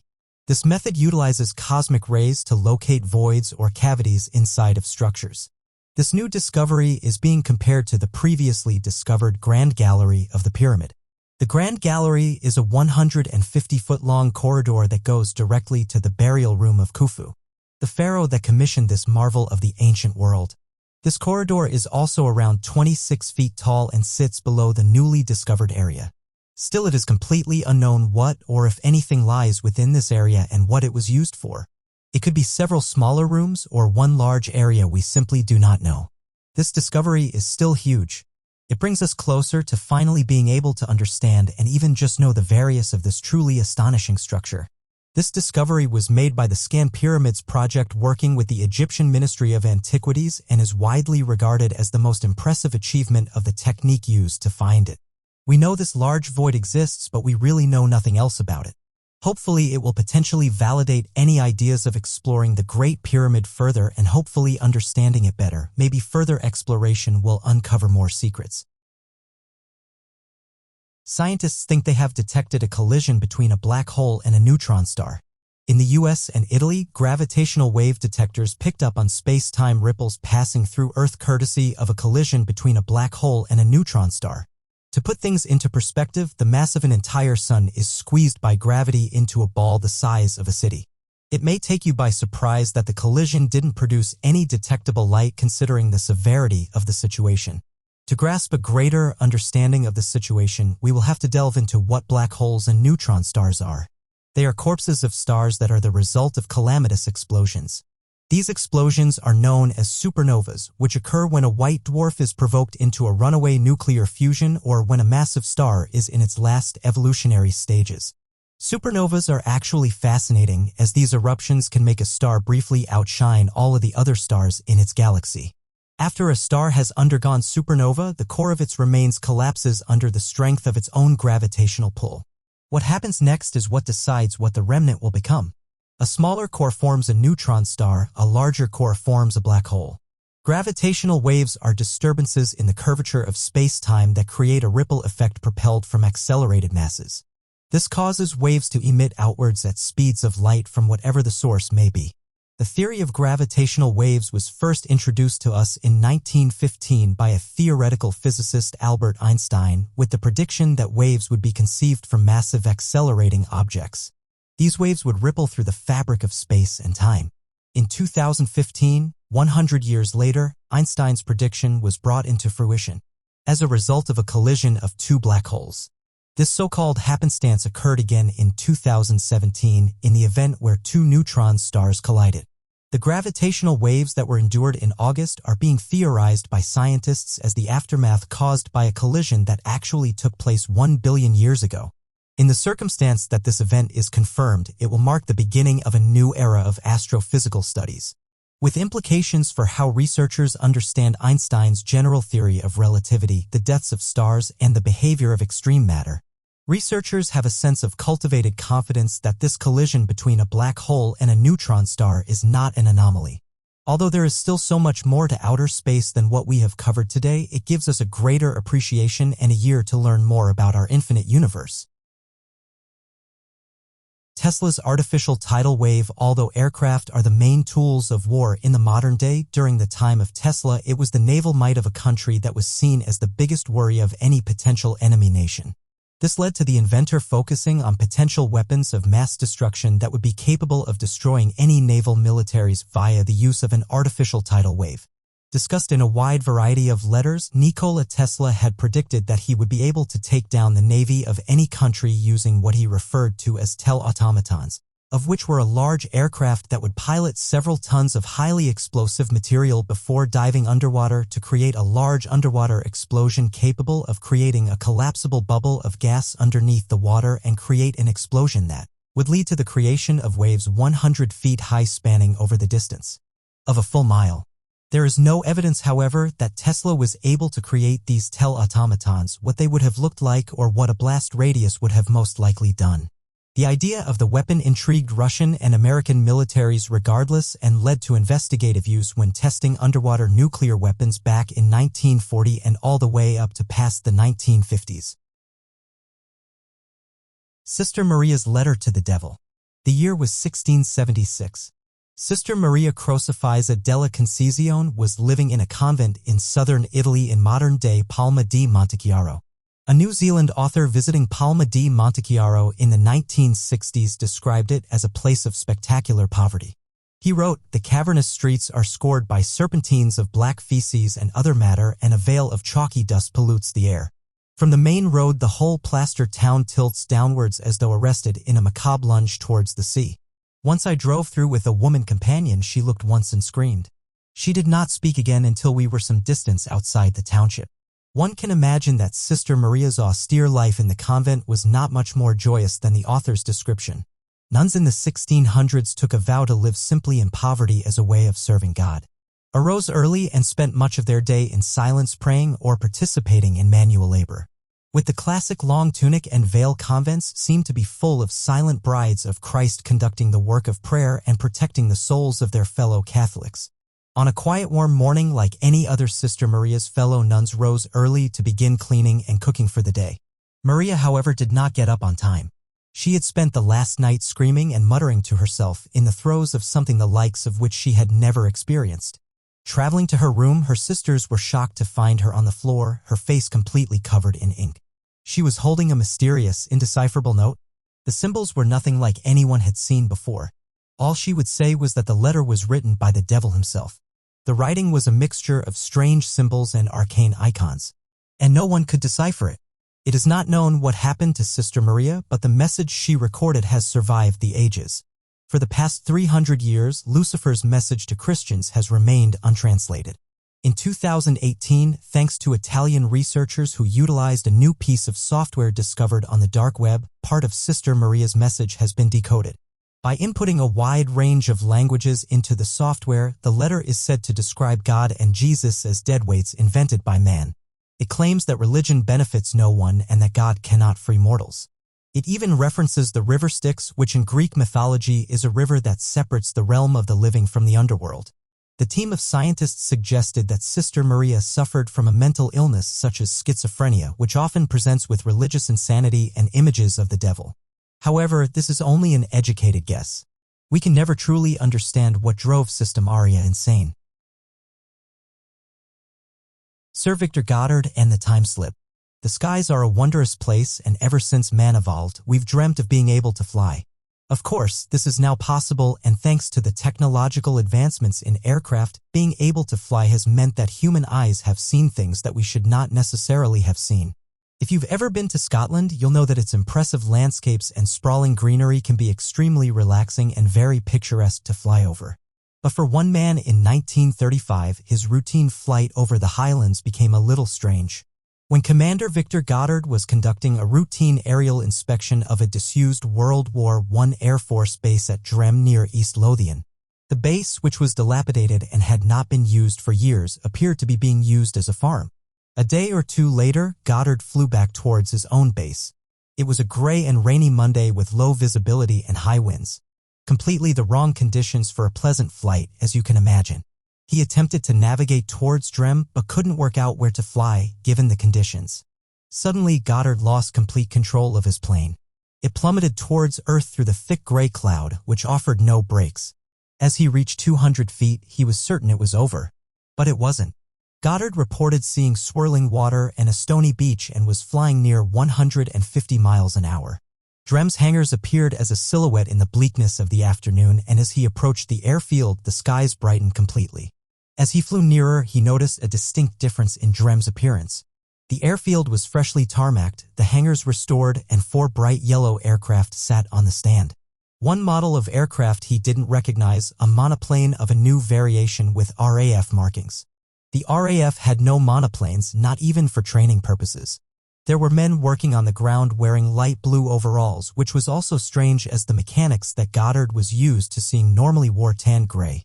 Nobody seemed to notice Goddard's plane flying low over the airfield, and as he pulled his joystick backwards and powered back into the skies, the gray skies, and Ray returned.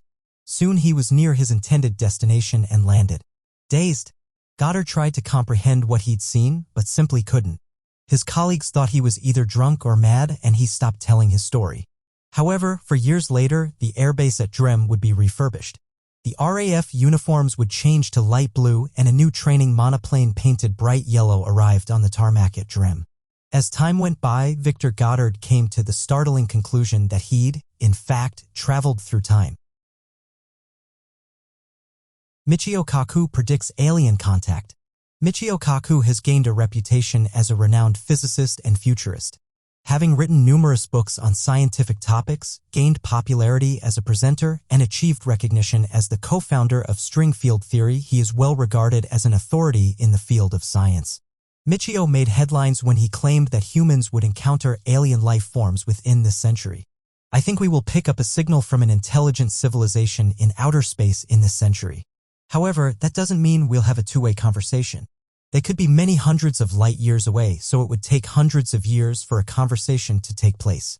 But when that takes place, when we do eavesdrop on an intelligent civilization in outer space, that could be a turning point in the history of civilization on Earth. He claims that life throughout the Milky Way is inevitable, adding that when we look out into the night sky, we must realize that someone could be looking back, also wondering if other life forms may exist in our solar system. Michio also claims that we won't just find any signs of life, but also intelligent life. Our galaxy is potentially packed with billions of Earth-like planets that could host a variety of different life forms that have already been recorded and verified. The number of Earth-like planets in our galaxy is estimated to be around 6 billion. Michio explains that when we do encounter life on other planets, we would first need to determine what category of species they are, breaking them down into 3 types: Type 1, Type 2, and Type 3 civilizations. A Type 1 civilization would be roughly 100 years more advanced than our current state Earth. A Type 2 civilization would be stellar and would be a few thousand years ahead of us. A Type 3 civilization would be over 100,000 years more advanced, be able to control black holes and roam space at will. Kaku highlights the dangers we face when encountering other life forms as we are Type 0. After intercepting otherworldly messages, he claims we would need to identify the type of civilization they are and the threat they pose. Though Michio thinks that for the most part they will leave us be as there's no need to plunder our planet for resources, but they will no doubt be curious. Mystery gas discovered at the center of the Milky Way. Our galaxy is much bigger than we often picture it to be. But marvels like this help put into perspective the vast wonders of space. In 2020, a dense, cold gas was discovered to have been shot from the center of the Milky Way and was described as being like bullets. Although it is still unknown how this gas was fired, we do know that this discovery has the potential to have a significant impact upon the future of the Milky Way. Professor Naomi McClure-Griffiths from the Australian National University explained that the loss of so much gas results in a loss of material that has the potential to form stars. If too much of this gas is lost, then the galaxy becomes incapable of forming new stars. McClure-Griffiths stated that, to be able to see hints of the Milky Way losing this star-forming gas is kind of exciting. It makes you wonder what's going to happen next. Did this wonder happen?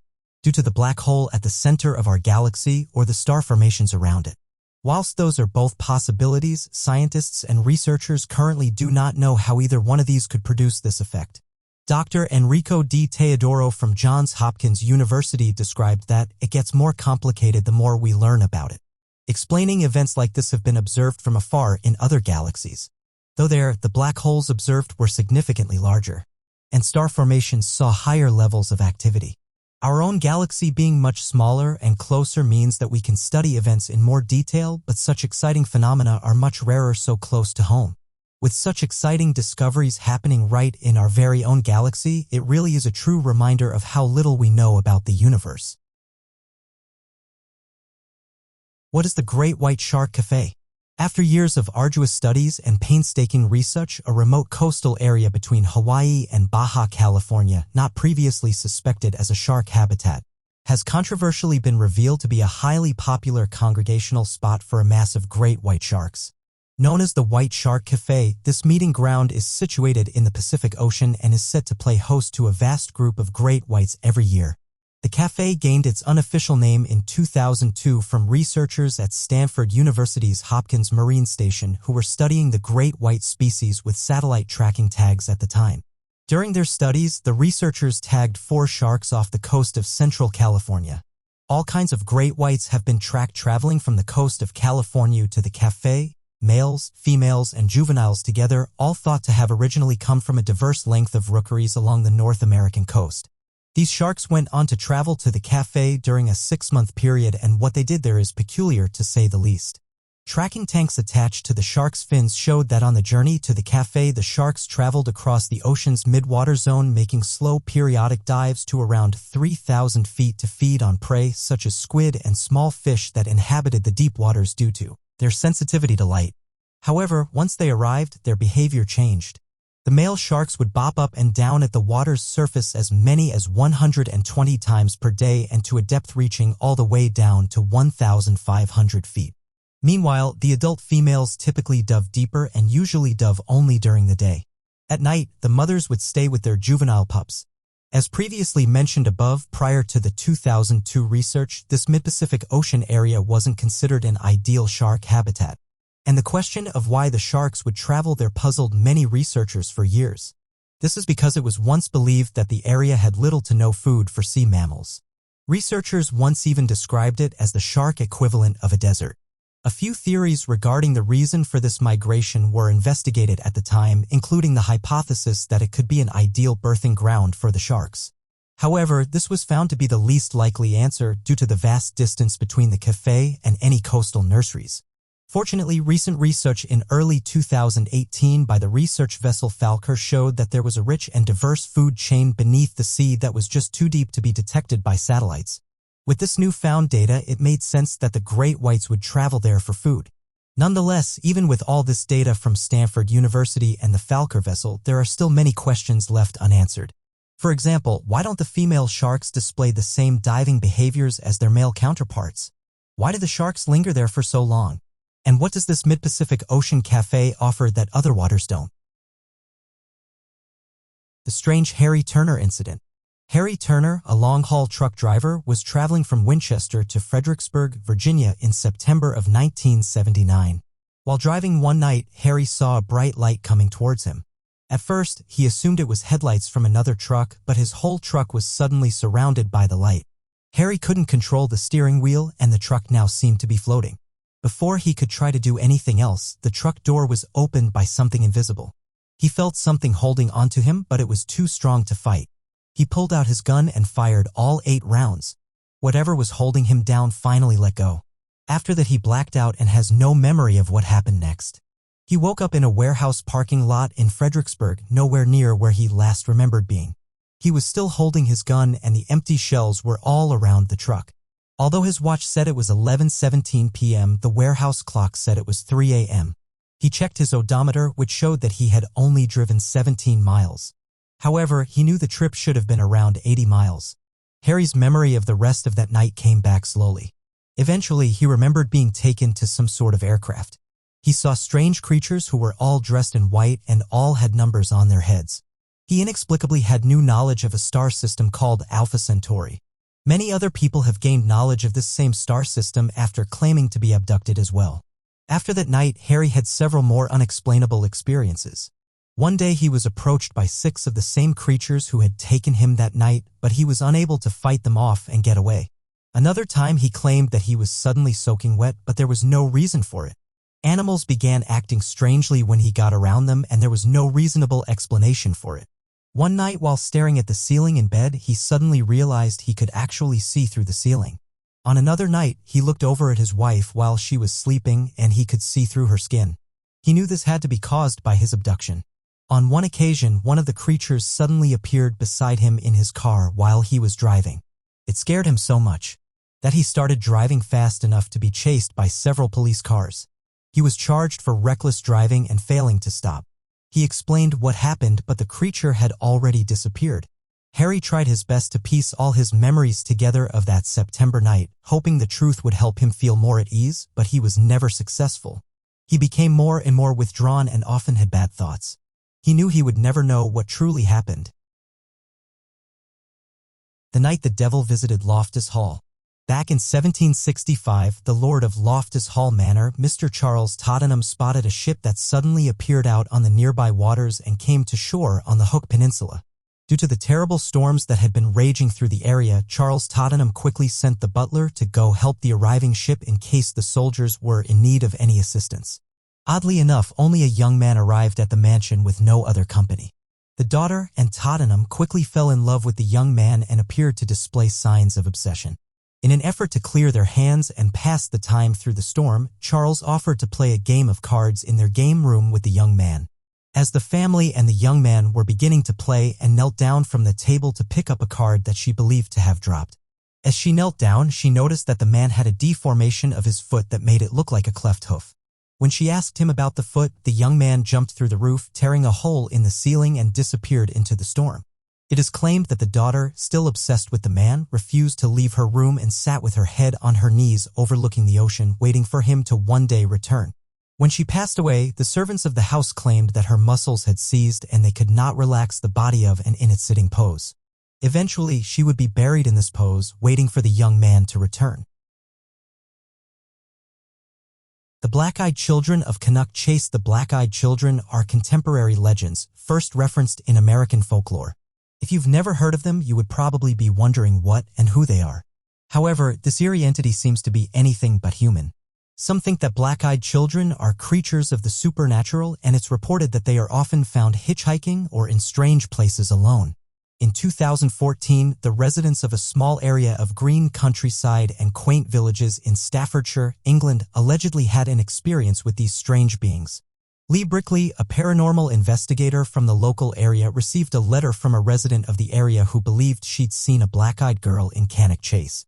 The investigator took one look at the description and immediately realized that their specific sighting had occurred before in the area. However, this was 30 years earlier. Lee released a description which his own aunt provided of the girl she'd seen in the 1980s, and locals immediately drew comparisons between the two figures. He described his aunt's encounter. My aunt was only 18 years old at the time. In the summer of 1982, herself and a friend would frequently meet on Cannock Chase in the evenings. An evening just before the darkness approached, we heard a small child hysterically yelling. We couldn't work out whether she was in danger or not.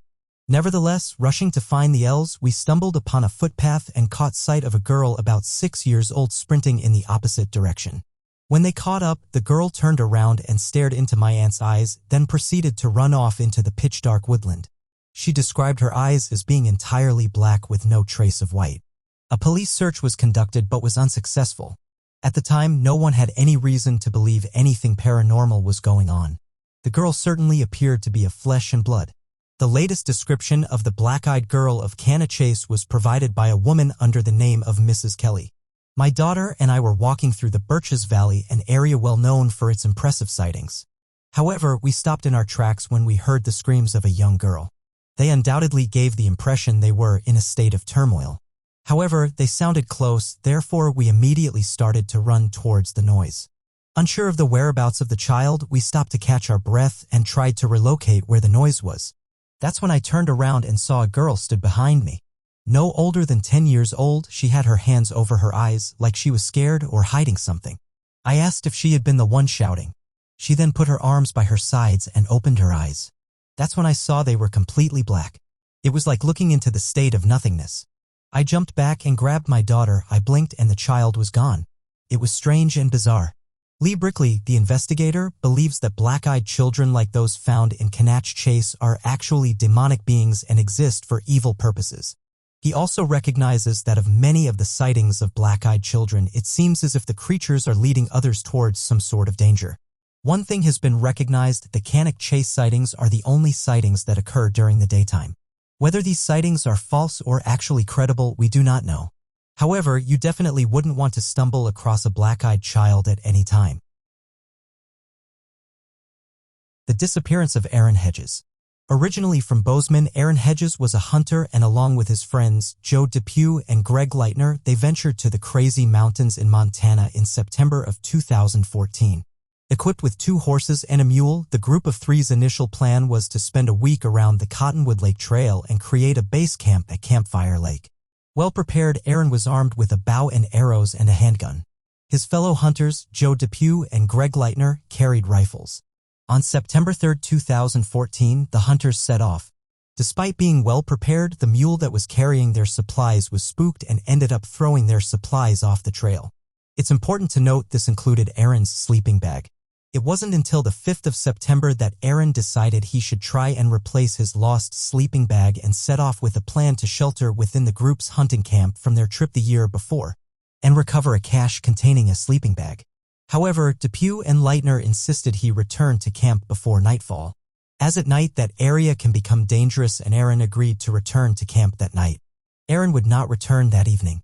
At around 4 p.m. that day, Joe and Greg tried contacting Aaron via their walkie-talkies. These were Garmin walkie-talkies, and it actually displayed each of their GPS positions. To the rest of the group's surprise, Aaron's GPS position showed that he was going the complete wrong direction and he was heading northeast. Unfortunately, this would be the last time they saw Aaron's GPS position. After Aaron had still not returned on the 6th of September, Joe and Greg had come to the assumption Aaron was indeed missing. This was further unsettling when, on the 7th of September, a snowstorm swept through the area, plummeting temperatures and unleashing at least 18 inches of snow across the area. Despite this realization, it wasn't until the 8th of September that Aaron was reported missing by his wife. Aaron's friends insisted they didn't report him missing because he was experienced in the area and also armed. The Park County Search and Rescue was tasked with finding Aaron, and Corporal Greg Todd, who was in charge, spoke of how this lack of urgency was strange and that he wouldn't have waited as long as Joe and Greg did to report Aaron missing, due to the aforementioned snowstorm making it practically impossible to search on foot. However, eventually dog and horse teams as well as 59 ground crew along with the National Guard and helicopters joined the search for the missing Aaron. It wasn't until the 9th of September the search and rescue teams finally had a breakthrough. Aaron's boots were found along with a water container, and a nearby fire pit was found too. This was it though. There was nothing else in that area. His search and rescue had swept the same spot the day before and had found nothing. Furthermore, given the severe cold weather, it seems very strange that Aaron would take his boots off and leave them. He wouldn't have made it very far without them either. This was the only hard evidence until the 22nd of September, when officials involved decided that the search and rescue presence be reduced, awaiting additional information.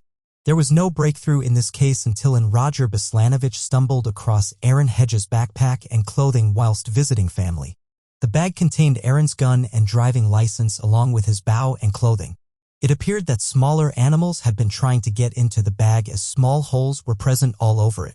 It was then, on August 8, 2016, that at a nearby ranch, trailgoers found a human skull. With this new information, law enforcement in the area began a full-scale search on the and managed to find most of Aaron's skeleton within just a 70-yard area. Aaron's cell phone was found on his body, but despite best efforts, it was too corroded after spending 2 years outside on the trail. This case is mysterious for many reasons. Given the route it's believed he took, it's not understood why he went this way. After all, Aaron was an experienced outdoorsman, and this was a route he should have avoided. That where Aaron was found was within view of nearby buildings and not too far from a road. Why didn't he seek help? Though it's believed Aaron didn't go for shelter due to not wanting to get caught for trespassing. As of today, the manuscript remains a mystery. The more time that passes, the more speculation and rumors continue to grow. And every few years we can be sure someone new will step forward announcing that they have found a new translation. But with so many experts eager to add to the research, such claims are often quickly refuted. Great minds are puzzled by the nature of the Voynich manuscript. The Cold War saw the involvement of the FBI, fearing it was a coded form of communist propaganda, and still no solution or understanding was found. Will we ever figure out this impossible code? Arguably the world's most mysterious book, allegedly figured out over and over, and still nobody can read it. Linguists, historians, and cryptographers have puzzled over it for centuries and will continue to do so until we solve this mystery. What lies within the Voynich manuscript? UK's Bigfoot. Bigfoot is a mythical ape-like creature who walks on 2 feet much like a man and supposedly inhabits the Pacific Northwest of America. Yet in recent times, Bigfoot sightings seem to have migrated from the States across to the UK. Bigfoot has reportedly been spotted in a few different locations across England and also in Northern Ireland. In fact, Bigfoot enthusiast was recently investigating a supposed Bigfoot hotspot in a Lincolnshire nature reserve with his team at the British Bigfoot Research Organisation. The group, who seek evidence to prove the existence of Bigfoot, felt they were being followed the entire time they were on the reserve and said that it was as if somebody was watching them. Adam took multiple photos that day but had not noticed anything odd whilst taking them.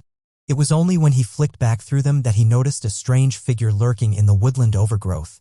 He described it was a dark silhouette figure similar to a man stood within the trees, facing myself and my team. I make no claims of this mysterious figure, but my fellow investigators think this could be genuine evidence that the British Bigfoot Organisation has waited for. Another British Bigfoot researcher named Deborah Hatswell is also convinced of Bigfoot's existence. She created a map that pinpointed all the sightings of Bigfoot in the UK. Bigfoot appearances have been spotted everywhere. Practically every country in Britain has seen some form of Bigfoot-like creature. Everywhere in the world has its own stories, and the UK is no different. Bigfoot, the black-eyed children, and the black cats of the UK have inspired generations of storytelling, myths, and legends amongst Britons. Whether these creatures or beings are real or not, they definitely make for sufficient stories to be told for many years to come. England's Black Panther sightings. Residents of Devon will know the ghostly legend of the Exmoor beast, a phantom panther or puma that prowls the moors on the coast. Those in Cumbria will know of the Beast of Cumbria, and locals in Warwickshire will be familiar with the wildcats spotted in that part of the country. However, these aren't the only places in the UK where black panthers have been sighted. In fact, Sussex, Cornwall, Gloucestershire, Cambridgeshire, and multiple locations in Scotland have all seen large cat-like creatures, leaving residents to wonder, what are these animals and where do they come from? Norfolk has by far the most sightings, with around 60 different accounts of people spotting large cats in the wild. Earlier sightings of large cats are actually fairly credible in the UK, especially around the 1980s. In the mid to late 20th century, it was known that rich landowners were keeping large cats such as panthers, lynx, and pumas in illegal captivity. In 1980, a puma was actually captured alive in Scotland and was taken into captivity as its owners previously weren't allowed to keep wild beasts as pets in their back gardens. The first sightings of large cats reportedly came between 1770 and 1920, but these were few and far between. However, it may have been slightly more normal for Britons to see black cats roaming the wild in those 100 or so years. Many affluent citizens kept wild and obscure animals in the Victorian era as a symbol of wealth or as prizes won in strange competitions. And when these animals naturally became harder to handle than the average mongrel, they were simply set free into the countryside. Now, Britain's natural countryside isn't quite the right place for a big cat to thrive, given the amount of livestock on farms across the country. These cats often choose things like sheep as their prey, which then causes conflict with farmers, leading to sightings and cat mania. Some of these cats have been reported to have markings of Eurasian lynx, which were once a common sight in the UK until mass hunting effectively contributed to their extinction around 700 AD. Yet some believe that these cats never became extinct, and rather lived in hiding, creating offspring over enough generations to make the lynx a credible answer to panther sightings in the UK. Naturally, people have also made up conspiracy theories about the panthers that have reportedly been seen roaming the countryside. Furthermore, in 1988, Royal Marines were sent onto Exmoor to look for evidence of a black cat that had ravaged a farmer's sheep herd. Some even reported seeing the cat. Was never taken further. How Hill of Kursong is located 30 kilometers from Darjeeling and is known to be the most haunted hill site in India. While the hill is known for its beautiful scenery, orchid gardens, woodland, and tea plantations, there seems to be a darker side that comes out at night. It is believed that multiple loss of lives has occurred in the area that affect the energy of the land to this day. Much of the paranormal activity occurs on a road between the Dow Hill Road and the Forest Office. Allegedly, local woodcutters have spotted the ghost of a headless boy walking around the forest. The ghost of a woman dressed in all gray has also been reported. Many visitors to the hill experience a constant sense of being watched by something unseen or by a red eye.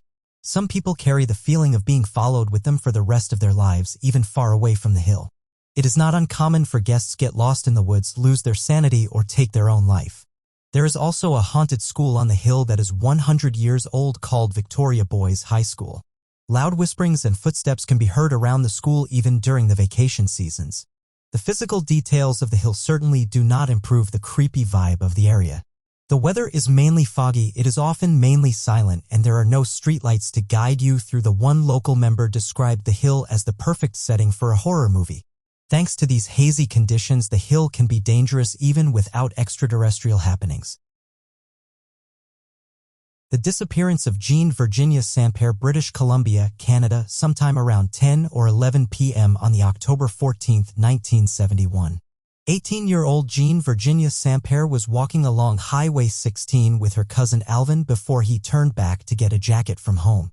He believed she was going to a nearby shop, but upon his return to the highway she was nowhere to be seen. Alvin reported hearing a car door shutting, but nothing else. Earlier that evening, Jean had been seen by her brother Rod's wife, Violet. Violet recounted that Jean had been at her mother's house, but had left crying. After attempting to go after Jean, Violet was stopped by Jean's mother, who told Violet that Jean would return. Jean was of Gixan descent. The Gixan were a First Nation, meaning south of the Arctic Circle. Indigenous group. When Jean failed to return home that night, her mother reported her to the Jit-Si-Ji-Yukla Indian Band who, due to protocol, waited for some time to report the disappearance to the Royal Canadian Mounted Police. The search for Jean continued for 8 days, with police officers from other towns joining the search. Alas, despite tip-offs in larger cities such as Vancouver and Toronto, no trace of Jean was found. A 1971 report from the Jit-Si-Ji-Yukla Band chief counselor determined that Jean had drowned, and the case was formally closed in 1985, only to be subsequently reopened after the family complained that there was no conclusive evidence that Jean had drowned. For Jean to have simply vanished was as alarming as it was strange, and subsequent events in the area fueled more sinister theories about the case. Her brother Rod alleged that he had seen files stating that a man named Kenny Russell had found some footprints near Jitsi-Jukukula River. Although the footprints were never identified, this was the piece of evidence said to be behind the drowning theory. Rather mysteriously, Jean's boyfriend had gone missing soon before she disappeared herself, but was found drowned in the Skeena River nearby. The authorities initially thought that Jean may have committed suicide, but once again this theory was dispelled as Jean was not known to be a suicide risk. The most chilling theory is that Jean was the second of the first 3 victims of the Highway of Tears, a stretch of Highway 16 where between 18 and 83 people have either gone missing or been murdered since 1970. This theory is supported by the car door noise her cousin heard on the night she disappeared. Worryingly, there is known to be disproportionately high numbers of murders and disappearances of Indigenous women on the victim list. Jean Virginia Sampere may well have been number 2 on that list. Disappearance of Jeremy Bright. On August 14, 1986, 14-year-old Jeremy Bright attended the Coos County Fair in Myrtle Point, Oregon with his 10-year-old sister. At 2 p.m. Bright and his sister decided to split up to explore the fair on their own, with a plan to meet back together near the Ferris wheel at 5 p.m. Jeremy never showed. Jeremy Bright's stepfather and sister waited for his before contacting authorities. In his room, his mother found his wallet, watch, and key to their family apartment, but found no other clues as to where he could have gone. On August 15, his mother filed a missing persons report with local police. Police opened an investigation suspecting foul play in the boy's disappearance. But a few days later, on August 23, they announced they no longer suspected foul play because of several reported sightings of the boy.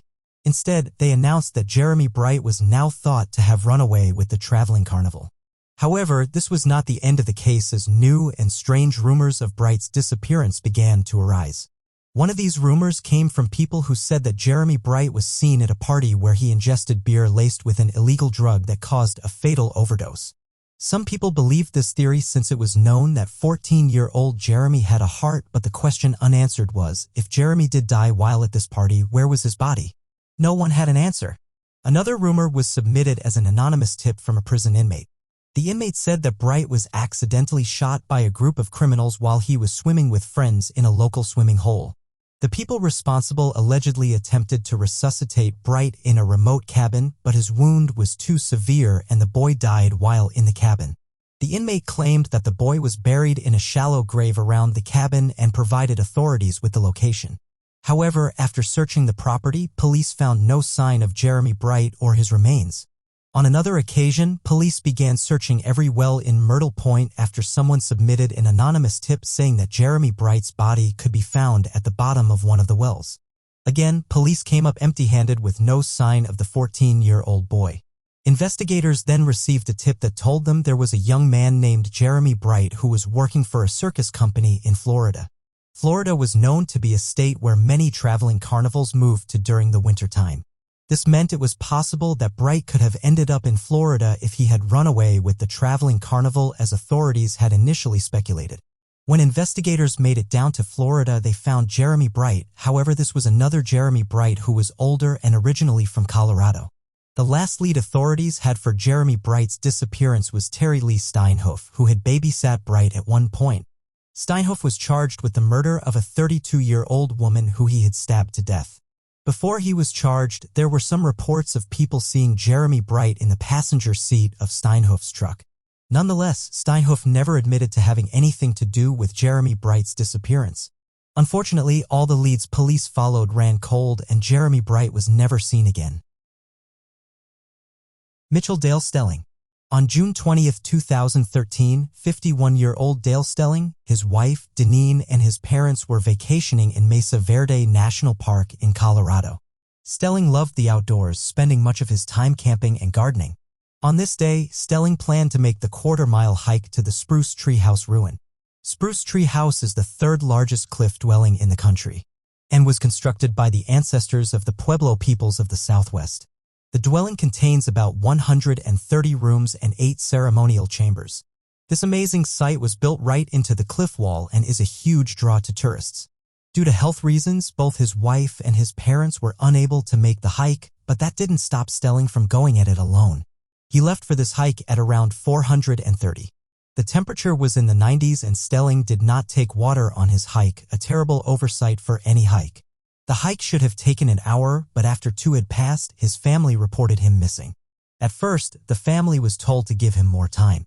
The park had never had a missing person who did not turn up within a few hours. After the wait, a thorough 2-week search was launched.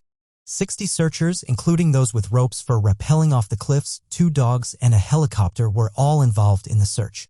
In the first days of the search, the dogs initially showed interest in the Chapin Mesa area, but no sign of him was found there. Oddly, evidence shows Stelling had cell service at least the night of his disappearance. Records show an attempt to check his voicemail at 7 p.m. Why would he check his voicemail but not call for help if he was lost remains a mystery. Despite being seen on the trail, no sign of Stelling has ever turned up. Rangers in the area believe Stelling met his end among the many cliffs and crevices in the park. They state that much of the park is uncharted and therefore off-limits. Stelling's case remains open, although Stelling's wife, Deneen, claims it has never been thorough enough for her liking. Deneen has visited the park 3 more times over the years, hoping for new answers that have never come. The ghost of Mount Everest. For centuries, explorers of Mount Everest have reported strange and mysterious sightings they can only attribute to ghostly and supernatural beings.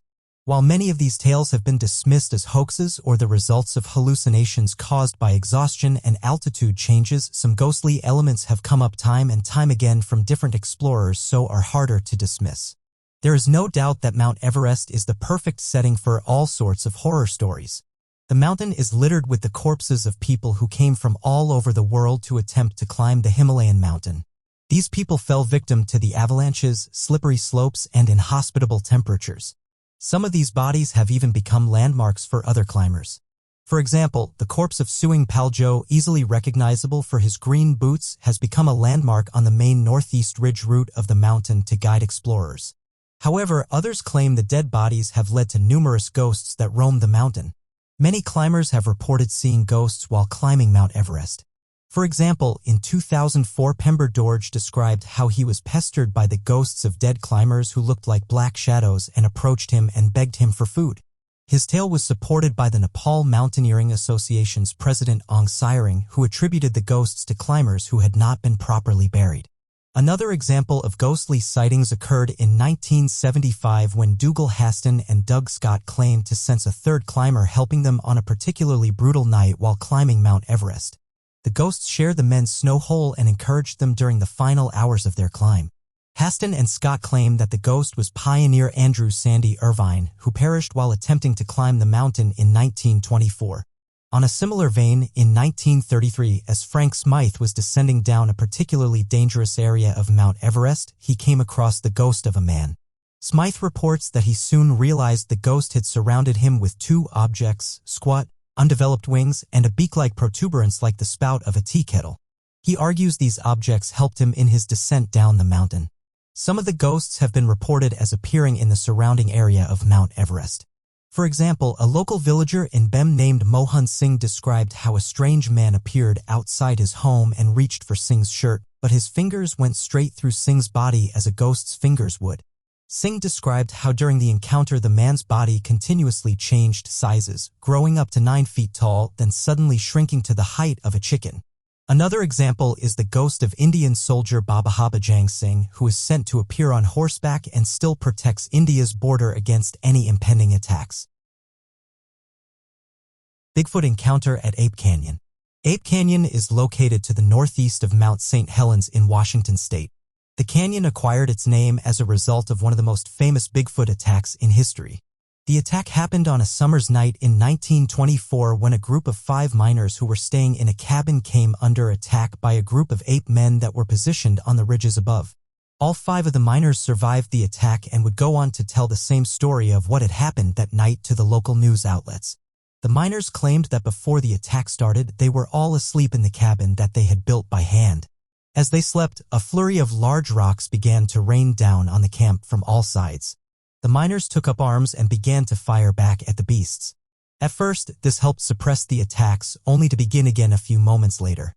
One of the miners recalled the moment when one of the beasts came close to the cabin and tried to reach through a hole in the structure in an attempt to grab an axe, but it was repelled before it had time to retrieve it from the building. As the siege continued until daybreak, the miners were able to gradually break free from the cabin as one of the men named Fred Beck claimed he saw one of the creatures standing in the distance. He took aim at the creature and pulled the trigger, watching as it tumbled down into the gorge below. Fred Beck later wrote a book detailing the siege that he and his fellow miners experienced that night. But in the book, he makes the claim that the creatures were actually extra-dimensional beings.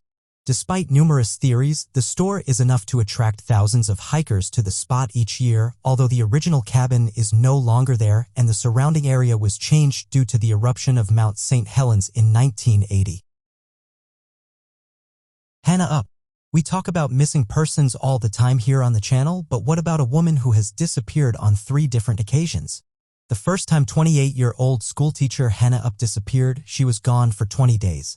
She was found floating face down in the waters a mile out from Manhattan. She claims she had gone for a jog on August 28, 2008. The scary part is she was pulled from the water on September 16th. Hannah disappeared right before the beginning of a new school year. She taught Spanish at Thurgood Marshall Academy. She left her wallet, her phone, and her keys and disappeared into one of the biggest cities on the planet. The jog is the last thing Hannah remembered. In an interview, she stated it was like 10 minutes had passed, but it was almost 3 weeks. But Hannah did not move around the city in the days following the jog. She was caught on security cameras at an Apple store where she checked her email. Later, she reappeared at the Apple store, then at Starbucks, and finally at several different New York sports clubs where it is thought she showered. At the hospital, Hannah was diagnosed with a disorder called dissociation fugue. In this state, a person can completely forget all or part of their identity. The person also seems to take part in some kind of unexpected travel. Being found in the churning ocean waters was just the first time Hannah had an episode. 5 years later, in September 2013, Hannah had a new job as an assistant teacher in Maryland. Her parents were informed that her belongings were found near a path and she was missing. 2 days later, Hannah regained her memory. She was in a creek with a shopping cart. She borrowed a cell phone, called her mother, and was picked up. Only a year after this episode, Hannah was on the move again. She again took a job as a teacher and moved to St. Thomas in the U.S. Virgin Islands. It was 2017 and Hurricane Irma tore through the area. Though her home was severely damaged, Hannah was fine. On September 14, 2017, Hannah told her roommates she was going to work, but she didn't make it. Nor did she make it home that evening. The next day, Hannah's keys and a pile of folded clothes were found on a beach. For 3 days, the beaches were searched for her. The search had to be cut short because Hurricane Maria was on its way. With Hannah's affinity for wandering always near water, it's a safe bet she found her way into the ocean.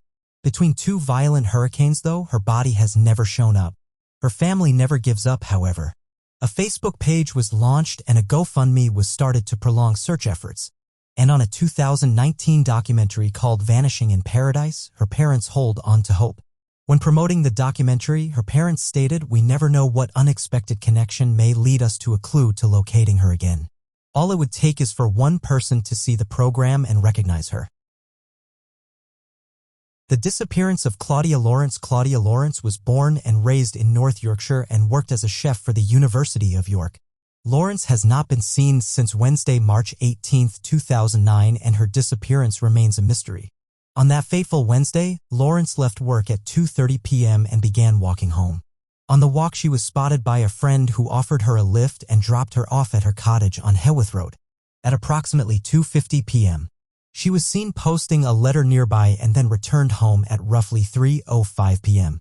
At around 8 p.m., she texted a friend and accepted a phone call from her mother in which she was described as sounding cheerful and relaxed. When Lawrence failed to turn up for work the next morning, her manager attempted to call her mobile phone but did not receive an answer. At the same time, evidence shows Lawrence's phone was only to be switched off deliberately at 12:08 p.m. that same day. Lawrence was due to meet her friend Susie Cooper that evening but did not turn up. Cooper thought the behavior was out of Lawrence's character and so contacted Lawrence's father, who broke into her flat.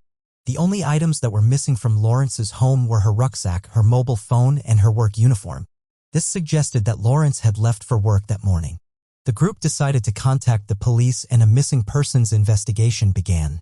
An appeal was released for any further information on Lawrence's last sightings and led to 2 reported potential sightings of Lawrence. The first report came from a cyclist who saw a woman who resembled Lawrence with a man at 5:35 a.m. on the 19th at Melrose Gate on Lawrence's commute to work. The second sighting was 30 minutes after this when a commuter noticed a couple who looked like they were arguing outside the University of York, Lawrence's place of work. Additionally, police covered CCTV footage of a suspicious-looking man at the back of Lawrence's house on the evening of the 18th and the early morning of the 19th. The man in the CCTV footage was described as wearing a black hoodie, just as the males in the reported sightings had been. Just 5 weeks into the investigation, police formally classified the case as a suspected murder.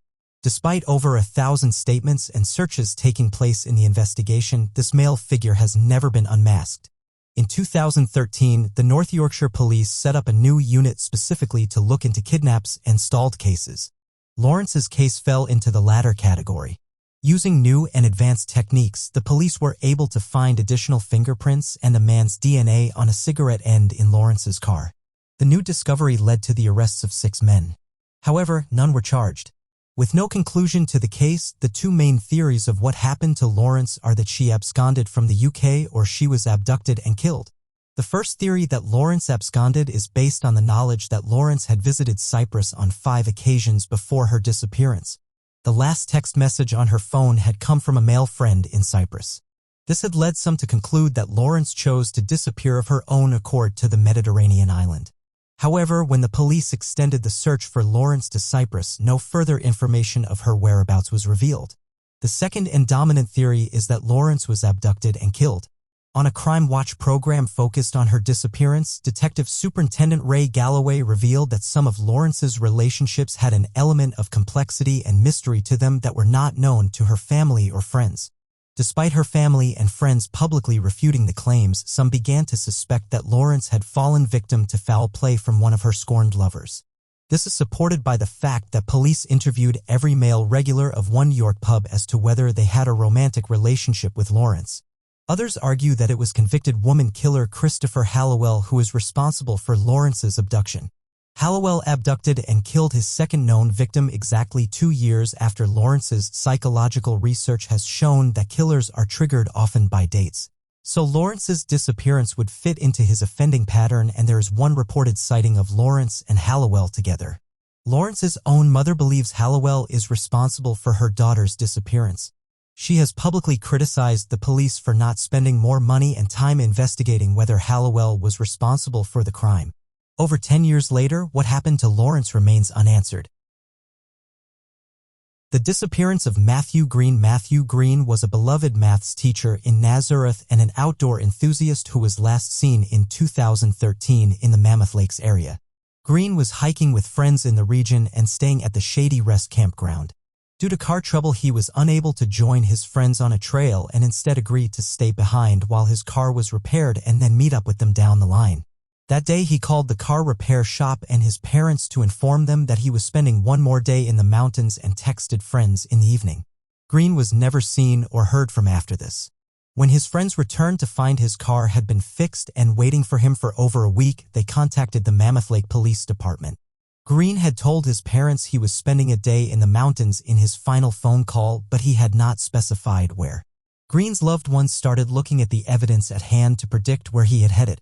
Green had previously mentioned wanting to climb on glacier ice and had a habit of tearing out pages from his guidebook for the adventures he was pursuing.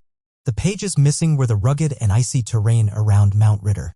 Pouncing on this new lead, several of Green's friends and family flew to California and to shoot high-resolution videos over the land. Despite best efforts, there was no sighting of Green, and a Pennsylvania judge declared him dead 4 days after his disappearance. Hopes were raised when a pair of eyeglasses strikingly similar to the ones worn by Green were found by a hiker in the Inyo Craters region. But these were later confirmed not to be Green's. With little evidence and nobody ever found, Green's fate remains a mystery. His family and friends mostly believe that Green was injured on the trail and either died immediately or eventually succumbed to the elements. Mount Ritter is an extremely challenging terrain, likened to climbing a stack of crackers that even the most experienced climber would struggle on. With peaks reaching 13,000 feet, any misstep of Green's would have resulted in a fall which would almost certainly have killed him. However, Green was known to be an experienced and cautious mountaineer. Aware of the hardship of the trail, he would have been extra careful and critical in his movements, and if he thought the situation was getting too difficult, he would have turned back. This doubt has led Green's sister to wonder whether her brother was actually a victim of foul play. Green might have hitched a ride from another given his car had broken down or had a run-in with the workers in the car repair shop. Have never been given closure to the case of what happened to the popular maths teacher. They continue to use the Find Matthew Green Facebook page for any further updates. The tunnels of Teotihuacan. Another major site of excavation outside the city of Tenochtitlan, Mexico, is that of the massive ancient structures that still exist to this day under heavy study and research. These structures can range from important buildings, ancient granaries, pyramids, sites of human sacrifices, and so on. Interestingly enough, however, it appears that researchers have discovered that underneath the ground there appears to be even more constructions and mysteries to uncover. Located below the massive Aztec pyramids seem to be an intricate detail of underground passages and areas one could enter. Oddly enough, the existence of the tunnels was not discovered until a large sinkhole had opened up, allowing researchers to lean inside and discover artificial and man-made passageways. Although there is yet to turn up any further study and research on the matter, it is believed that these tunnels can stretch on for miles while simultaneously holding a large amount of water beneath without compromising the stability of the area. Many have pointed to these tunnels as being possible aqueducts or passageways for priests of their time, though nothing conclusive has been found as supporting evidence of this theory. Hampton Court Ghost. Located in the borough of Richmond upon Thames resides a palace that has been considered the most haunted place in England for the past 400 years. Known as Hampton Court Palace, this palace has had more than its fair share of hauntings, gathered evidence, and strange sightings that continue even to this day, dating as far back as the early 1500s. According to old legal documents back in 1537, the wife to Henry VIII would give birth to the king's only son, Edward, at the Hampton Palace residence. Unfortunately for her, the complications of Edward's birth would cause her to pass away shortly after the incident while still on the palace grounds. Given the nature of the king's violent past and the abuse faced by the wife, it was believed that her soul is still trapped on the palace grounds and can be seen as a wandering ghostly apparition carrying a lighted taper. Additional ghost sightings were made following the execution of Henry VIII's fifth wife, Catherine Howard, back in 1541 after the Queen was charged with treason on the grounds of adultery with her cousin, Thomas Culpeper. Shortly after her execution, numerous sightings had been made at the Hampton Court Palace that spoke of a wandering ghost without a head. Although many of these stories sound as if they are from the distant past during a far more superstitious era, in recent years even more ghost sightings with pictures and evidence to match have been made surrounding Hampton Court Palace. One such story is told by the security personnel of whom detailed that back in 2003, during a winter storm, 3 fire doors were being opened with tremendous force and causing the alarms to go off. When security tapes were reanalyzed, the image of a ghostly figure is seen opening and closing the doors across the palace.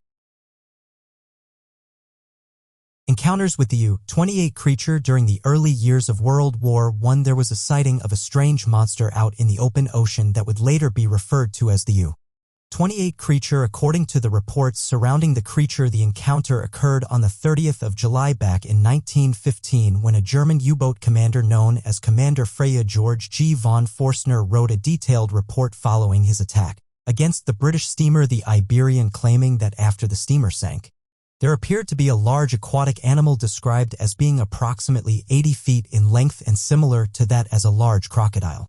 The report is quoted as stating the following: "At that moment I had with me in the conning tower 6 of my officers of the watch, including the chief engineer, the navigator, and the helmsman.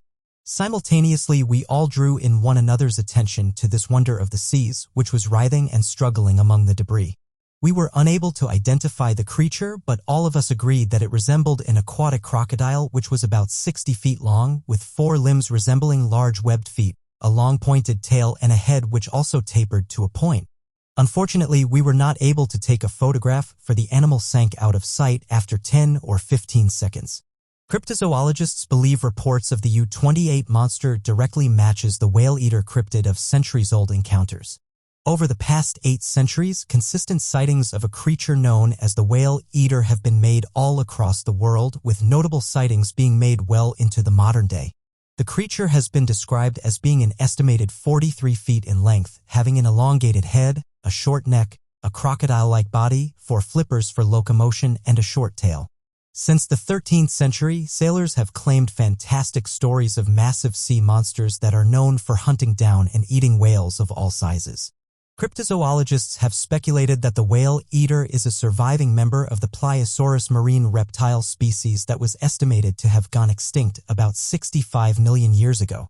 With its crocodile-like appearance, the whale-eater would more than accurately fit the description of the pliosaur and would explain the large number of sightings made throughout history. Additionally, on the 13th of August 2012, a 65-foot whale was found beached on the sandy coast of St. Austell. Before efforts could be made to assist the whale, the creature suddenly died. When experts analyzed the whale, they found that there were deep gashes all across the creature's face that looked eerily like a massive single bite mark, with the teeth-like punctures curving evenly into a U-shape across the whale's entire face. One of the reports was quoted as saying, "Crocodile-shaped jaws lined with big sharp teeth attacked the whale." MV Joyita. The almost unsinkable MV Joyita was found in poor condition and drifting near Fiji 5 weeks after it disappeared. It was partially submerged, but it wasn't sunk. However, by the time it was discovered, its 25 crew and passengers were all long gone with the cargo and 3 life rafts. If you were one of the passengers, knowing that the ship you are on has a very strong structure, would you have risked sailing on a life raft in an open sea at night instead of staying aboard? The logical answer would be a resounding no. But what exactly happened that night? Nobody knows. It all started on October 3, 1955. MV Joyita left Apia Harbor in Samoa bound for the Tekalaw Islands, which is about 270 miles away. It was originally scheduled to leave the day before, but it had an issue with its port engine clutch. It eventually sailed the next day running on only 1 engine. It had 16 crew members and 9 passengers, including 1 doctor. MV Joyita was expected to reach Kaleo in no more than 48 hours. It was supposed to arrive on October 5, 1955. It was already a day overdue when the port of Facalfa reported that MV Joyita never made it. No distress signal was received from the crew, which left everyone with no clues as to what happened. A search and rescue team were sent the same day, and for a whole week they tried to find answers. But they came back with nothing. It wasn't until November 10, 1955, when the captain of another merchant ship sighted MV Joyita drifting 600 miles off its course. It was found slightly submerged and empty. All its passengers and more than 4 tons of cargo were all gone. Based on the remaining fuel, the ship made it about 243 miles on its course before the engine failed due to a pipe leak in the engine cooling system. The radio system was found to have been functioning but only had a reach of 2 miles.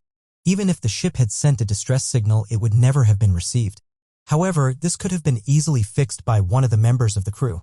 These findings create a deeper mystery surrounding the real events that happened that night. For decades, numerous theories have been suggested, but today we are going to focus on the 2 most controversial ones. The first theory accuses the Japanese forces of having kidnapped and killed the passengers of MV Joyita. The year 1955 was still around the time when Japanese forces were to blame concerning any sea vessel disappearances in this area. That MV Joyita might have witnessed something that they shouldn't have, which made them a target of a Japanese group. This would also explain the missing cargo, as it could have been transferred to another ship. The second theory has something to do with Captain Thomas H. Miller, the captain of MV Joyita. He knew that the ship was sturdy and could at least keep them all safe until the daytime. However, the evidence found on the recovered ghost ship proves that the passengers left at night. According to a close friend of the captain, knowing him, he would have never left the ship even if it cost him his life, and yet the captain was gone along with the rest of the people aboard. One of the most logical explanations for this could be that the captain was injured or somehow incapacitated. This theory has gained credence following the discovery of blood-stained bandages on the ship. Linda Ortega.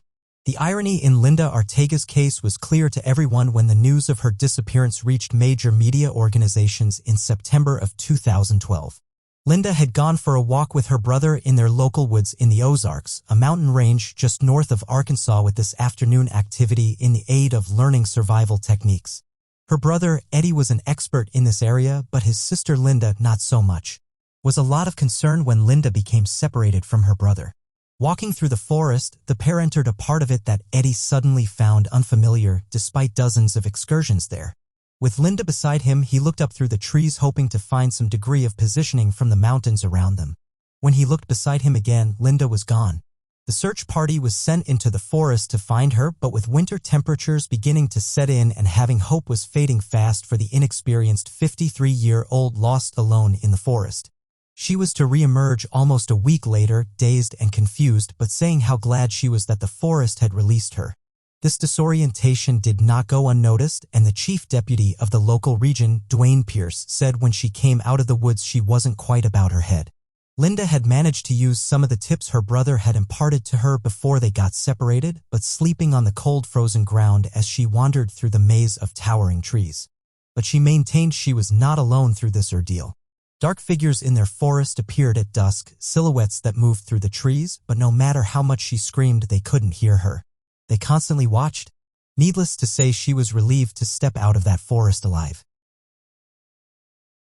The disappearance of George Smith. George Allen Smith was on board the Royal Caribbean International cruise ship Brilliance of the Seas with his wife, Jennifer, both celebrating their honeymoon, having married in Connecticut just 10 days previously.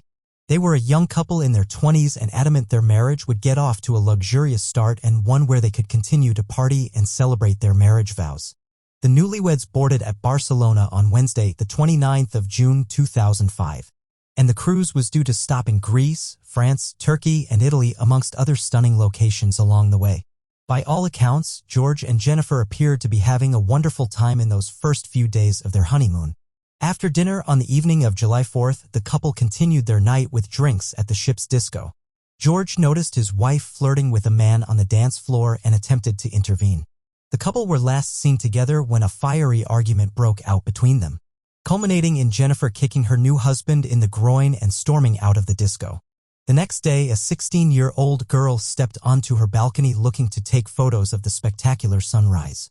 Instead, she was greeted with something far more sinister on the overhang of the lifeboats, a huge bloodstain on the lifeboat canopy. Security quickly determined that the only people unaccounted for were the Smiths and moved to find out where they were. She had no memory of what had happened after the casino and awoke in their cabin with no sign of George. She assumed he had gone to sleep in another room, something he had done before. Further searches of the ship revealed no clues as to George's whereabouts. However, bloodstains were found in his cabin as well as on the side of the ship. Foul play was suspected and the FBI were brought on board to start their own investigations. The matter was referred to the Mafia Division of the FBI, with an initial theory that this was a robbery gone bad, with the unfortunate newlyweds subsequently thrown from his room, over the side of the ship and into the watery depths below. Indeed, Smith's family, citing accounts of other men with him in his cabin and the sounds of arguing before a thud was heard between 4 and 5 a.m. when detectives believed Jennifer had returned to their room, said they believe he was murdered. The FBI investigated for 10 years before telling the family they couldn't prove his death was a homicide and not an accident, a decision that outraged and disgusted Smith's relatives. His body was never found. Salyut 7 Angels. In July of 1984, cosmonauts on the Soviet space station Salyut 7 reported seeing a strange orange light. The space station was suddenly surrounded by the light, and it even came through the walls of the station. The light was so bright the crew temporarily went blind. Once they regained their vision, they looked through the portholes for the source of the orange light. Since the Salyut 7 had experienced fires and other types of emergencies already, but they found nothing of the sort. Instead, the cosmonauts claimed to have seen 7 angels floating around right outside the station.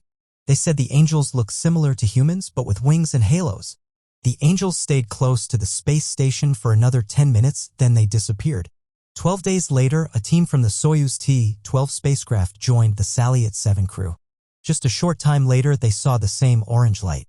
The light surrounded the space station, and they saw the angels outside again. This time the crew said that the angels were as big as an airliner. The Soviet Union decided that this discovery should remain top secret, and they ordered the crew not to tell anyone what they saw. Some tried to dismiss these claims by saying that the crew were hallucinating. After all, they had been in the space station for 155 days when they first saw the angels. So they were stressed and probably exhausted. Some believe hallucinations could have also been caused by a lack of oxygen and pressure fluctuations. But how could they all have the same hallucinations? This also doesn't explain how the second crew saw the angels since they hadn't been there long. It has also been suggested that similar sightings have been secretly reported by many other Russian cosmonauts as well. Before we continue, I have a small request for you. We've created a new channel where we upload content related to old, historical ruins and interesting events.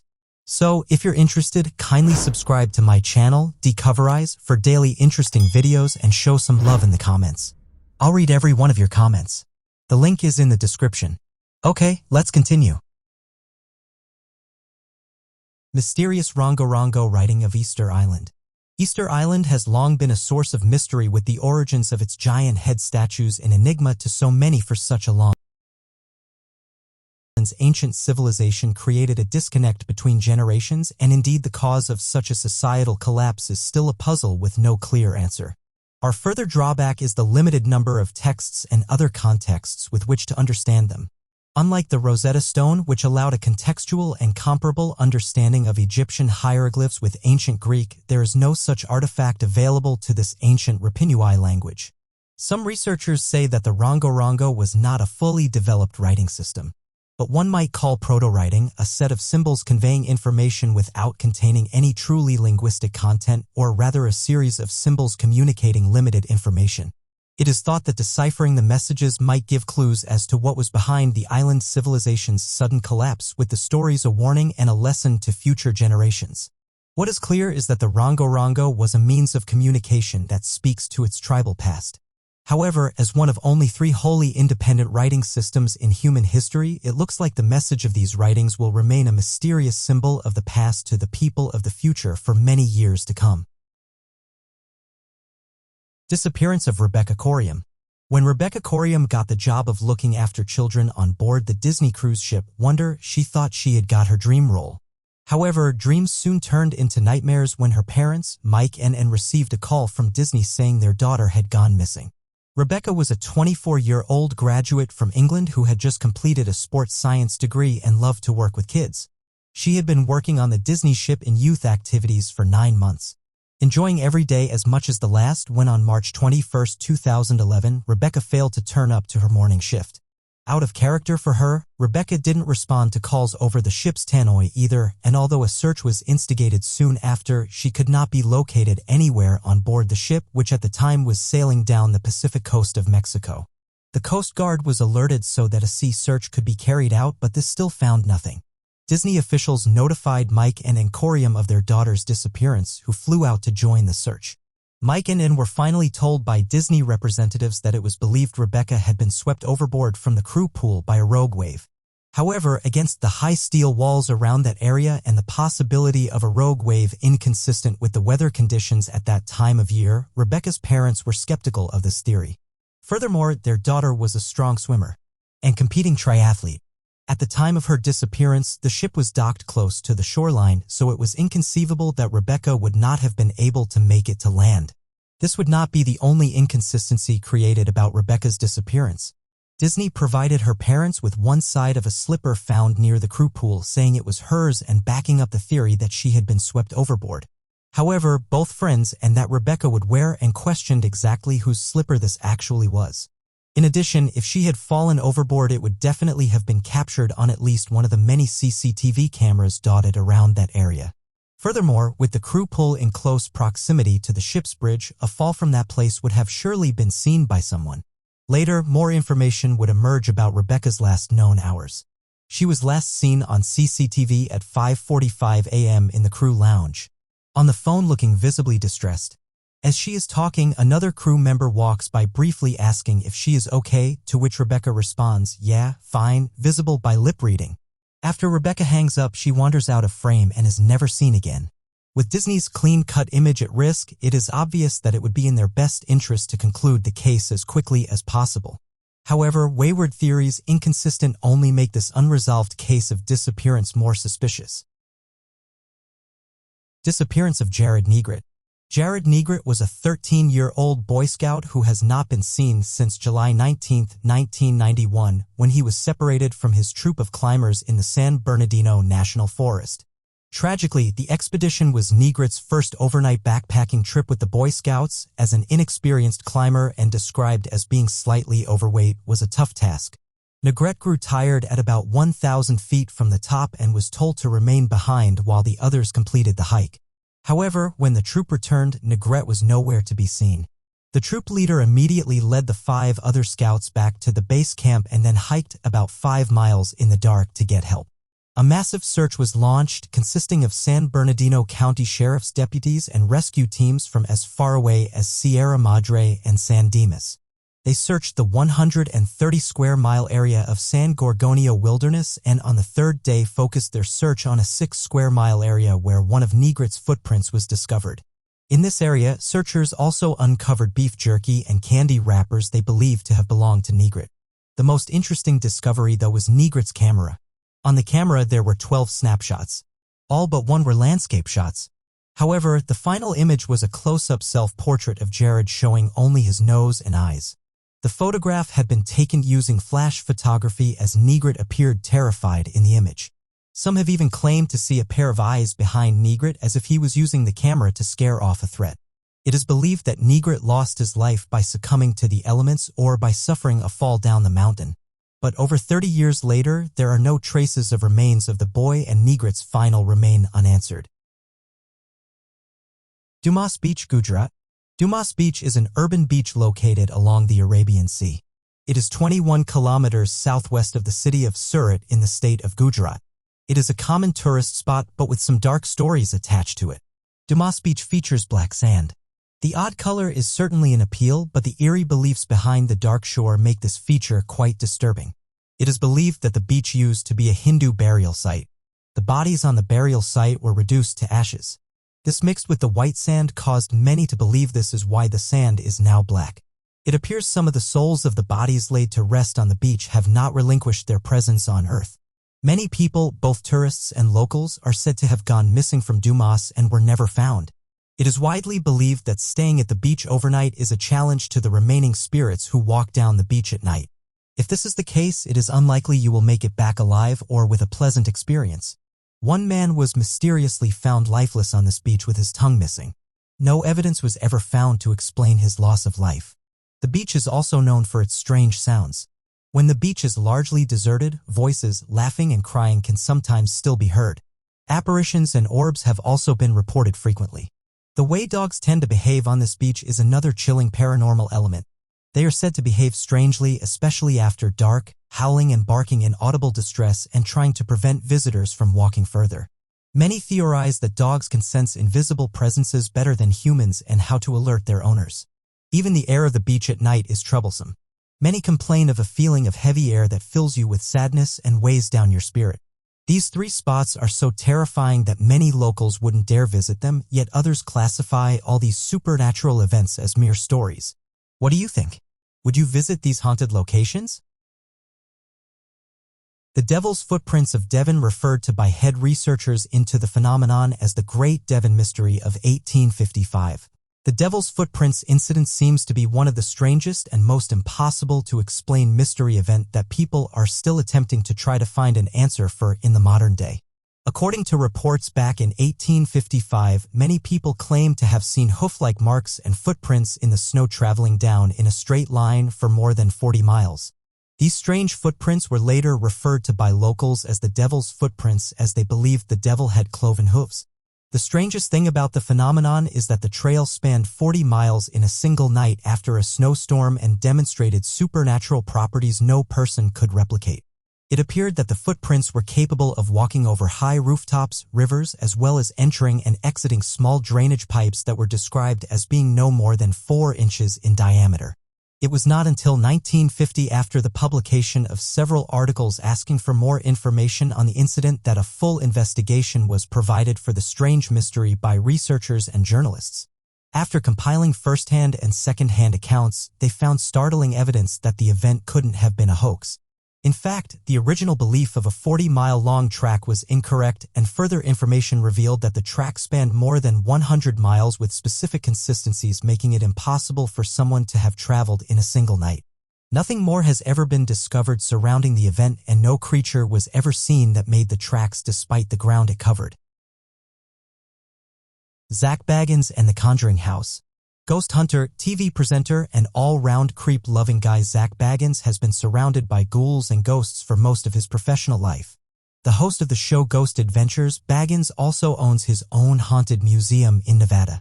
Despite becoming accustomed to the spooks of the underworld, Bagans reportedly isn't immune to the effects that his area of interest has on people. Dubbed the modern Ed and Lorraine Warren, Bagans paid a visit to the legendary Harris Field farmhouse in Rhode Island, which is the real-life setting for the Conjuring film franchise. The original owners of the home depicted in the film spoke of how the Warrens knew that they had their hands full when they entered the farmhouse to investigate alleged incidents of possession and poltergeist activity. When Bagans entered the farmhouse to explore it himself, things began to go wrong. Bagans allegedly began to complain of chest pains and dizziness, as well as difficulty breathing. Bagans declared himself unwell and described how he just didn't want to be around anybody. He insisted that he didn't feel possessed and how he would know what that felt like. He described his feeling as if something was drawing life out of him into some sort of entity or atmosphere. Bagans, the Warrens, and others have all felt a strange and eerie presence in the Harrisville farmhouse, and it could well be one of the most haunted places in America. The Devil's Rocking Chair Incident. In 2019, Zak Bagans introduced a rocking chair, which he had acquired from the Museum of Ed and Lorraine Warren, into his haunted museum in Las Vegas. The chair, known as the Devil's Rocking Chair, which was the inspiration behind the third installment in the smash horror hit franchise, The Conjuring. However, Bagans decided to close the exhibit after realizing that the chair was seemingly behind a number of strange goings-on, both in the museum and in his own home. In one incident, 6 visitors to his museum had experienced the same uncontrollable crying whilst in the vicinity of the chair, and one guest had even collapsed on the stairs above the place where the chair was situated. According to Bagans, the paranormal activity didn't stop there. During a visit by a friend to Bagans' Las Vegas home, the pair began to experience a strange, evil aura between them, causing Bagans' dog to start growling and Bagans himself to fall into a possessed rant, uttering strange words about God and Satan. His friend then began to experience the same uncontrollable crying before running out of the house. The chair itself has a dark history and a large price tag, with Bagans reportedly paying around $67,000 for it. We mentioned that the chair, the film's title, takes its name from a true story. In the 1980s, an 11-year-old boy named David Glatzel had allegedly been possessed by a demon. With his family desperate to heal him, Ed and Lorraine Warren asked priests to perform an exorcism on the boy. Although the exorcism was a success, the demon apparently lodged itself in the body of a young man named Arne Cheyenne Johnson, who would later go on to kill his landlord. In Johnson's trial, the defense argued that he had murdered his landlord because of his demonic possession, leading to the trial being dubbed the "Devil Made Me Do It" case. What is connecting them to the rocking chair? Disturbingly, the original exorcism of David Glatzel took place in the room of the Glatzels' house where this chair used to sit. During the exorcism, the chair allegedly levitated and rocked, with one eyewitness even claiming they had seen the devil himself sitting in it. The Warrens were sued by the Glatzels some years later after the Glatzels complained that Ed and Lorraine had manipulated them. The Glatzels believed that David was mentally ill and that the Warrens had exploited his condition. This has not been confirmed, however, and this theory was washed away in the sea of mystery that surrounds Ed and Lorraine Warren. However, according to many sources, the events that occurred in Zach Bagans' museum were very real. As they say, the greatest trick that the devil ever pulled was convincing the world that he didn't exist. Suffice to say that among the many theories regarding the paranormal, the devil isn't necessarily always the scariest thing out there. Artificial intelligence could not crack the code. In 2018, artificial intelligence endeavored to figure out the 600-year-old code, though even the AI could not reliably figure out what this code said. The Voynich manuscript appears to contain between 25 and 30 characters, as interpretations have been varied, and is written from left to right by a single hand. It is made up of 102 parchment folios, meaning it reaches approximately an astounding 234 pages in length. This objective information is minimal and does not necessarily aid in solving the mystery after the original language the manuscript was written in. The manuscript is written in an unidentified language using an alphabet that has not been seen elsewhere prior to the manuscript's discovery or after it was found. Many believe it has been written using a substitution cipher. This involves the letters of an existing language being exchanged for made-up letters to create a code. Typically, a substitution cipher is considered the simplest code and is one of the oldest methods of encrypting a text. If it really is such a simple code, then why haven't scientists been able to translate the manuscript? Scientists have no idea what the original language is to begin figuring out where the substitutions have been made. Bradley Hauer and Gregor Kondrak aimed to use computational analysis in order to find a country the text may have originated from or a language it was written in. Numerous algorithms were trained to pick up the statistical fingerprints of the text and compare it to existing established languages to attempt to find a match. Factors such as the frequency of each letter and combinations of letters were used. Hauer and Kondrak began using this software on the Universal Declaration of Human Rights. They input 380 languages. This trial appeared to work and be successful, so they moved forward with their research. A computational linguist at Illinois Institute of Technology stated that the results were in debate, but not more so than many other results often published in the scientific literature. The next step in their artificial intelligence testing and research was for Kondrak and Hauer to apply these algorithms to the infamous Voynich manuscript. But this was where the pair began to encounter numerous issues. The initial obstacle is that the algorithm was trained to trace modern languages. The evolution of languages regarding vocabulary, grammar, syntax, and spelling is massive, and so languages we use today are incredibly different to the same languages in the late medieval or early modern societies. Is when the manuscript was traced back to in the 15th century.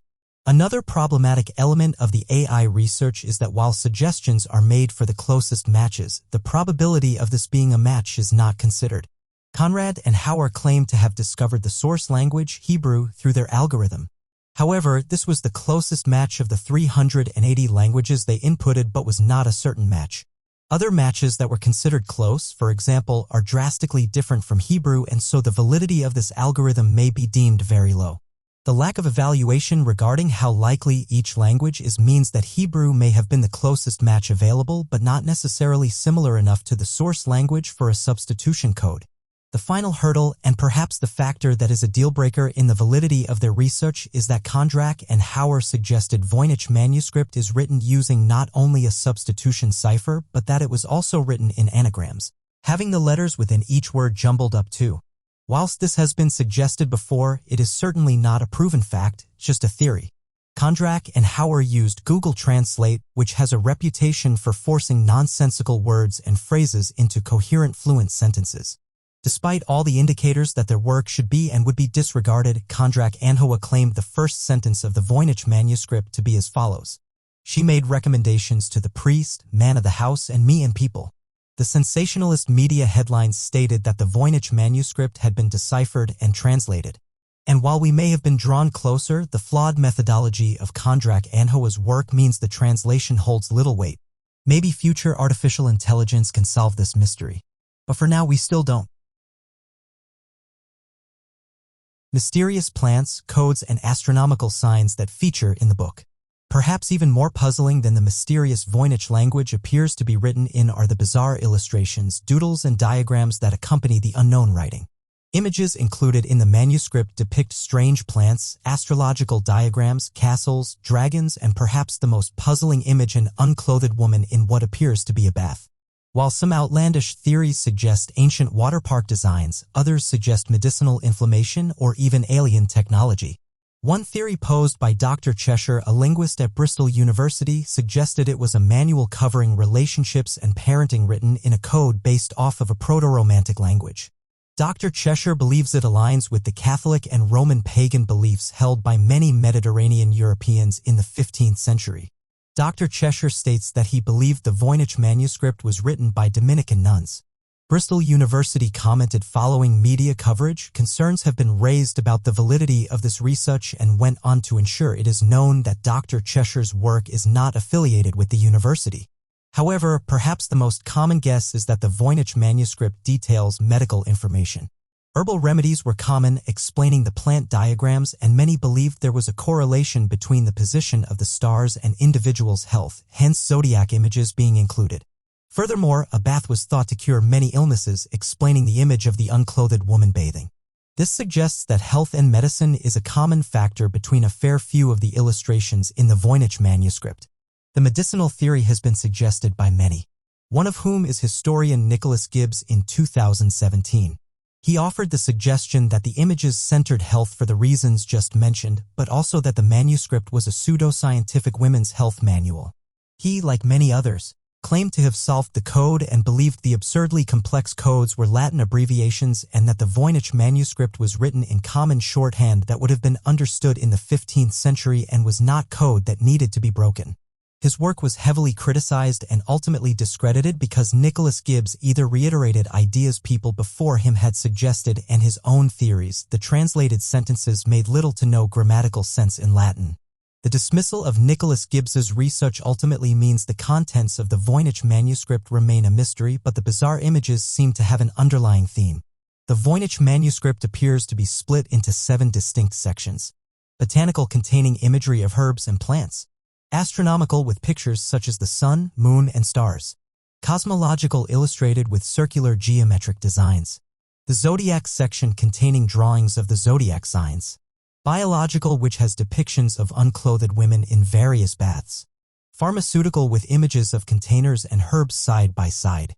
And finally, the recipe section, which contains no illustrations, merely lines of text with stars in the margin. These theories are simply based upon where certain images lie within the text. Spring-heeled Jack. In 1837, a woman named Mary Stevens was walking to Lavender Hill in South London when suddenly a mysterious figure leaped in front of her. It grabbed her and scratched her body with its claws. As the woman started screaming, the passerby rushed to help her, but before they could reach, the mysterious figure had vanished. Locals searched for the mysterious aggressor, but they could not find her. This was only the first incident involving the mysterious aggressor with sharp claw-like hands. Within the next few days, several other young women also reported similar incidents in London and surrounding areas. The incidents associated with the mysterious figure made their way to the press, who gave it the name of Spring-heeled Jack. In February 1838, Spring-heeled Jack made another appearance.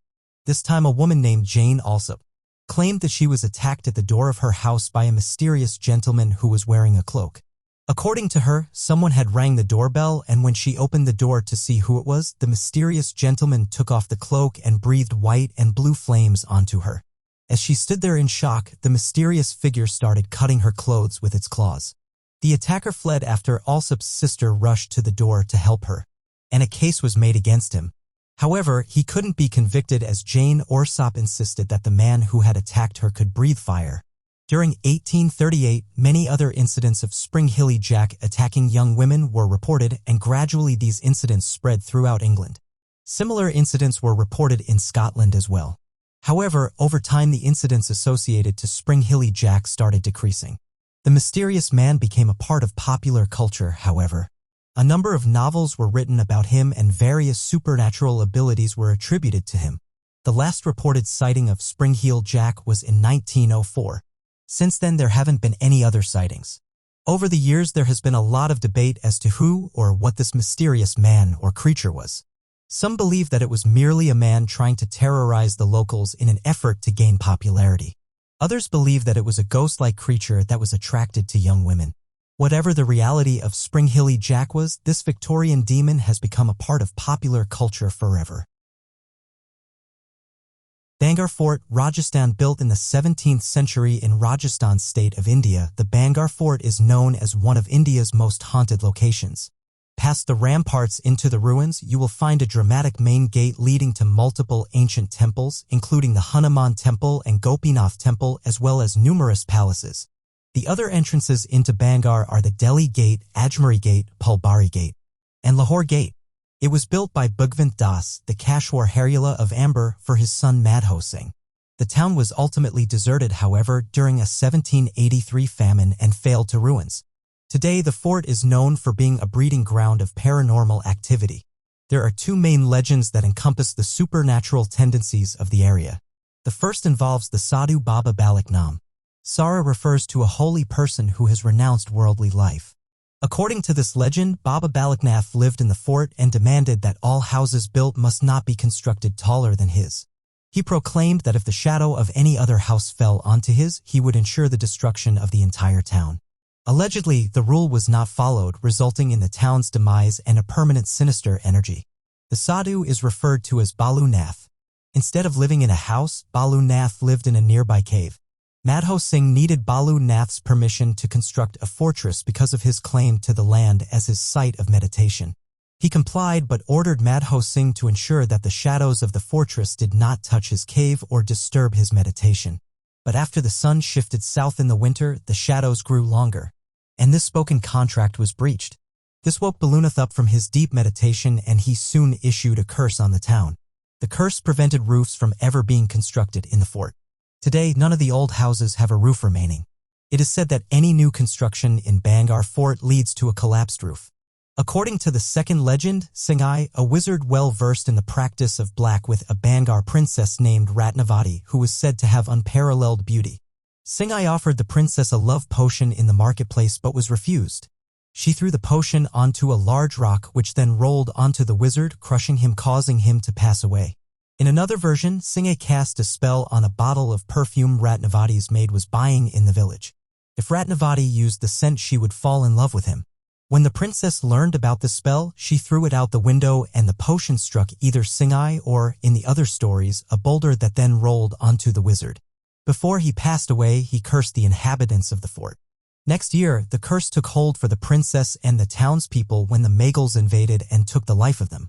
Due to the town's disturbing alleged past, the insidious atmosphere remains to this day. The fear of the fort is so prevalent that it is hard to imagine that the townspeople that the Archaeological Survey of India has prohibited anyone from entering or remaining in the fort past sundown. Currently, people unknown to the area are banned from entry without special permission because they are so prone to getting mysteriously lost. Creepy warnings are posted all over the town to discourage entry at night. One sign reads, "It is forbidden to enter the borders of the haunted Bangar Fort before sunrise and after sunset." It is believed that the soul of Singhai still searches for his princess in the night. Another creepy phenomenon is that due to the curse placed on the roofs in the fort, new constructions have allegedly led to numerous fatal collapses. Visitors have also seen unexplained shadows, strange lights, and the apparition of a little boy looking out the window in one of the houses. Many disturbing sounds can be heard through the area, such as the sounds of screams, bangles, women crying, and music accompanied by the voices of people dancing to it.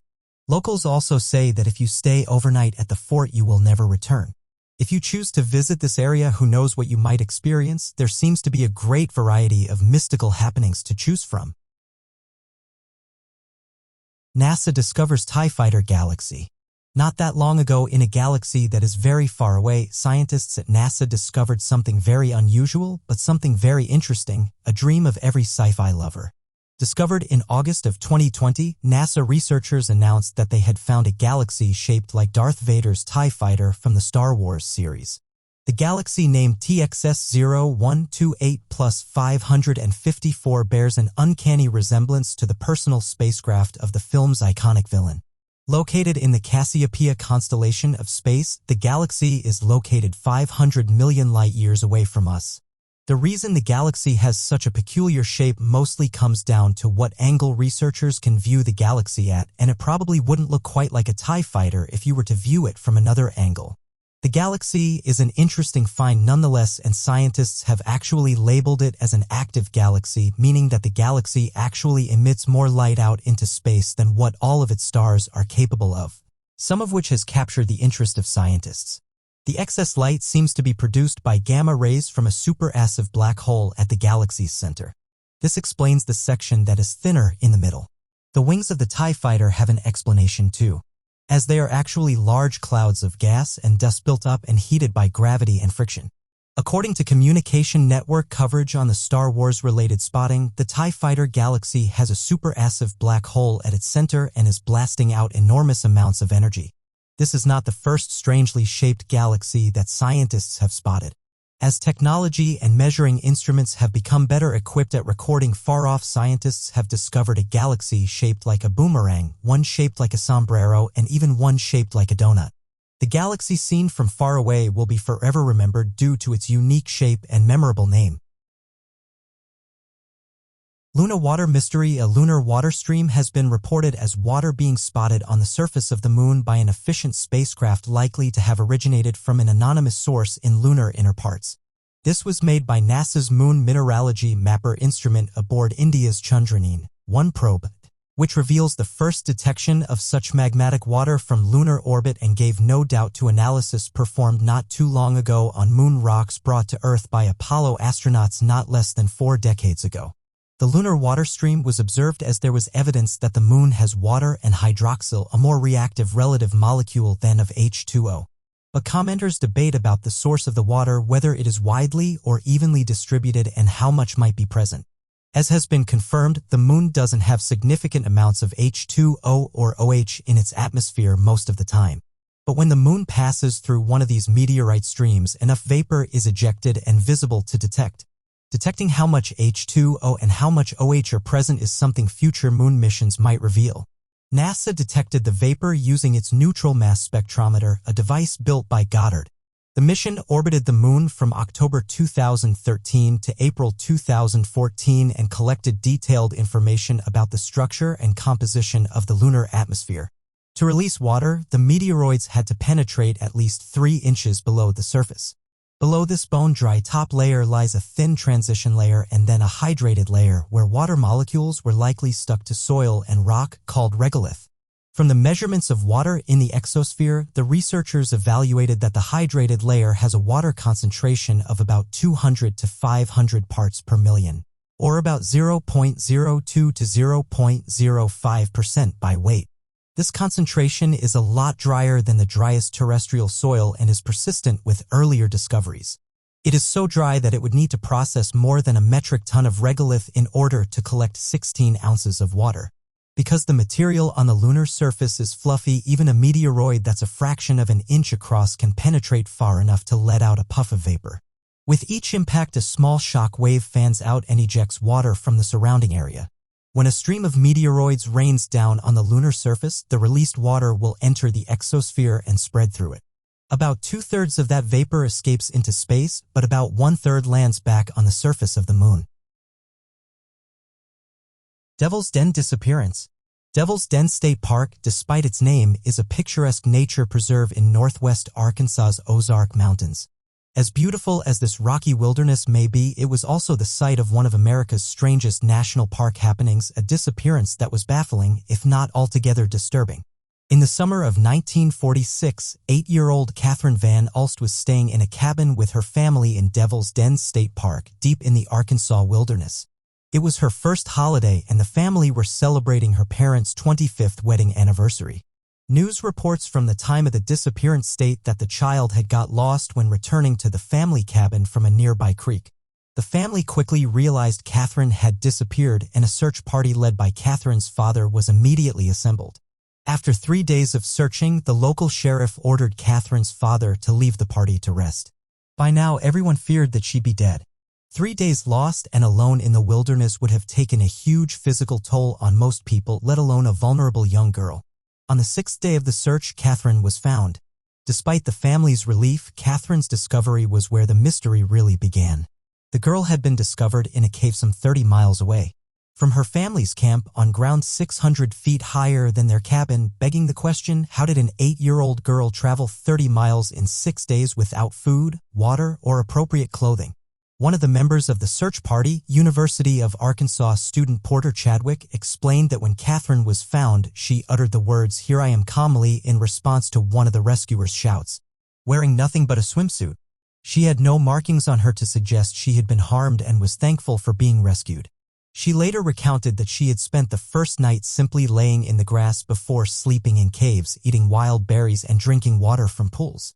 To this day, we don't know exactly what happened to Catherine Van Alst or how she managed to travel so far. The events that occurred over those 6 days in 1946 were anything but natural.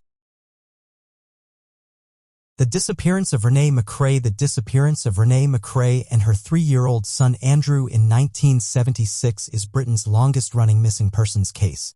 On Friday, November 12, 1976, Renee had dropped her eldest son at her estranged husband's house and had then driven towards Kilmarnock, apparently to visit her sister. After turning onto the A9 highway, she was never to be seen again. That night, 12 miles from her last known sighting, McCrae's BMW car was found on fire, empty. Police initiated an intensive search operation for McCrae and her son but failed to find any significant trace of the pair. The only piece of notable evidence discovered was blood on a charred rug in the BMW, matching the DNA of Renee McCrae. Some witnesses alleged that they had seen a man dragging a sheepskin object near that they had seen a man pushing a pushchair by a nearby quarry. Coincidentally, McCrae had been wearing a sheepskin coat that day. However, neither of these leads were thoroughly investigated. As the case unraveled, it became clear that McCrae's personal life was more complicated than it appeared on the surface. McCrae had been having an affair with a man named Bill. The only person aware of the affair was Renee's best friend, Valerie Steventon. Steventon told the authorities that Renee had actually been heading to Perthshire to visit McDowell on the night of her disappearance. She also revealed another stunning revelation, the turning point which added to the complex nature of the case. Bill McDowell was Andrew McCrae's biological father. Investigators now had good reason to believe that McCrae's presumed murderer was quite literally someone a little closer to home. Authorities began to believe that McCrae and her son may have been murdered and buried under the A9 road, which was undergoing construction work at the time. A farmer with supposed divining skills claimed that the bodies lay 12 feet underneath the road and marked this location with a yellow circle. Although Scottish police later announced that the bodies were not buried under the road, not everyone was convinced. A friend of an officer named Sandy Taylor claimed the officer had spoken to a foreman about a man digging up a section of the road on the day of the disappearance and had shown this man the evidence. The officer was instantly sure that this man knew far more than he was willing to tell. Suspiciously, the man fled to the U.S. soon after. According to senior officials, Renee and Andrew McCrae's case was mired in a sea of deceit and untruthfulness from its start. 2019 saw what may turn out to finally be closure for the McCrae family when Bill McDowell was charged with their murder and with attempting to deceive the course of justice. The disappearance of Vladimir Alexandrov. At the height of the Cold War, the world became concerned about a possible nuclear winter that could occur if the United States and the Soviet Union engaged in a war with weapons of mass destruction. A nuclear winter was a hypothesized severe global cooling that would occur after a nuclear war. Scientists believed that the detonation of nuclear weapons around the world would release so many carbon particles into the air that direct sunlight would be blocked from reaching the surface of the Earth, thus creating extreme cool temperatures that would decimate food crops and lead to a world famine. The nuclear winter theory was supported by the work of Soviet physicist Vladimir Alexandrov. On March 31, 1985, Alexandrov mysteriously vanished in Madrid, Spain while attending a scientific conference in the country. The scientist's passport, airline tickets, and other personal items. There were no clues as to whether Alexandrov had disappeared on his own terms or if he had been kidnapped. Other scientists who attended the conference in Spain initially did not report his disappearance. Some of these colleagues said Alexandrov seemed hesitant and nervous at times when he was being driven towards the Soviet embassy. This led them to believe that he had possibly defected to the West. They did not want to raise an alarm to give him more time to run. These same colleagues thought they would hear from him when he reached safety. However, they never heard from Alexandrov again. In an attempt to explain his disappearance, Time magazine reported that some Western scientists believed that Alexandrov was on the verge of renouncing his theory of a nuclear winter and was therefore kidnapped by the Soviet Union. The nuclear winter scenario was accused of being by the Soviet government to give anti-war groups in the U.S. more power to fight against the arms buildup in America. Some Western scientists believe that the KGB kidnapped Vladimir Alexandrov in order to silence him and protect the Soviet government's interests. On the other hand, in 1987, the head of the KGB turned heads when he accused the director of the CIA of ordering the kidnapping of Vladimir Alexandrov. It was well known that Alexandrov had done scientific work in the United States. And some people believe that the CIA discovered Alexandrov was a Soviet spy and kidnapped him while he was in Spain. Still, other theories suggest that he was a double agent working to spy for both the United States and the Soviet Union. It appears that a number of groups could have wanted Alexandrov captured or disappeared and that he may have had good reasons for running. That being said, authorities never found any concrete evidence to support any of these theories, and to this day nobody truly knows. What happened to Vladimir Alexandrov? The Great Pyramid or Great Pyramid of Giza is home to many mysteries. Because of this, many researchers, scientists, and archaeologists are constantly examining and studying it. Before our previously mentioned discovery in 2017, there was a whole series of studies going on, but in 2015, whilst conducting thermal examinations of the Great Pyramid, researchers discovered that 3 stones located at the bottom of the pyramid were at a higher temperature than any of the others. Whilst this discovery itself is truly puzzling, it could be the result of a variety of different factors from differing air currents inside the pyramid, even more small undiscovered areas, or perhaps an anomalous building material which could indicate repairs or strength carried out thousands of years ago. The team of scientists and researchers came from around the globe to carry out these thermal tests.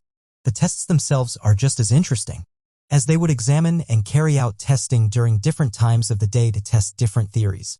The morning around sunrise was a specific time the researchers would carry out scans whilst the sun was beaming onto the limestone blocks and heating them up. They would then carry out the same scans but in the evening around sunset once the same limestone blocks were cooling down.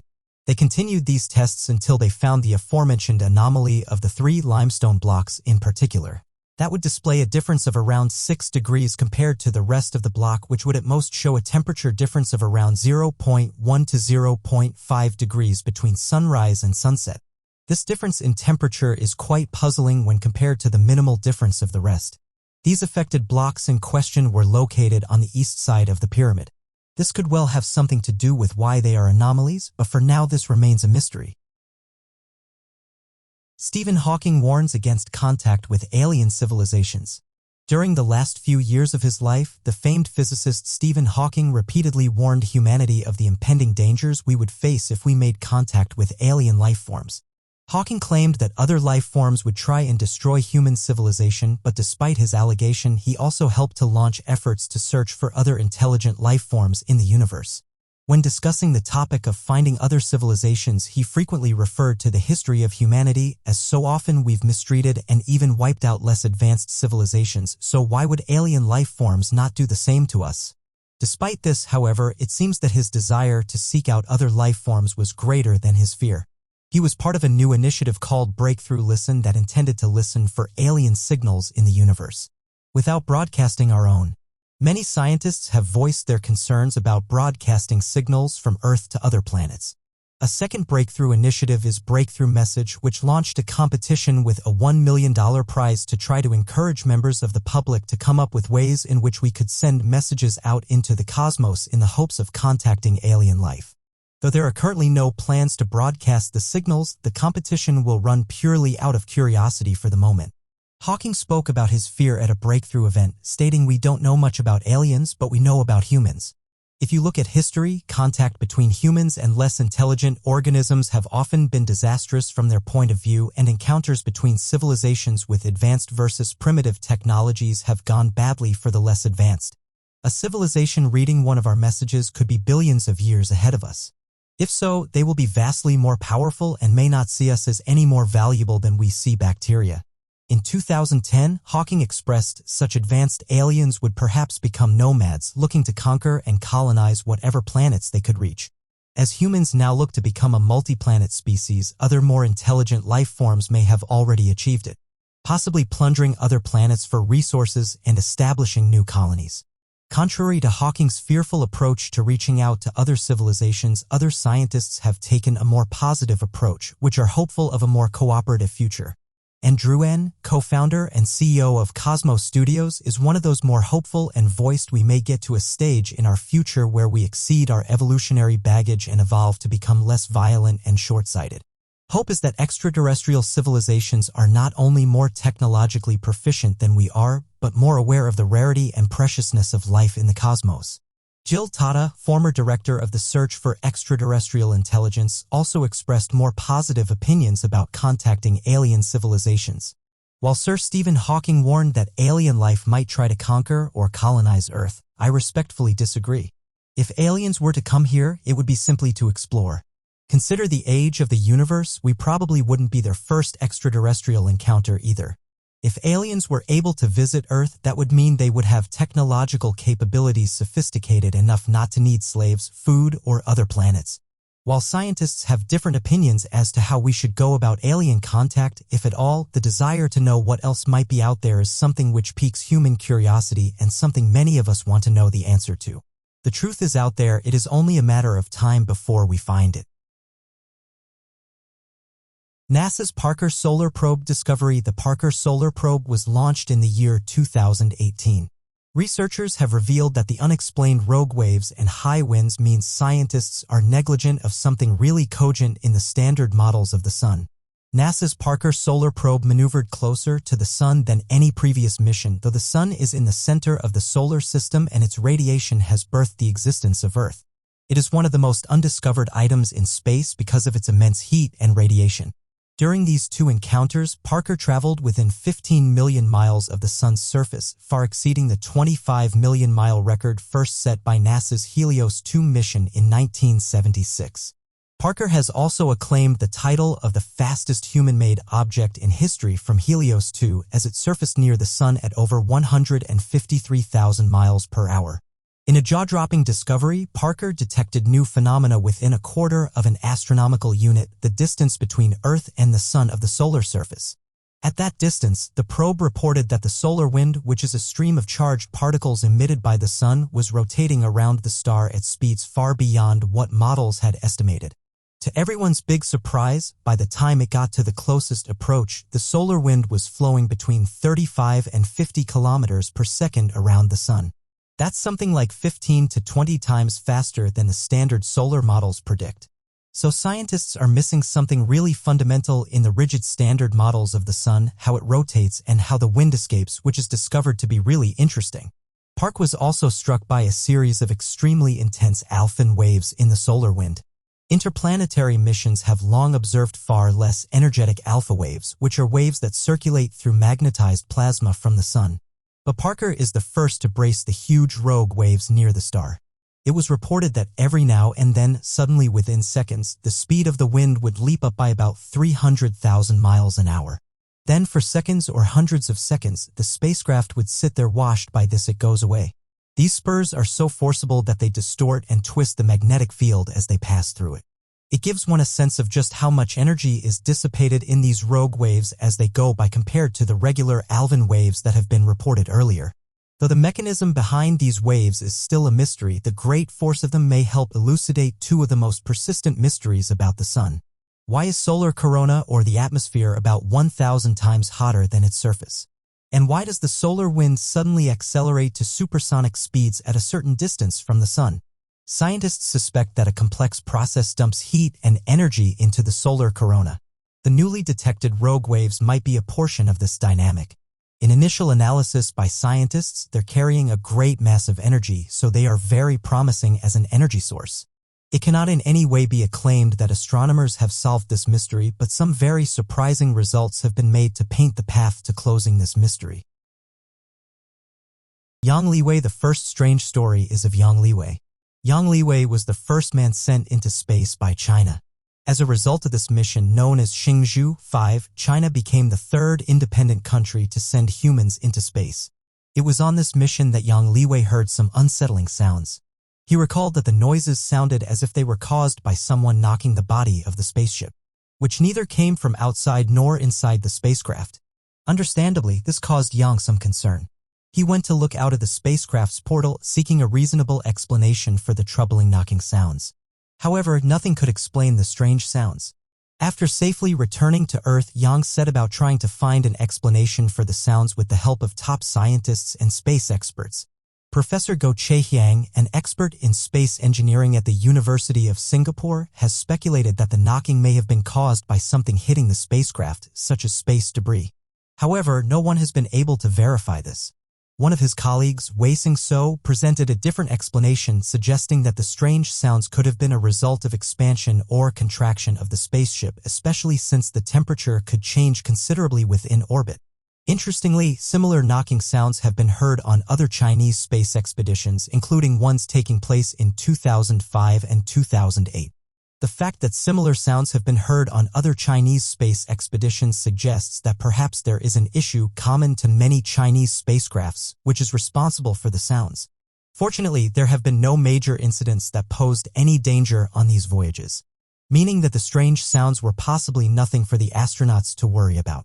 Many people believe that space must be totally silent due to the lack of air or water particles for sound waves to travel through. However, if accounts by other astronauts are anything to go by, hearing sounds in space is certainly not uncommon. Other examples of sounds heard in space include a strange noise heard during a test flight for the moon landing mission in 1969, after the spacecraft had been cut off from radio contact with Earth. The unearthly sounds were described as space music, and only recently has a recording of the sounds been released to the public. Theories abound as to what could have caused the strange noises heard by Yang Liwei. From logical explanations to the more left-field possibility of alien forces trying to enter Yang's spacecraft.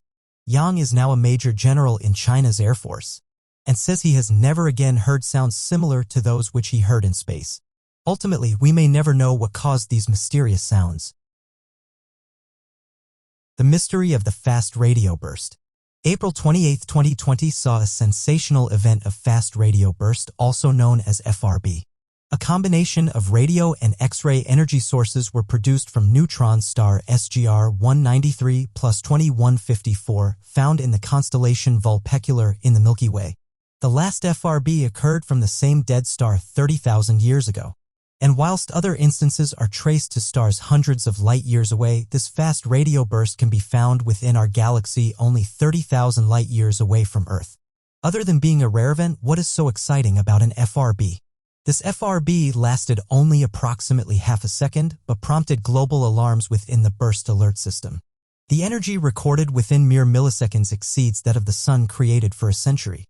Scientists are unsure as to the cause of such rapid energy outbursts, though speculation ranges from the collision of black holes to the emissions from spacecrafts from another life form. The burst alert system allows for quick action to be taken, facilitating investigation in the prime time for discovery immediately after the event. The lead author of the FRB study, Sandro Marigetti, stated that this was the first time we had ever seen a link between magnetars and fast radio bursts. This marks an event that will go down in scientific history. Fast radio bursts were first discovered in 2007 and remain to be both a fascinating and puzzling subject within astronomy. In the first observation and interaction scientists had with this event, only X-rays were detected and recognized until a year later, a magnetar. A neutron star with a stronger than expected magnetic field became active and ejected both radio waves and X-rays. The majority of fast radio bursts that have occurred relatively recently have been traced back to magnetars, suggesting a correlation between the expulsion of these radio waves and X-rays and the intense electromagnetic fields characteristic of a magnetar. Such thrilling scientific wonders and potential for such marvelous breakthroughs and discoveries, this is a testament to the wonders the universe and our galaxy hold. 2020 has without a doubt been an eventful year, but the odd happenings and changing definitions of the ordinary extend past us humans being stuck at home. It is remarkable to remember that exhilarating phenomena in our galaxy are occurring as we speak, and the unknown happenings upon Earth continue to be investigated. We continue to stumble upon the strange and unusual, asking questions we didn't know we needed to ask. What mysteries await us in 2021?